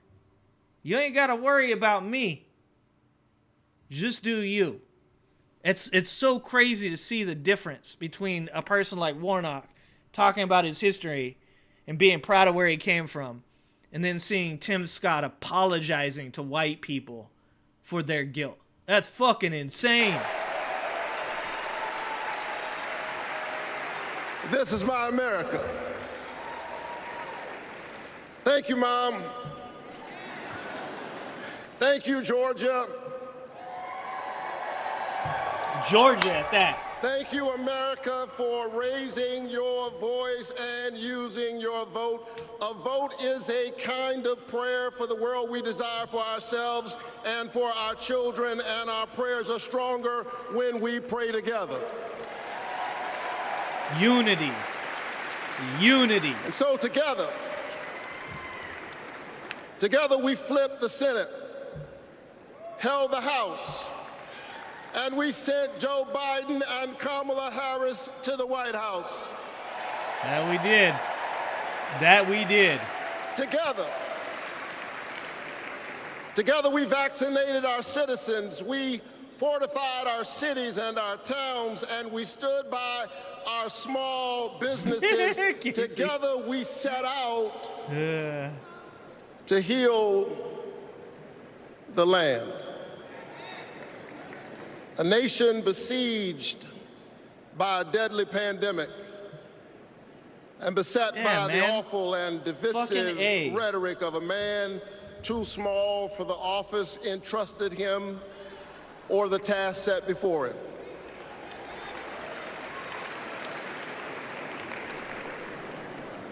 I've been listening to so many fucking Trump speeches that it just felt so like sad to not hear people pat each other on the back for doing well during the pandemic.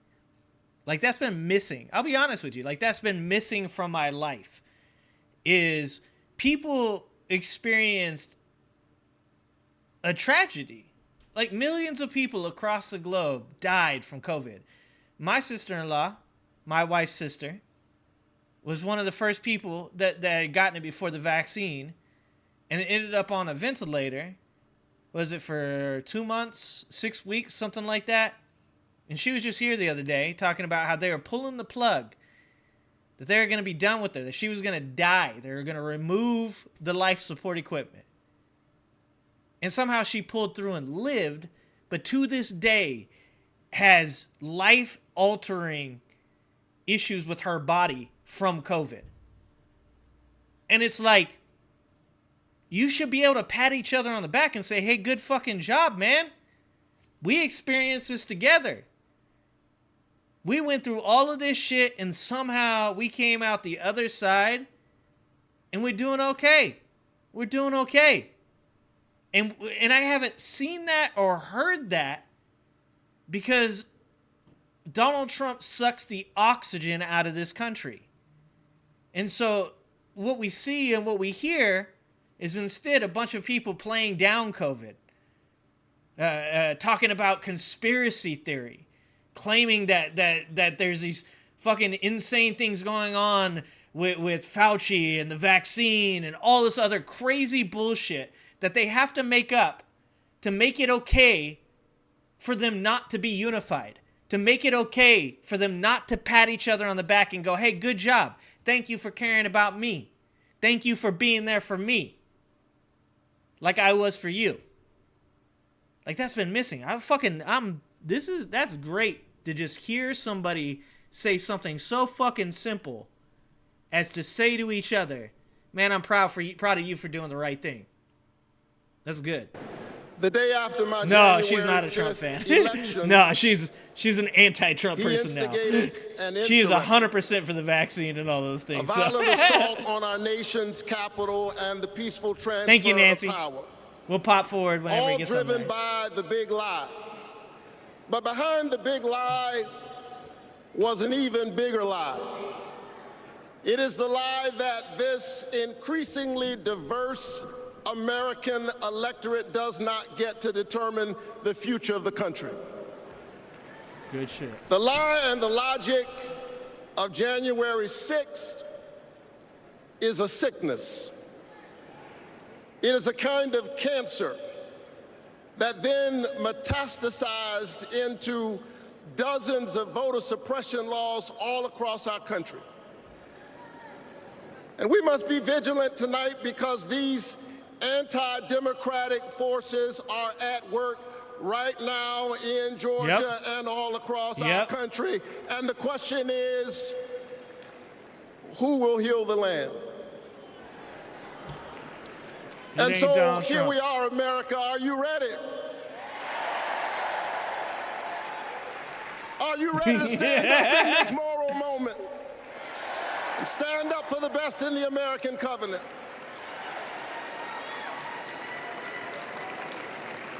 100%. Elections are about the character of a country. And we must decide, again, we are the latest generation of Americans who get to decide what kind of country we want to be. And we must choose between the promise of January 5th and the peril of January 6th. A nation that embraces all of us or just some of us. Donald Trump's America is the America of January 6th. 100%. People who have no vision, every man for traffic himself. in division.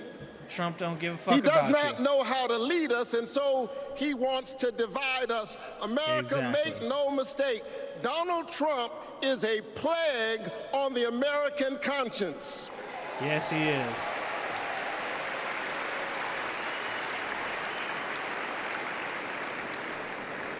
He is a clear and present threat to the precious covenant we share with one another. 100%. And yes, I saw him holding the Bible and endorsing a Bible as if it needed his endorsement. He should try reading it.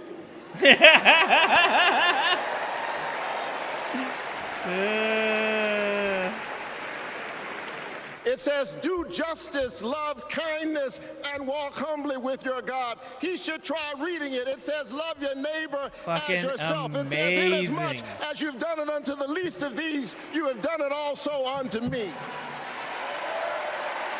That's what I'm talking about. That's what you want.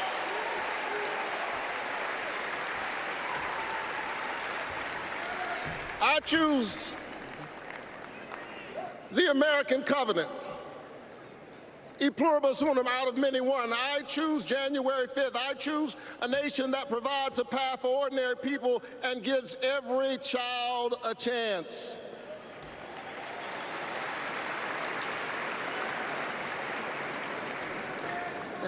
And that's Joe Biden's America. And he's been fighting for it for more than a half century. President Biden, America is so much better because of you, a true patriot who has always put the people first. Thank you, Joe. Good fucking shit. Notice the difference. Thank you, Joe. Talking about unity, not talking about dividing people. Real shit. Not fear, not anger, not hatred. But real people. Else. Not only is that Joe Biden's America, that's Kamala Harris's America. Goddamn right it is. She was leading with Joe Biden when we expanded the child tax credit, cutting child poverty in America nearly in half. Yep, 50%. We ought to renew it. She cast a tie-breaking vote for my bill capping the cost of insulin to no more than $35 per month. Goddamn right she did. If it was for Republicans, we ought to that shit wouldn't be happening. Together we passed an infrastructure bill, boasted American manufacturing and clean energy, an investment in the house that we all share together. 100%. And I've got news for you. We are just getting started. Let's fucking go! Are you ready to win this election?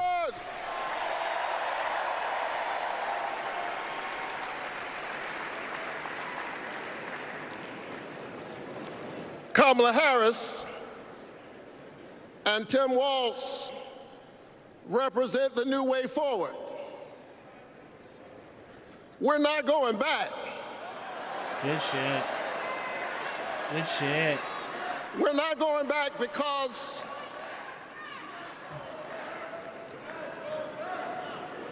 we are the United States of America. We always dream about the future. Fucking A. And so forward on women's reproductive rights, because we believe that a patient's room is too small and cramped a space for a woman, her doctor, and the United States government. That's too many people in the room. Thank you. There you go. There you go. Forward on worker rights. Because most people do not mind working. They just want to share in the prosperity that they are creating for others. Forward on voting rights. Forward on affordable housing and access to health care. We are moving forward. My headset's about to die. I've been on here for a while, I guess. Oh, yeah, 4 hours. Shit, I've been on here for a long time. I'm inspired tonight. It's going fast. I'm inspired by all of you.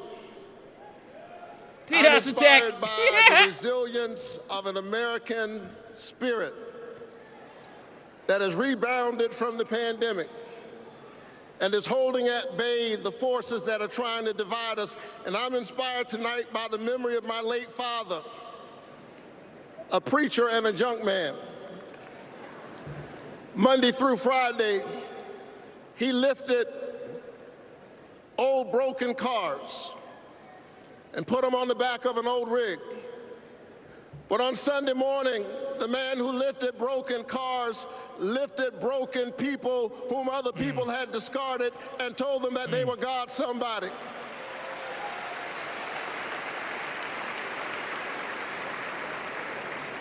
My dad discovered strength in the broken places, a power made perfect in weakness.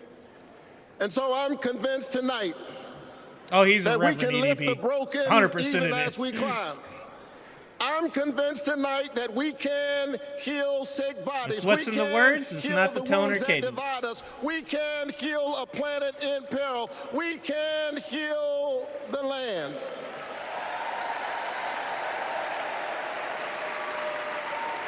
And more importantly, it's what a person does, not what they say. In a strange way, the pandemic taught us how. A contagious airborne disease means that I have a personal stake in the health of my neighbor. If she's sick, I may get sick also. Her health care is good for my health. I'm just trying to tell you that we are as close in our humanity as a cough. I need my neighbor's children to be okay so that my children will be okay. I need 100%. All of my neighbor's children to be okay. Poor inner city children in Atlanta and poor children of Appalachia. I need the poor children of Israel and the poor children of Gaza. I need Israelis and Palestinians. I need those in the Congo, those in Haiti, those in Ukraine. I need American children on both sides of the track to be okay. Because we are all God's children. And so let's stand together. Let's work together. Let's organize together. Let's pray together. Let's stand together. Let's heal the land. God bless you. Keep the faith and keep looking up. Like I said, there's a big difference between the two sides' rhetoric. One side tells you you're the most important thing, you're the only thing, you're the only thing that matters. The other side's talking about together, together, together, together, together. Like, which party is the party of the United States of America?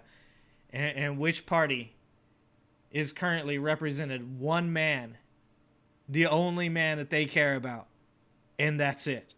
Not your children, not your loved ones. It's only about Donald Trump. Do we got Biden up yet? Their lives. Dad always told me that I was no better than anybody else and nobody was better than me. He taught me that everyone deserves a fair shot and that we shouldn't leave anyone behind. That's what you learn from a fighter who has been underestimated his entire life. When I look at Dad, I see my earpieces might die grace, at one point, but it'll just and like humility. switch over. I see one of the most Might have an echo, consequential leaders ever in history.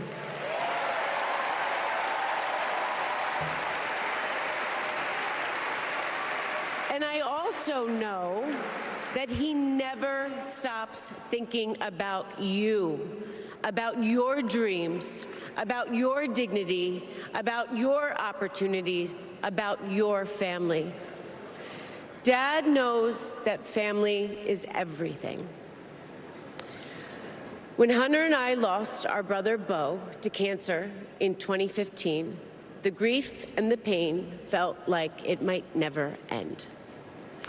Dad had the capacity to step out of his own pain and absorb ours. And I know that Bo is here with us from a tonight, dad, as he that's is crazy. always with us.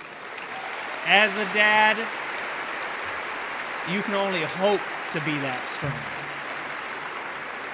After Bo passed, I got this tattoo on my wrist.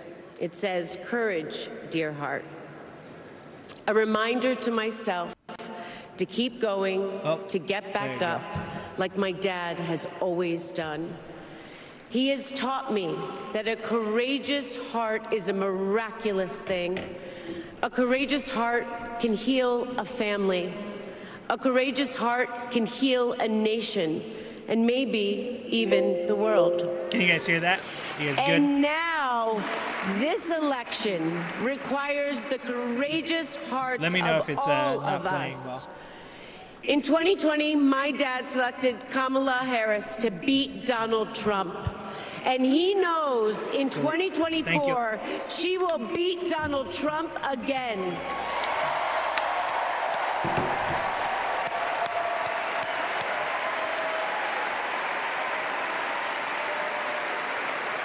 So tonight, Dude, look at I am Waltz. He's so asking you, emotional. if So you good. stood with He us in feels this shit. 2020, call upon your courageous heart. Stand with us today. Work harder than you have ever worked before in your life. This is the fight of our lifetime. Our freedom, our democracy, our reproductive rights. All of this, all of it is on the ballot. And I know together we can do this because my dad helped show us the way. And now, I would like to introduce my father, your 46th President of the United States, Joe Biden.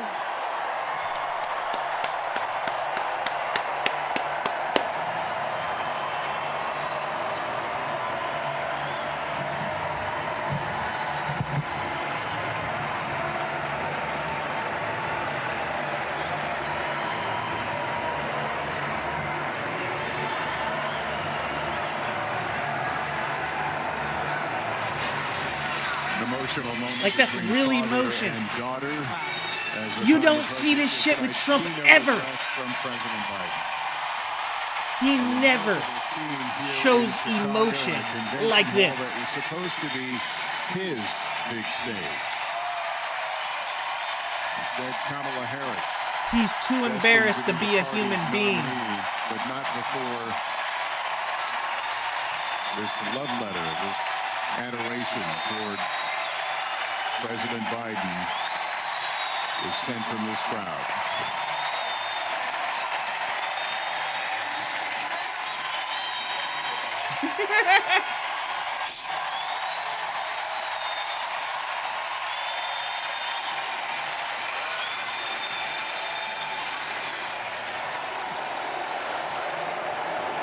Thank you.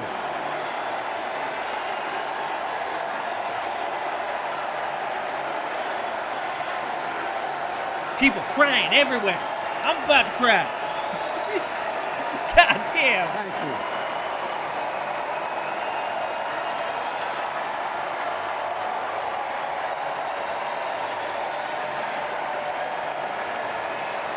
What a moment.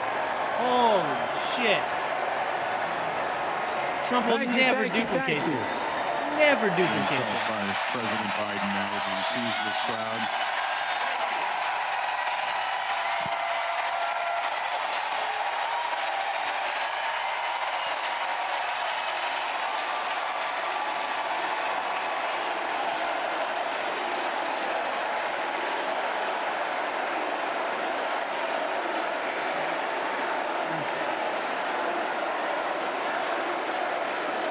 Thank you, thank you, thank you.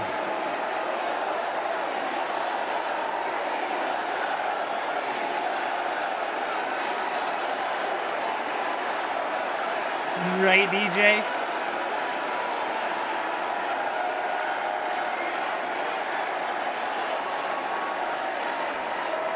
Thank you, thank you, thank you.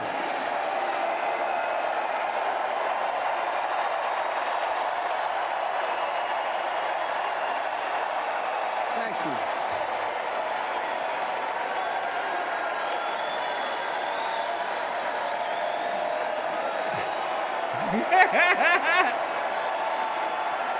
Thank you.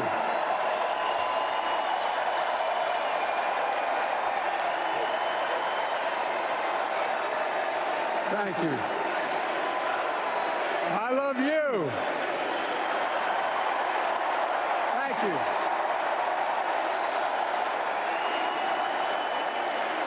Thank you, thank you, thank you.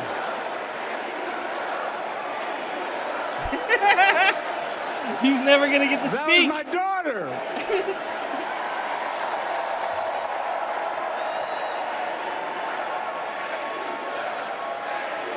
Thank you.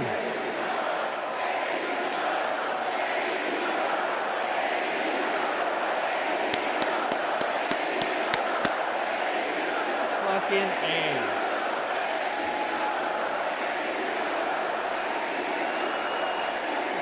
Thank you, thank you, thank you. Thank you. Thank you for so. I tell you what.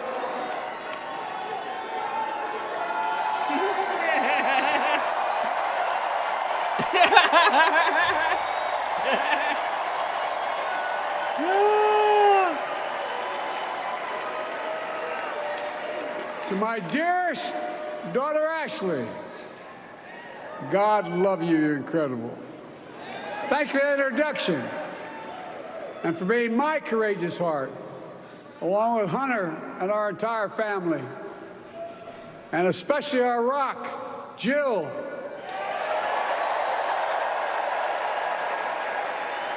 Who, as those of you who know us, she still leaves me both breathless and speechless. Everybody knows her. I love her more than she loves me. She walks down the stairs and I still get that going boom, boom, boom. You all will know me. No, I'm not kidding. Let's give a special round of applause to our First Lady, Jill Biden.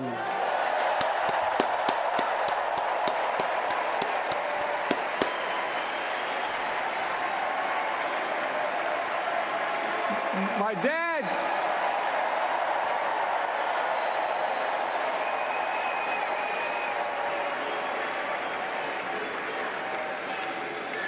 dad, used to have an expression, for real. He'd say, Joey, family is the beginning, the middle, and the end.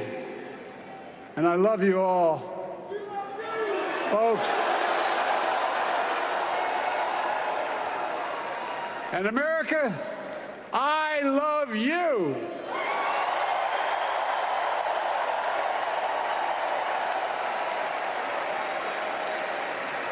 Folks, let me ask you.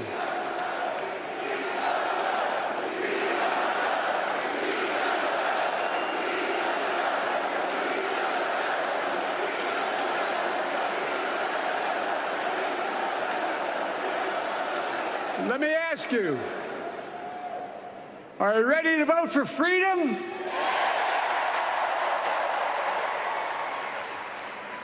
Are you ready to vote for democracy and for America? Let me ask you, are you ready to elect Kamala Harris and Tim Walz, President and Vice President of the United States?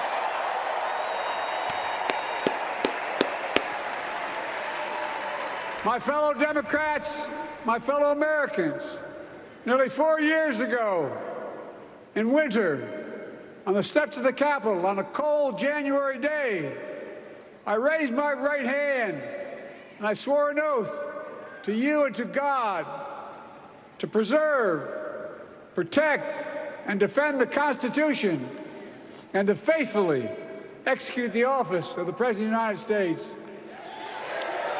In front of me was a city surrounded by the National Guard. Behind me, a Capitol that just 2 weeks before had been overrun by a violent mob. But I knew then, from the bottom of my heart, that I knew now, there is no place in America for political violence. None. You cannot say you love your country only when you win.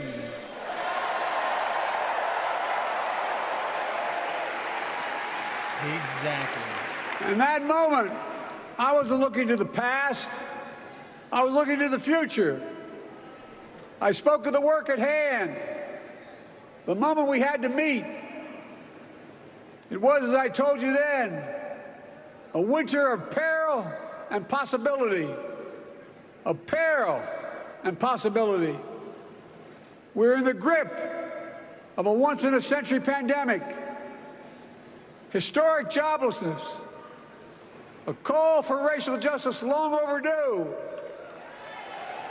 clear and present threats to our very democracy. Thank you. He's all right, hold on.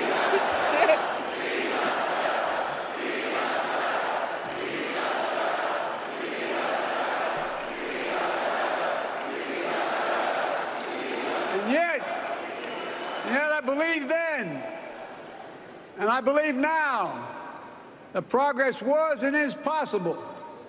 Justice is achievable. And our best days are not behind us, they're before us. Good shit. Now it's summer. The winter has passed. And with a grateful heart, I stand before you now on this August night to report that democracy has prevailed. Democracy has delivered. And now democracy must be preserved. Fucking A.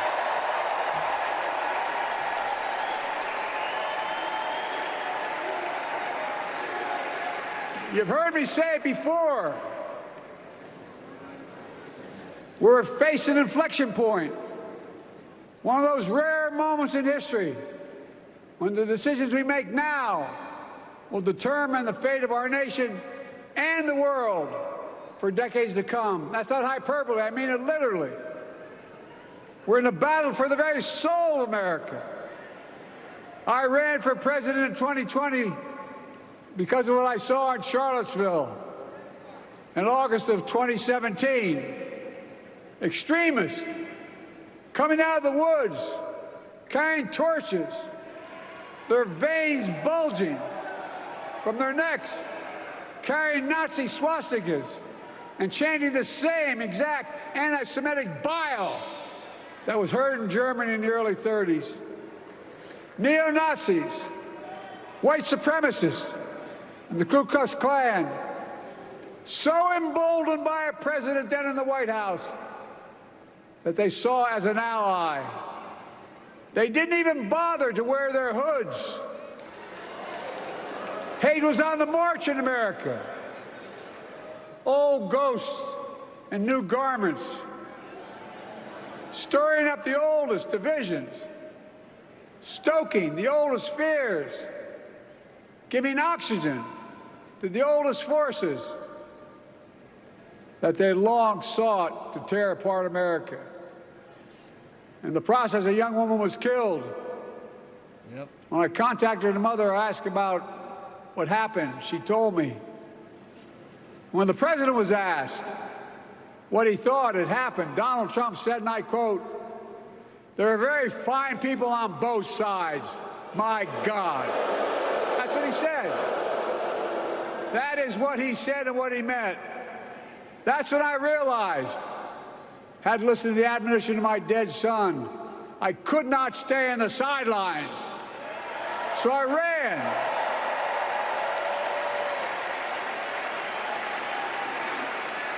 Because I had no intention of running again. I just lost part of my soul. But I ran with a deep conviction.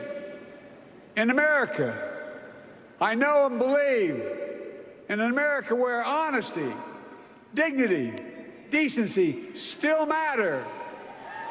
An America where everyone has a fair shot and hate has no safe harbor.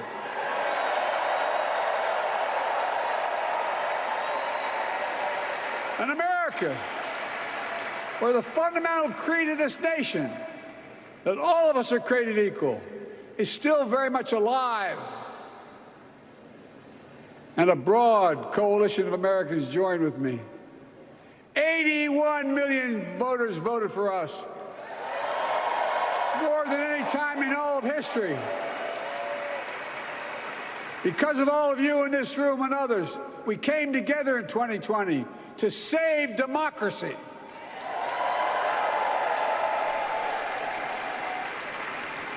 As your president, I've been determined to keep America moving forward, not going back, to stand against hate and violence in all its forms, to be a nation where we not only live with but thrive on diversity, demonizing no one, leaving no one behind, and becoming the nation that we profess to be. I also ran to rebuild the backbone of America, the middle class.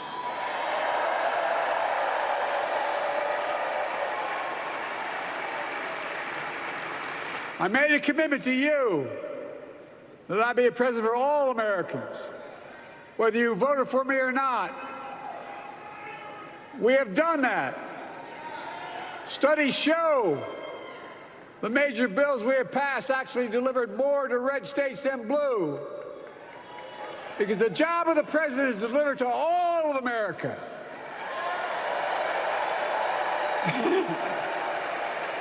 And because of you, and I'm not exaggerating, because of you, we've had one of the most extraordinary 4 years of progress ever, period. When I say we, I mean Kamala and me. Just think about it. COVID no longer controls our lives. We've gone from economic crisis to the strongest economy in the entire world. Record 16 million new jobs. Record small business growth. Record high stock market, record high 401ks, wages up, and inflation down, way down, and continuing to go down.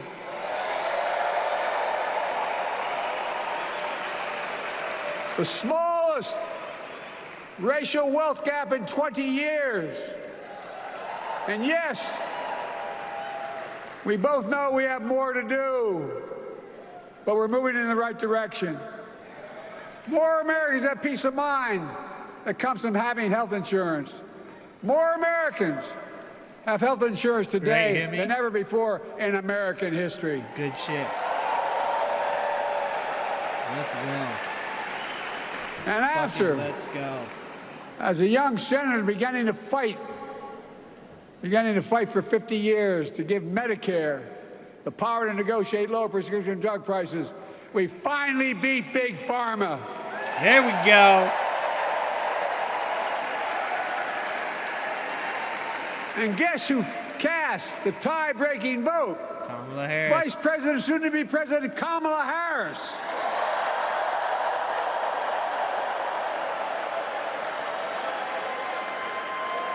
And now it's the law of the land. Instead of paying $400 a month for insulin, seniors with diabetes will pay $35 a month. The law we passed already includes, starting in January, every senior's total prescription costs can be capped at $2,000 no matter how expensive the drugs they have. Yep. And what we don't focus on, and our Republican friends don't seem to understand, our reforms don't just save seniors money, they save the American taxpayers money. You know what we just passed saves? It saved $160 billion over the next decade. That's not hyperbole. It's because Medicare no longer has to pay those exorbitant prices to the big pharma. But look, oh, thank you, Kamala, too. Thank you, Kamala, too. Look. I'm trying to make sure I skip as many ads as I can. How can we have the strongest economy in the world without the best infrastructure in the world? Donald Trump promised Infrastructure Week every week for 4 years. Never got it done. And he never built a damn thing.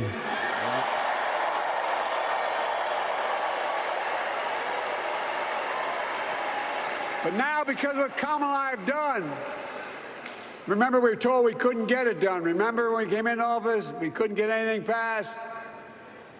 But right now, we're giving America an infrastructure decade, not week. Right. We're modernizing our roads, our bridges, our ports, our airports, our trains, our buses. We're removing every lead pipe from schools and homes so every child can drink clean water. We're providing affordable high-speed internet for every American, no matter where they live, not unlike what Roosevelt did with electricity. And so much more. We are uniting the country. We're growing our economy. We're improving our quality of life. And we're building a better America.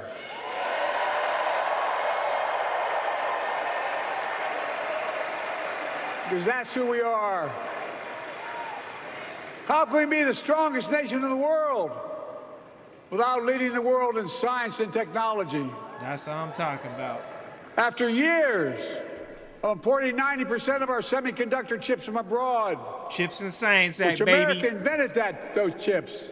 Chips and Science Act, baby. Our Chips and Science Act.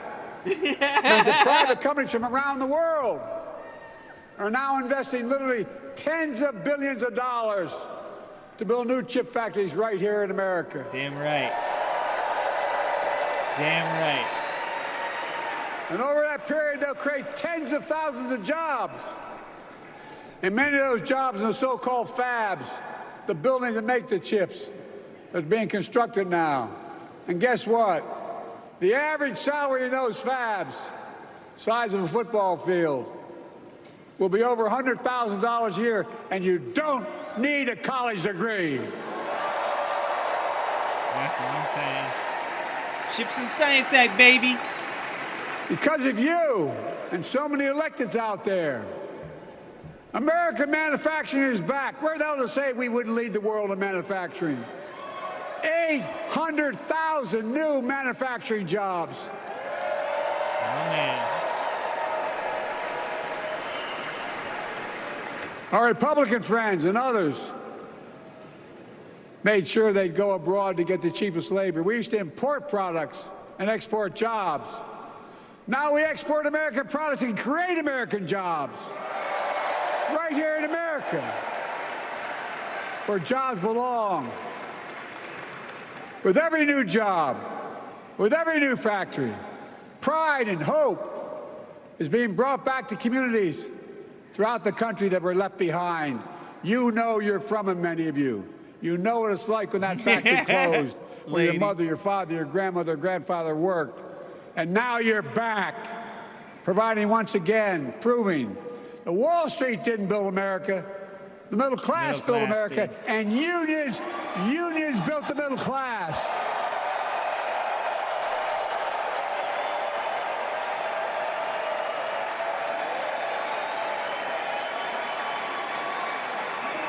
It's been my view since I came to the Senate.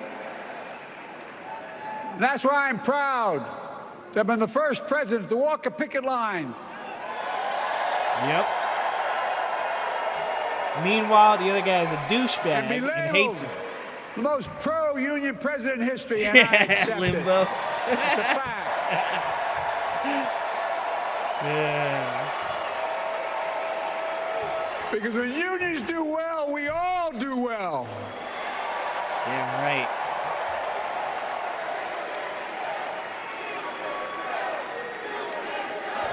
You got it, man. You got it.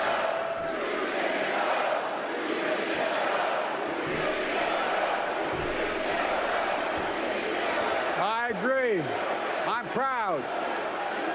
Look, remember he told we couldn't get anything done because we couldn't get anything done in the Congress?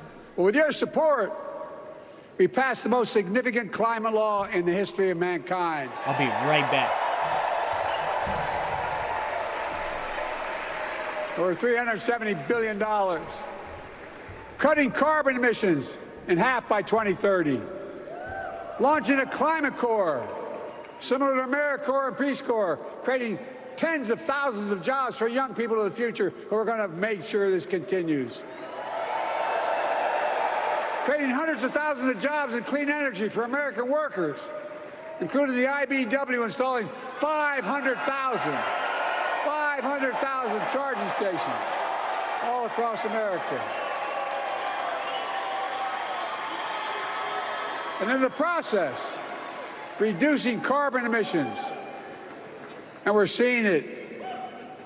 We're seeing to it that the first beneficiaries of environmental initiatives are those fence-line communities that have been smothered by the legacy of pollution. In Louisiana and Delaware, Route 9, all the factories, all those chemical factories are right next to the poorest neighborhoods. They're the ones we're going to bring back. The bladder is about to burst. And how? How can we be the greatest nation in the world without the best education system in the world? Donald Trump and the Republican friends, they not only can't think, they can't read very well. Seriously, think about it. Look at their Project 2025. They want to do away with the Department of Education. Good job, Joe. During Bring the that shit up. pandemic, Good job. Kamala and I helped states and cities get back their schools back open. And we gave public school teachers a raise. Right. There you go. There you go. We created apprenticeships with businesses and communities, putting students on a path to a good paying job, whether or not they go to college.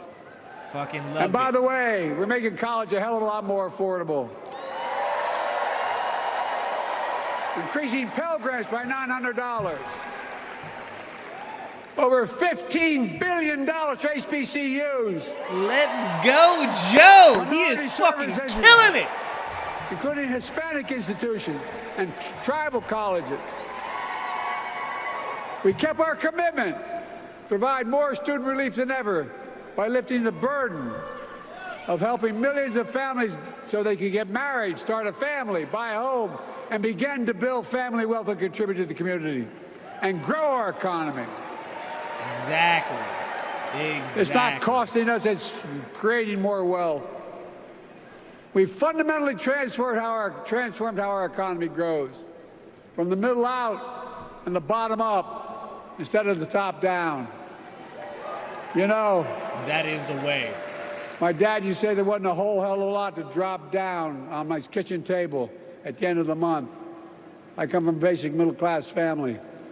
3-bedroom house, 4 kids, a grandpa living with us, man an ice cream decent cone. neighborhood, but never a penny to spare. And look, that top-down notion never worked. A lot of Democrats didn't think it worked, thought it worked, but it doesn't.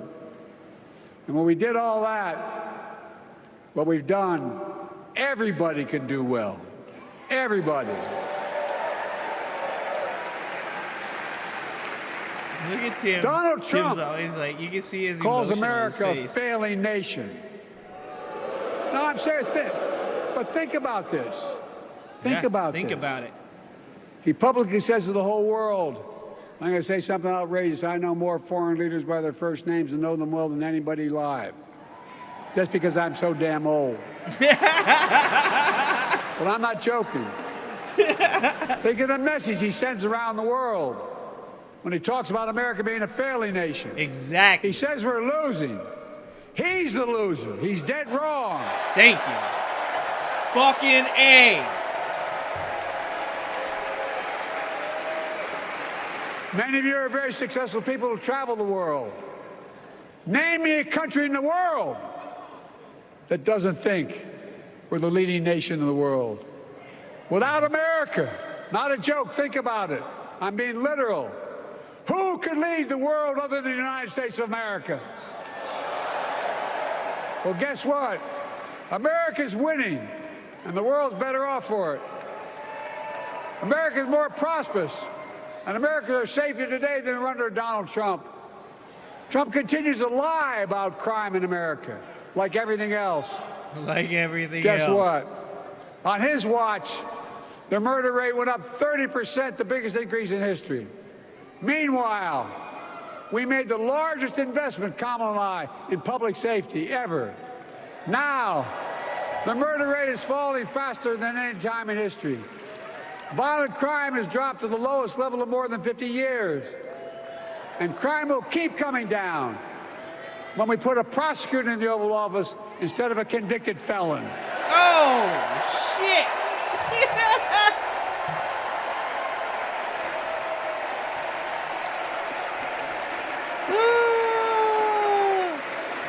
And folks, oh, shit. Distinguished senator from the Senator from California and I passed the first ban on assault weapons. And guess what? It worked. If we care about public safety, we need to prevent gun violence. And what makes me ashamed when I travel the world, which I do, more children in America are killed by a gunshot than any other cause in the United States. More die from a bullet than cancer, accidents, or anything else in the United States of America. My God. That's why Kamala and I are proud. We beat the NRA when we passed the first major bipartisan gun safety law in 30 years. That's true. That's the truth. I'm serious. That comes from here. And now it's time to ban assault weapons again. And demand universal background checks.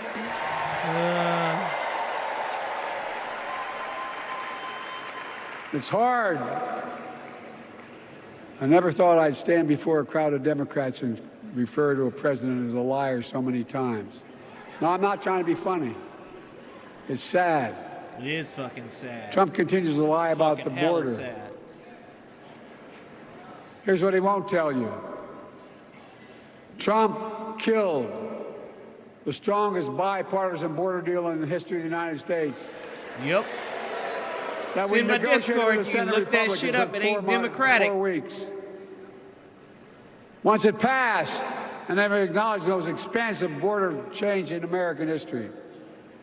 He called senators to say, don't support the bipartisan bill, because he said it would help me politically and hurt him politically. Yep. My God. No, I'm serious. Think about it. The Not a most joke. conservative border bill you can imagine. Ask even the press who And he doesn't like killed me. They'll that tell you shit. that's true. Typically Trump, once again, putting himself first and America last. Then I had to take executive action. The result of the executive action I took, Border encounters have dropped over 50%. Yep. In fact, there are fewer border crossings today than when Donald Trump left office. And unlike and they Trump, asked for that shit. We will not demonize immigrants, saying they're the poison of blood of America. 100% Poison the blood of our country. Kamala and I are committed to strengthening legal immigration, including protecting dreamers and more. Goddamn right. And here's what else I believe in. Protecting your freedom to vote, your freedom to love who you love.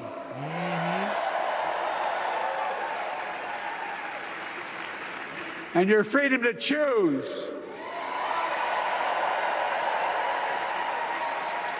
In its decision overturning Roe v. Wade, as you heard earlier tonight, the United States Supreme Court majority wrote the following, quote, women are not without electoral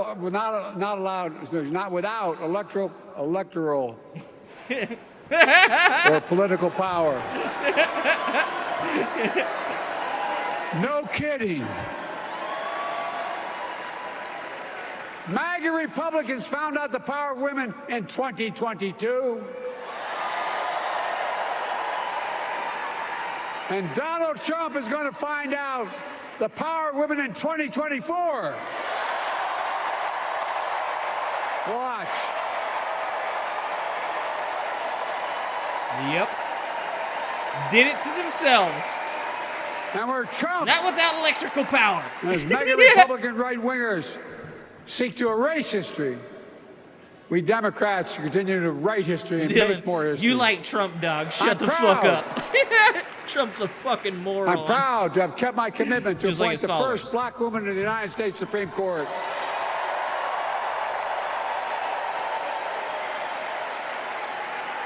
Ketanji Brown Jackson. Damn right. A symbol for every young woman in America that you can do anything. I'm proud that I've kept my commitment to have an administration that looks like America and that taps in to the full talent of our nation. The most diverse cabinet in history, including the first black woman of South Asian descent to serve as vice president. Oh, they're going to get mad about that one. They're like, she can't be both. And will soon serve as the 47th We're too dumb to understand what biracial means.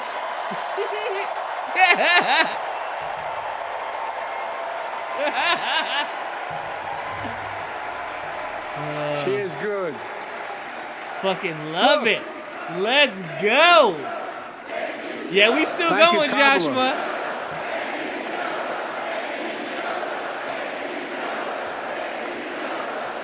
Folks, I've long said we have many obligations as a nation, but I got in trouble years ago for saying I'd make no apologies. We have only one truly sacred obligation: to prepare and equip those we send to war and care for them and their families when they come home and when they don't. Yep. That's why I'm so proud to have written and signed the PACT Act. Yep. One of the most significant laws ever. My man's talking about all his shit tonight. Materials like burn pits in Agent Orange. I am so here for this. I was around during the Vietnam War.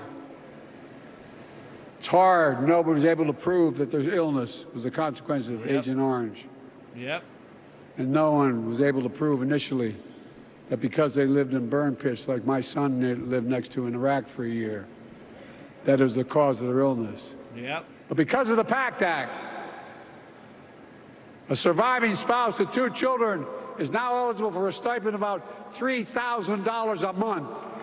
Fucking A. Let's go. And those children who lost a parent are eligible for tuition benefits to go to college and to get job training. Yeah. If you don't know who R.A. the Rugged Man is, look into R.A. the Rugged Man. 1 million veterans and their families just His so far. His family's all fucked up from it. Well, I love them, and I'm so proud of my son's service. Should be. We get it. Should be.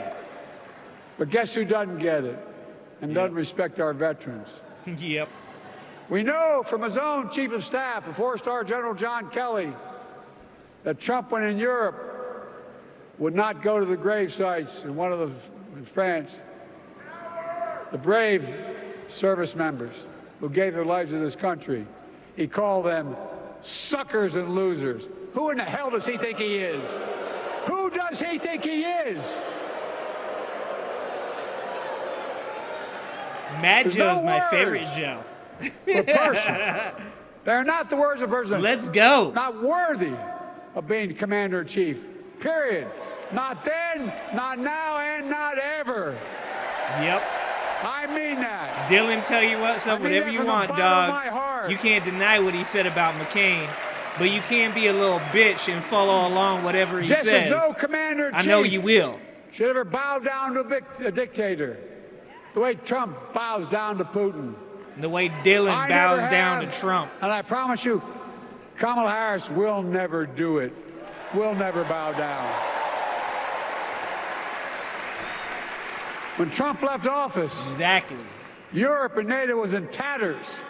Not a joke. America First doctrine changed our whole image in the world. Well, they gave the hours, about 190 hours sum total, me and my counterparts or heads of state in Europe, to strengthen NATO. We did. Dylan. We united Europe like it had You're a been little united cult for member, years. dog. Don't talk to me. Adding Finland and Sweden to NATO. I'll let you hang out and chat. Don't talk to me, though. You don't know shit, 10 days dog. before he died, Henry Kissinger You a cult called member. and said, not since Napoleon has Europe not looked over their shoulder at Russia with dread until now. Until now. Well, guess what? Putin thought he'd take Kyiv in 3 days. He didn't 3 do years shit. later, Ukraine is still Even free. though Dylan and his commie buddies wanted that shit to happen. Even though he sucked Putin's dick.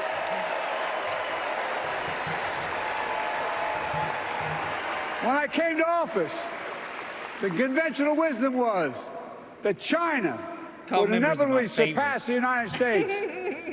They haven't noticed. No one's saying that now. Goddamn right. And we'll keep working to bring hostages home and end the war in Gaza and bring peace Bet and security Dylan in the didn't Middle celebrate East. them Russian people coming, or those Russian prisoners coming home, huh? Because you ain't a patriot, dog. You a little As you Trump know, bitch. I wrote a peace treaty for Gaza. A few days ago, I put forward a proposal that brought us closer to doing that than we've done since October 7th. We're working around the clock, my Secretary of State, to prevent a wider war and reunite hostages with their families and surge humanitarian health and food assistance into Gaza now. To end the civilian suffering of the Palestinian people and finally deliver a ceasefire and end this war. Let's go. Let's go. Let's fucking go.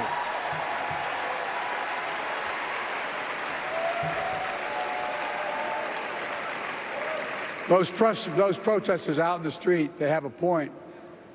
A lot of innocent people are being killed on both sides. Just as we worked Now, you around the ain't clock coming to here bring and lie, home though, wrongfully Dylan. I don't detained give a fuck Americans whose and friend others you from wanna be. Russia. You ain't One of coming on the my most chat lying complicated saying dumb swaps in shit. history. I'm gonna call your dumb But ass they're out home. for it, because that's what you need in your life. Is somebody calling you out for the dumb shit you believe. Kamala and I are And going I'm to keep here for working that. to bring all Americans You wanna be my wrongfully friend? detained around Fucking the world read a book. home. I mean it. Folks, I've got 5 months left in my presidency. I've got a lot to do. Goddamn right. I intend to get Support it done. the fucking military, Dylan. Support people coming home from Russia, Dylan. That's how you want to be my It's been friend? the honor of Be my a real lifetime fucking patriot, not a to fucking serve as cult your member. president. I love the job, but I love my country more. Goddamn right. I love my country more. And all this talk about how I'm angry at all those people who said I should step down. That's not true.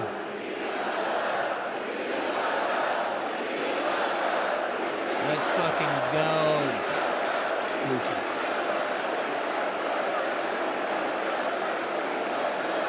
I love my country more, and we need to preserve our democracy. In 2024, we need you to vote. We need you to keep the Senate. We need you to win back the House of Representatives. I'm an angry ginger, didn't I? That's my name. And above all, we need you to beat Donald people Trump. that don't fucking celebrate prisoners coming home. People that don't fucking aren't fucking supportive of our athletes in the Olympics. Yeah, that pisses me off, dog. President and Vice President of the United States of America. Look, they'll continue to lead America forward, creating more jobs, standing up for workers, growing the economy, lower the cost to American families so they just have a little more breathing room. We've made incredible progress, but we have more work to do. And Kamala and Tim will continue to take on corporate greed and bring down cost of food. Let's go. They'll keep taking on Big Pharma, making insulin $35 a month, not just for seniors, but for everyone in America. Let's go. And capping prescription drug costs a total of $2,000, not just for seniors, but for everyone. Let's go. And folks, that's going to save America again. Tens of billions of dollars. Exactly. Folks, they'll make housing more affordable. Building 3 million new homes. Providing $25,000 down payment assistance for the first-time home buyer. More than the 10 we approved. Donald Trump wants a new tax on imported goods, food, gas, clothing, and more. You know what that would cost the average family, according to the experts? $3,900 a year in a tax. Mm-hmm. No, that's a fact. Kamala and Tim will make the child care tax credit permanent. That's what I'm saying. That's what I'm saying. Lifting millions of children out of poverty and helping millions of families get ahead. Middle class. You know what Trump has? Middle class. He created the largest debt any president had in 4 years with his $2 trillion tax cut for the wealthy. Well, Trump has a new plan. He wants to provide a $5 billion tax cut for corporations and the very wealthy. Read it. Put us further in debt. And folks, it's past Biden's bedtime, DJ. You know, we have 1,000 billionaires in America. You know what their average tax rate they pay? 8.2%. Yep. Because of loopholes. If we just increased our taxes we proposed to 25%, which isn't the highest tax rate even, it would raise $500 billion new dollars over 10 years. They'd still be very wealthy. Look. Hector, that is apples to oranges, Kamala dog. Apples and Tim to oranges. We're going to make them pay their fair share. They'll protect Social Security and Medicare. Trump wants to cut Social Security and Medicare. Kamala and Tim will protect your freedom. They'll protect your your right to vote. They'll protect your civil rights. And you know, Trump will do everything to ban abortion nationwide. Oh, he will. You know, Kamala and Tim will do everything they possibly can. That's why you have to elect a Senate and House to restore Roe v. Wade. Let's go. Let's go. The ancient Greeks taught us that character is destiny. Character is destiny. For me and Jill, we know Kamala and Doug are people of character. It's been our honor to serve alongside them. Lady and we Freedom. know that Tim and Gwen Waltz are also people of great character. Selecting Kamala was the very first decision I made when I became our nominee. And it was the best decision I made my whole career. Good shit, dude. We've not only gotten to know each other, we've become close friends. She's tough, she's experienced, and she has enormous integrity, enormous integrity. Her story represents the best American story. And like many of our best presidents, she was also vice president. That's a joke.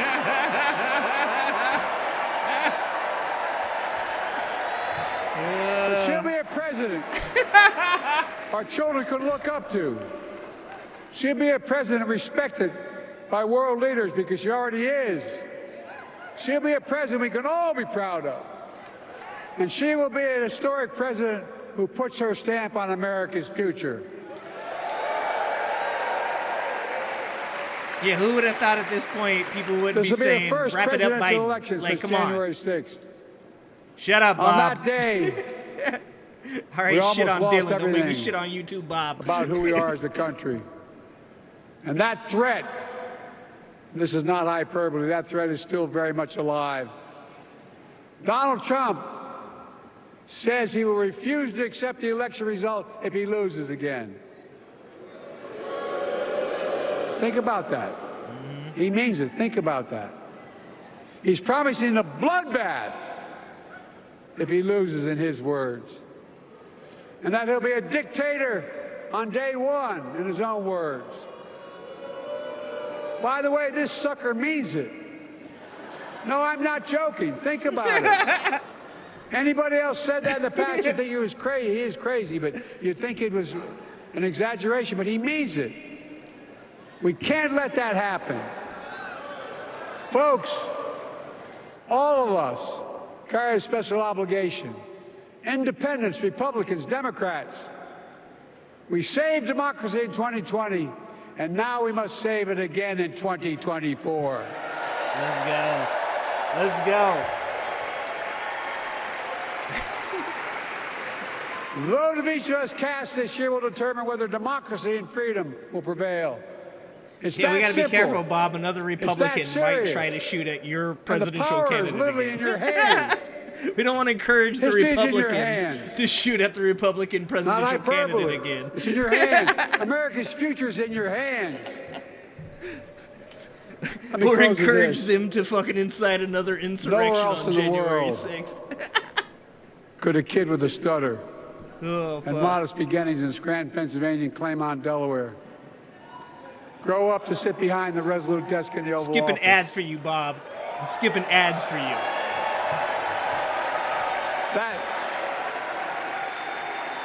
That's because America is and always has been a nation of possibilities. Possibilities. We must never lose that. Never.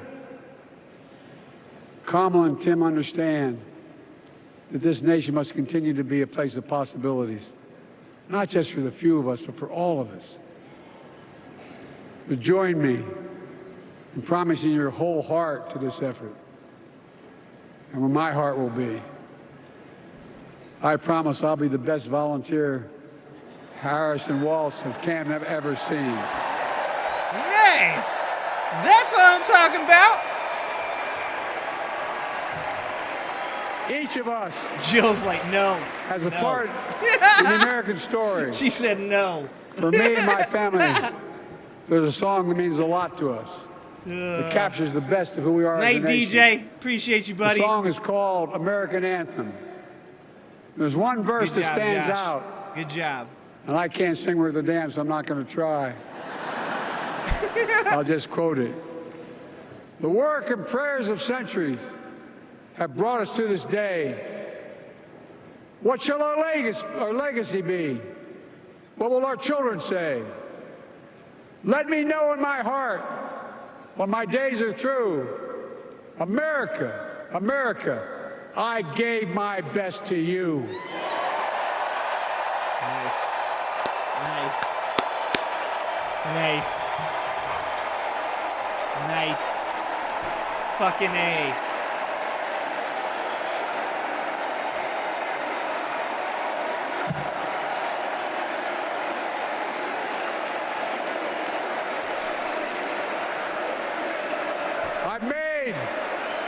I've made a lot of mistakes in my career, but I gave my best to you.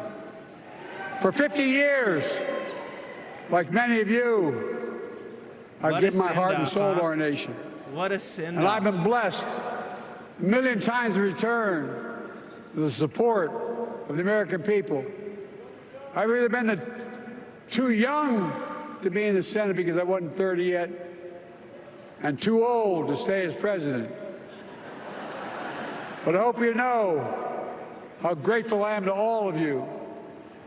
I can honestly say, and I mean this in the bottom, give you my word as a Biden, I can honestly say I'm more optimistic about the future than I was when I was elected as a 29-year-old United States Senator. I mean it. That's what you want to hear, though. Folks, we just have to remember who we are. We're the United States of America.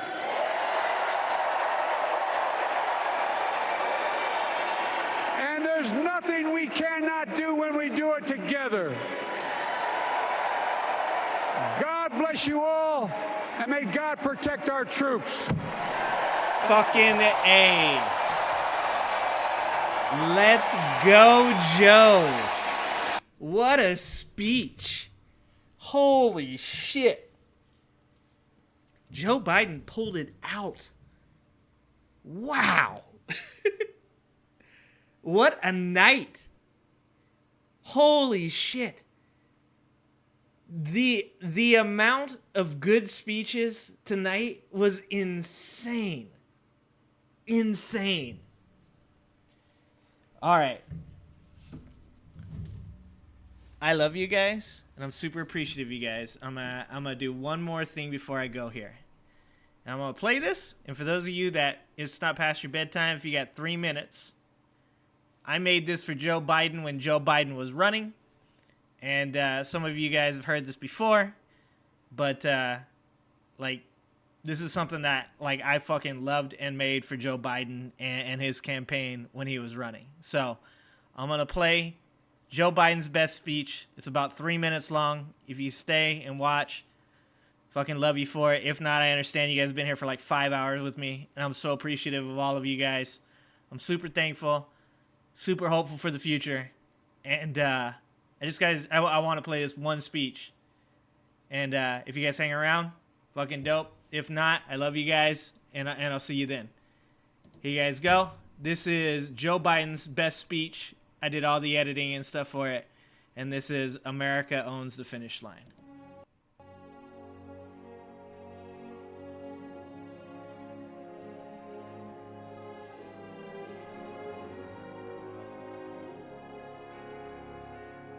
No one ever doubts I mean what I say, just as sometimes I say all that I mean. But folks, let me tell you what I literally tell every world leader I met with, and I've met them all. It's never, never, never been a good bet to bet against America. We have the finest fighting force in the world. Not only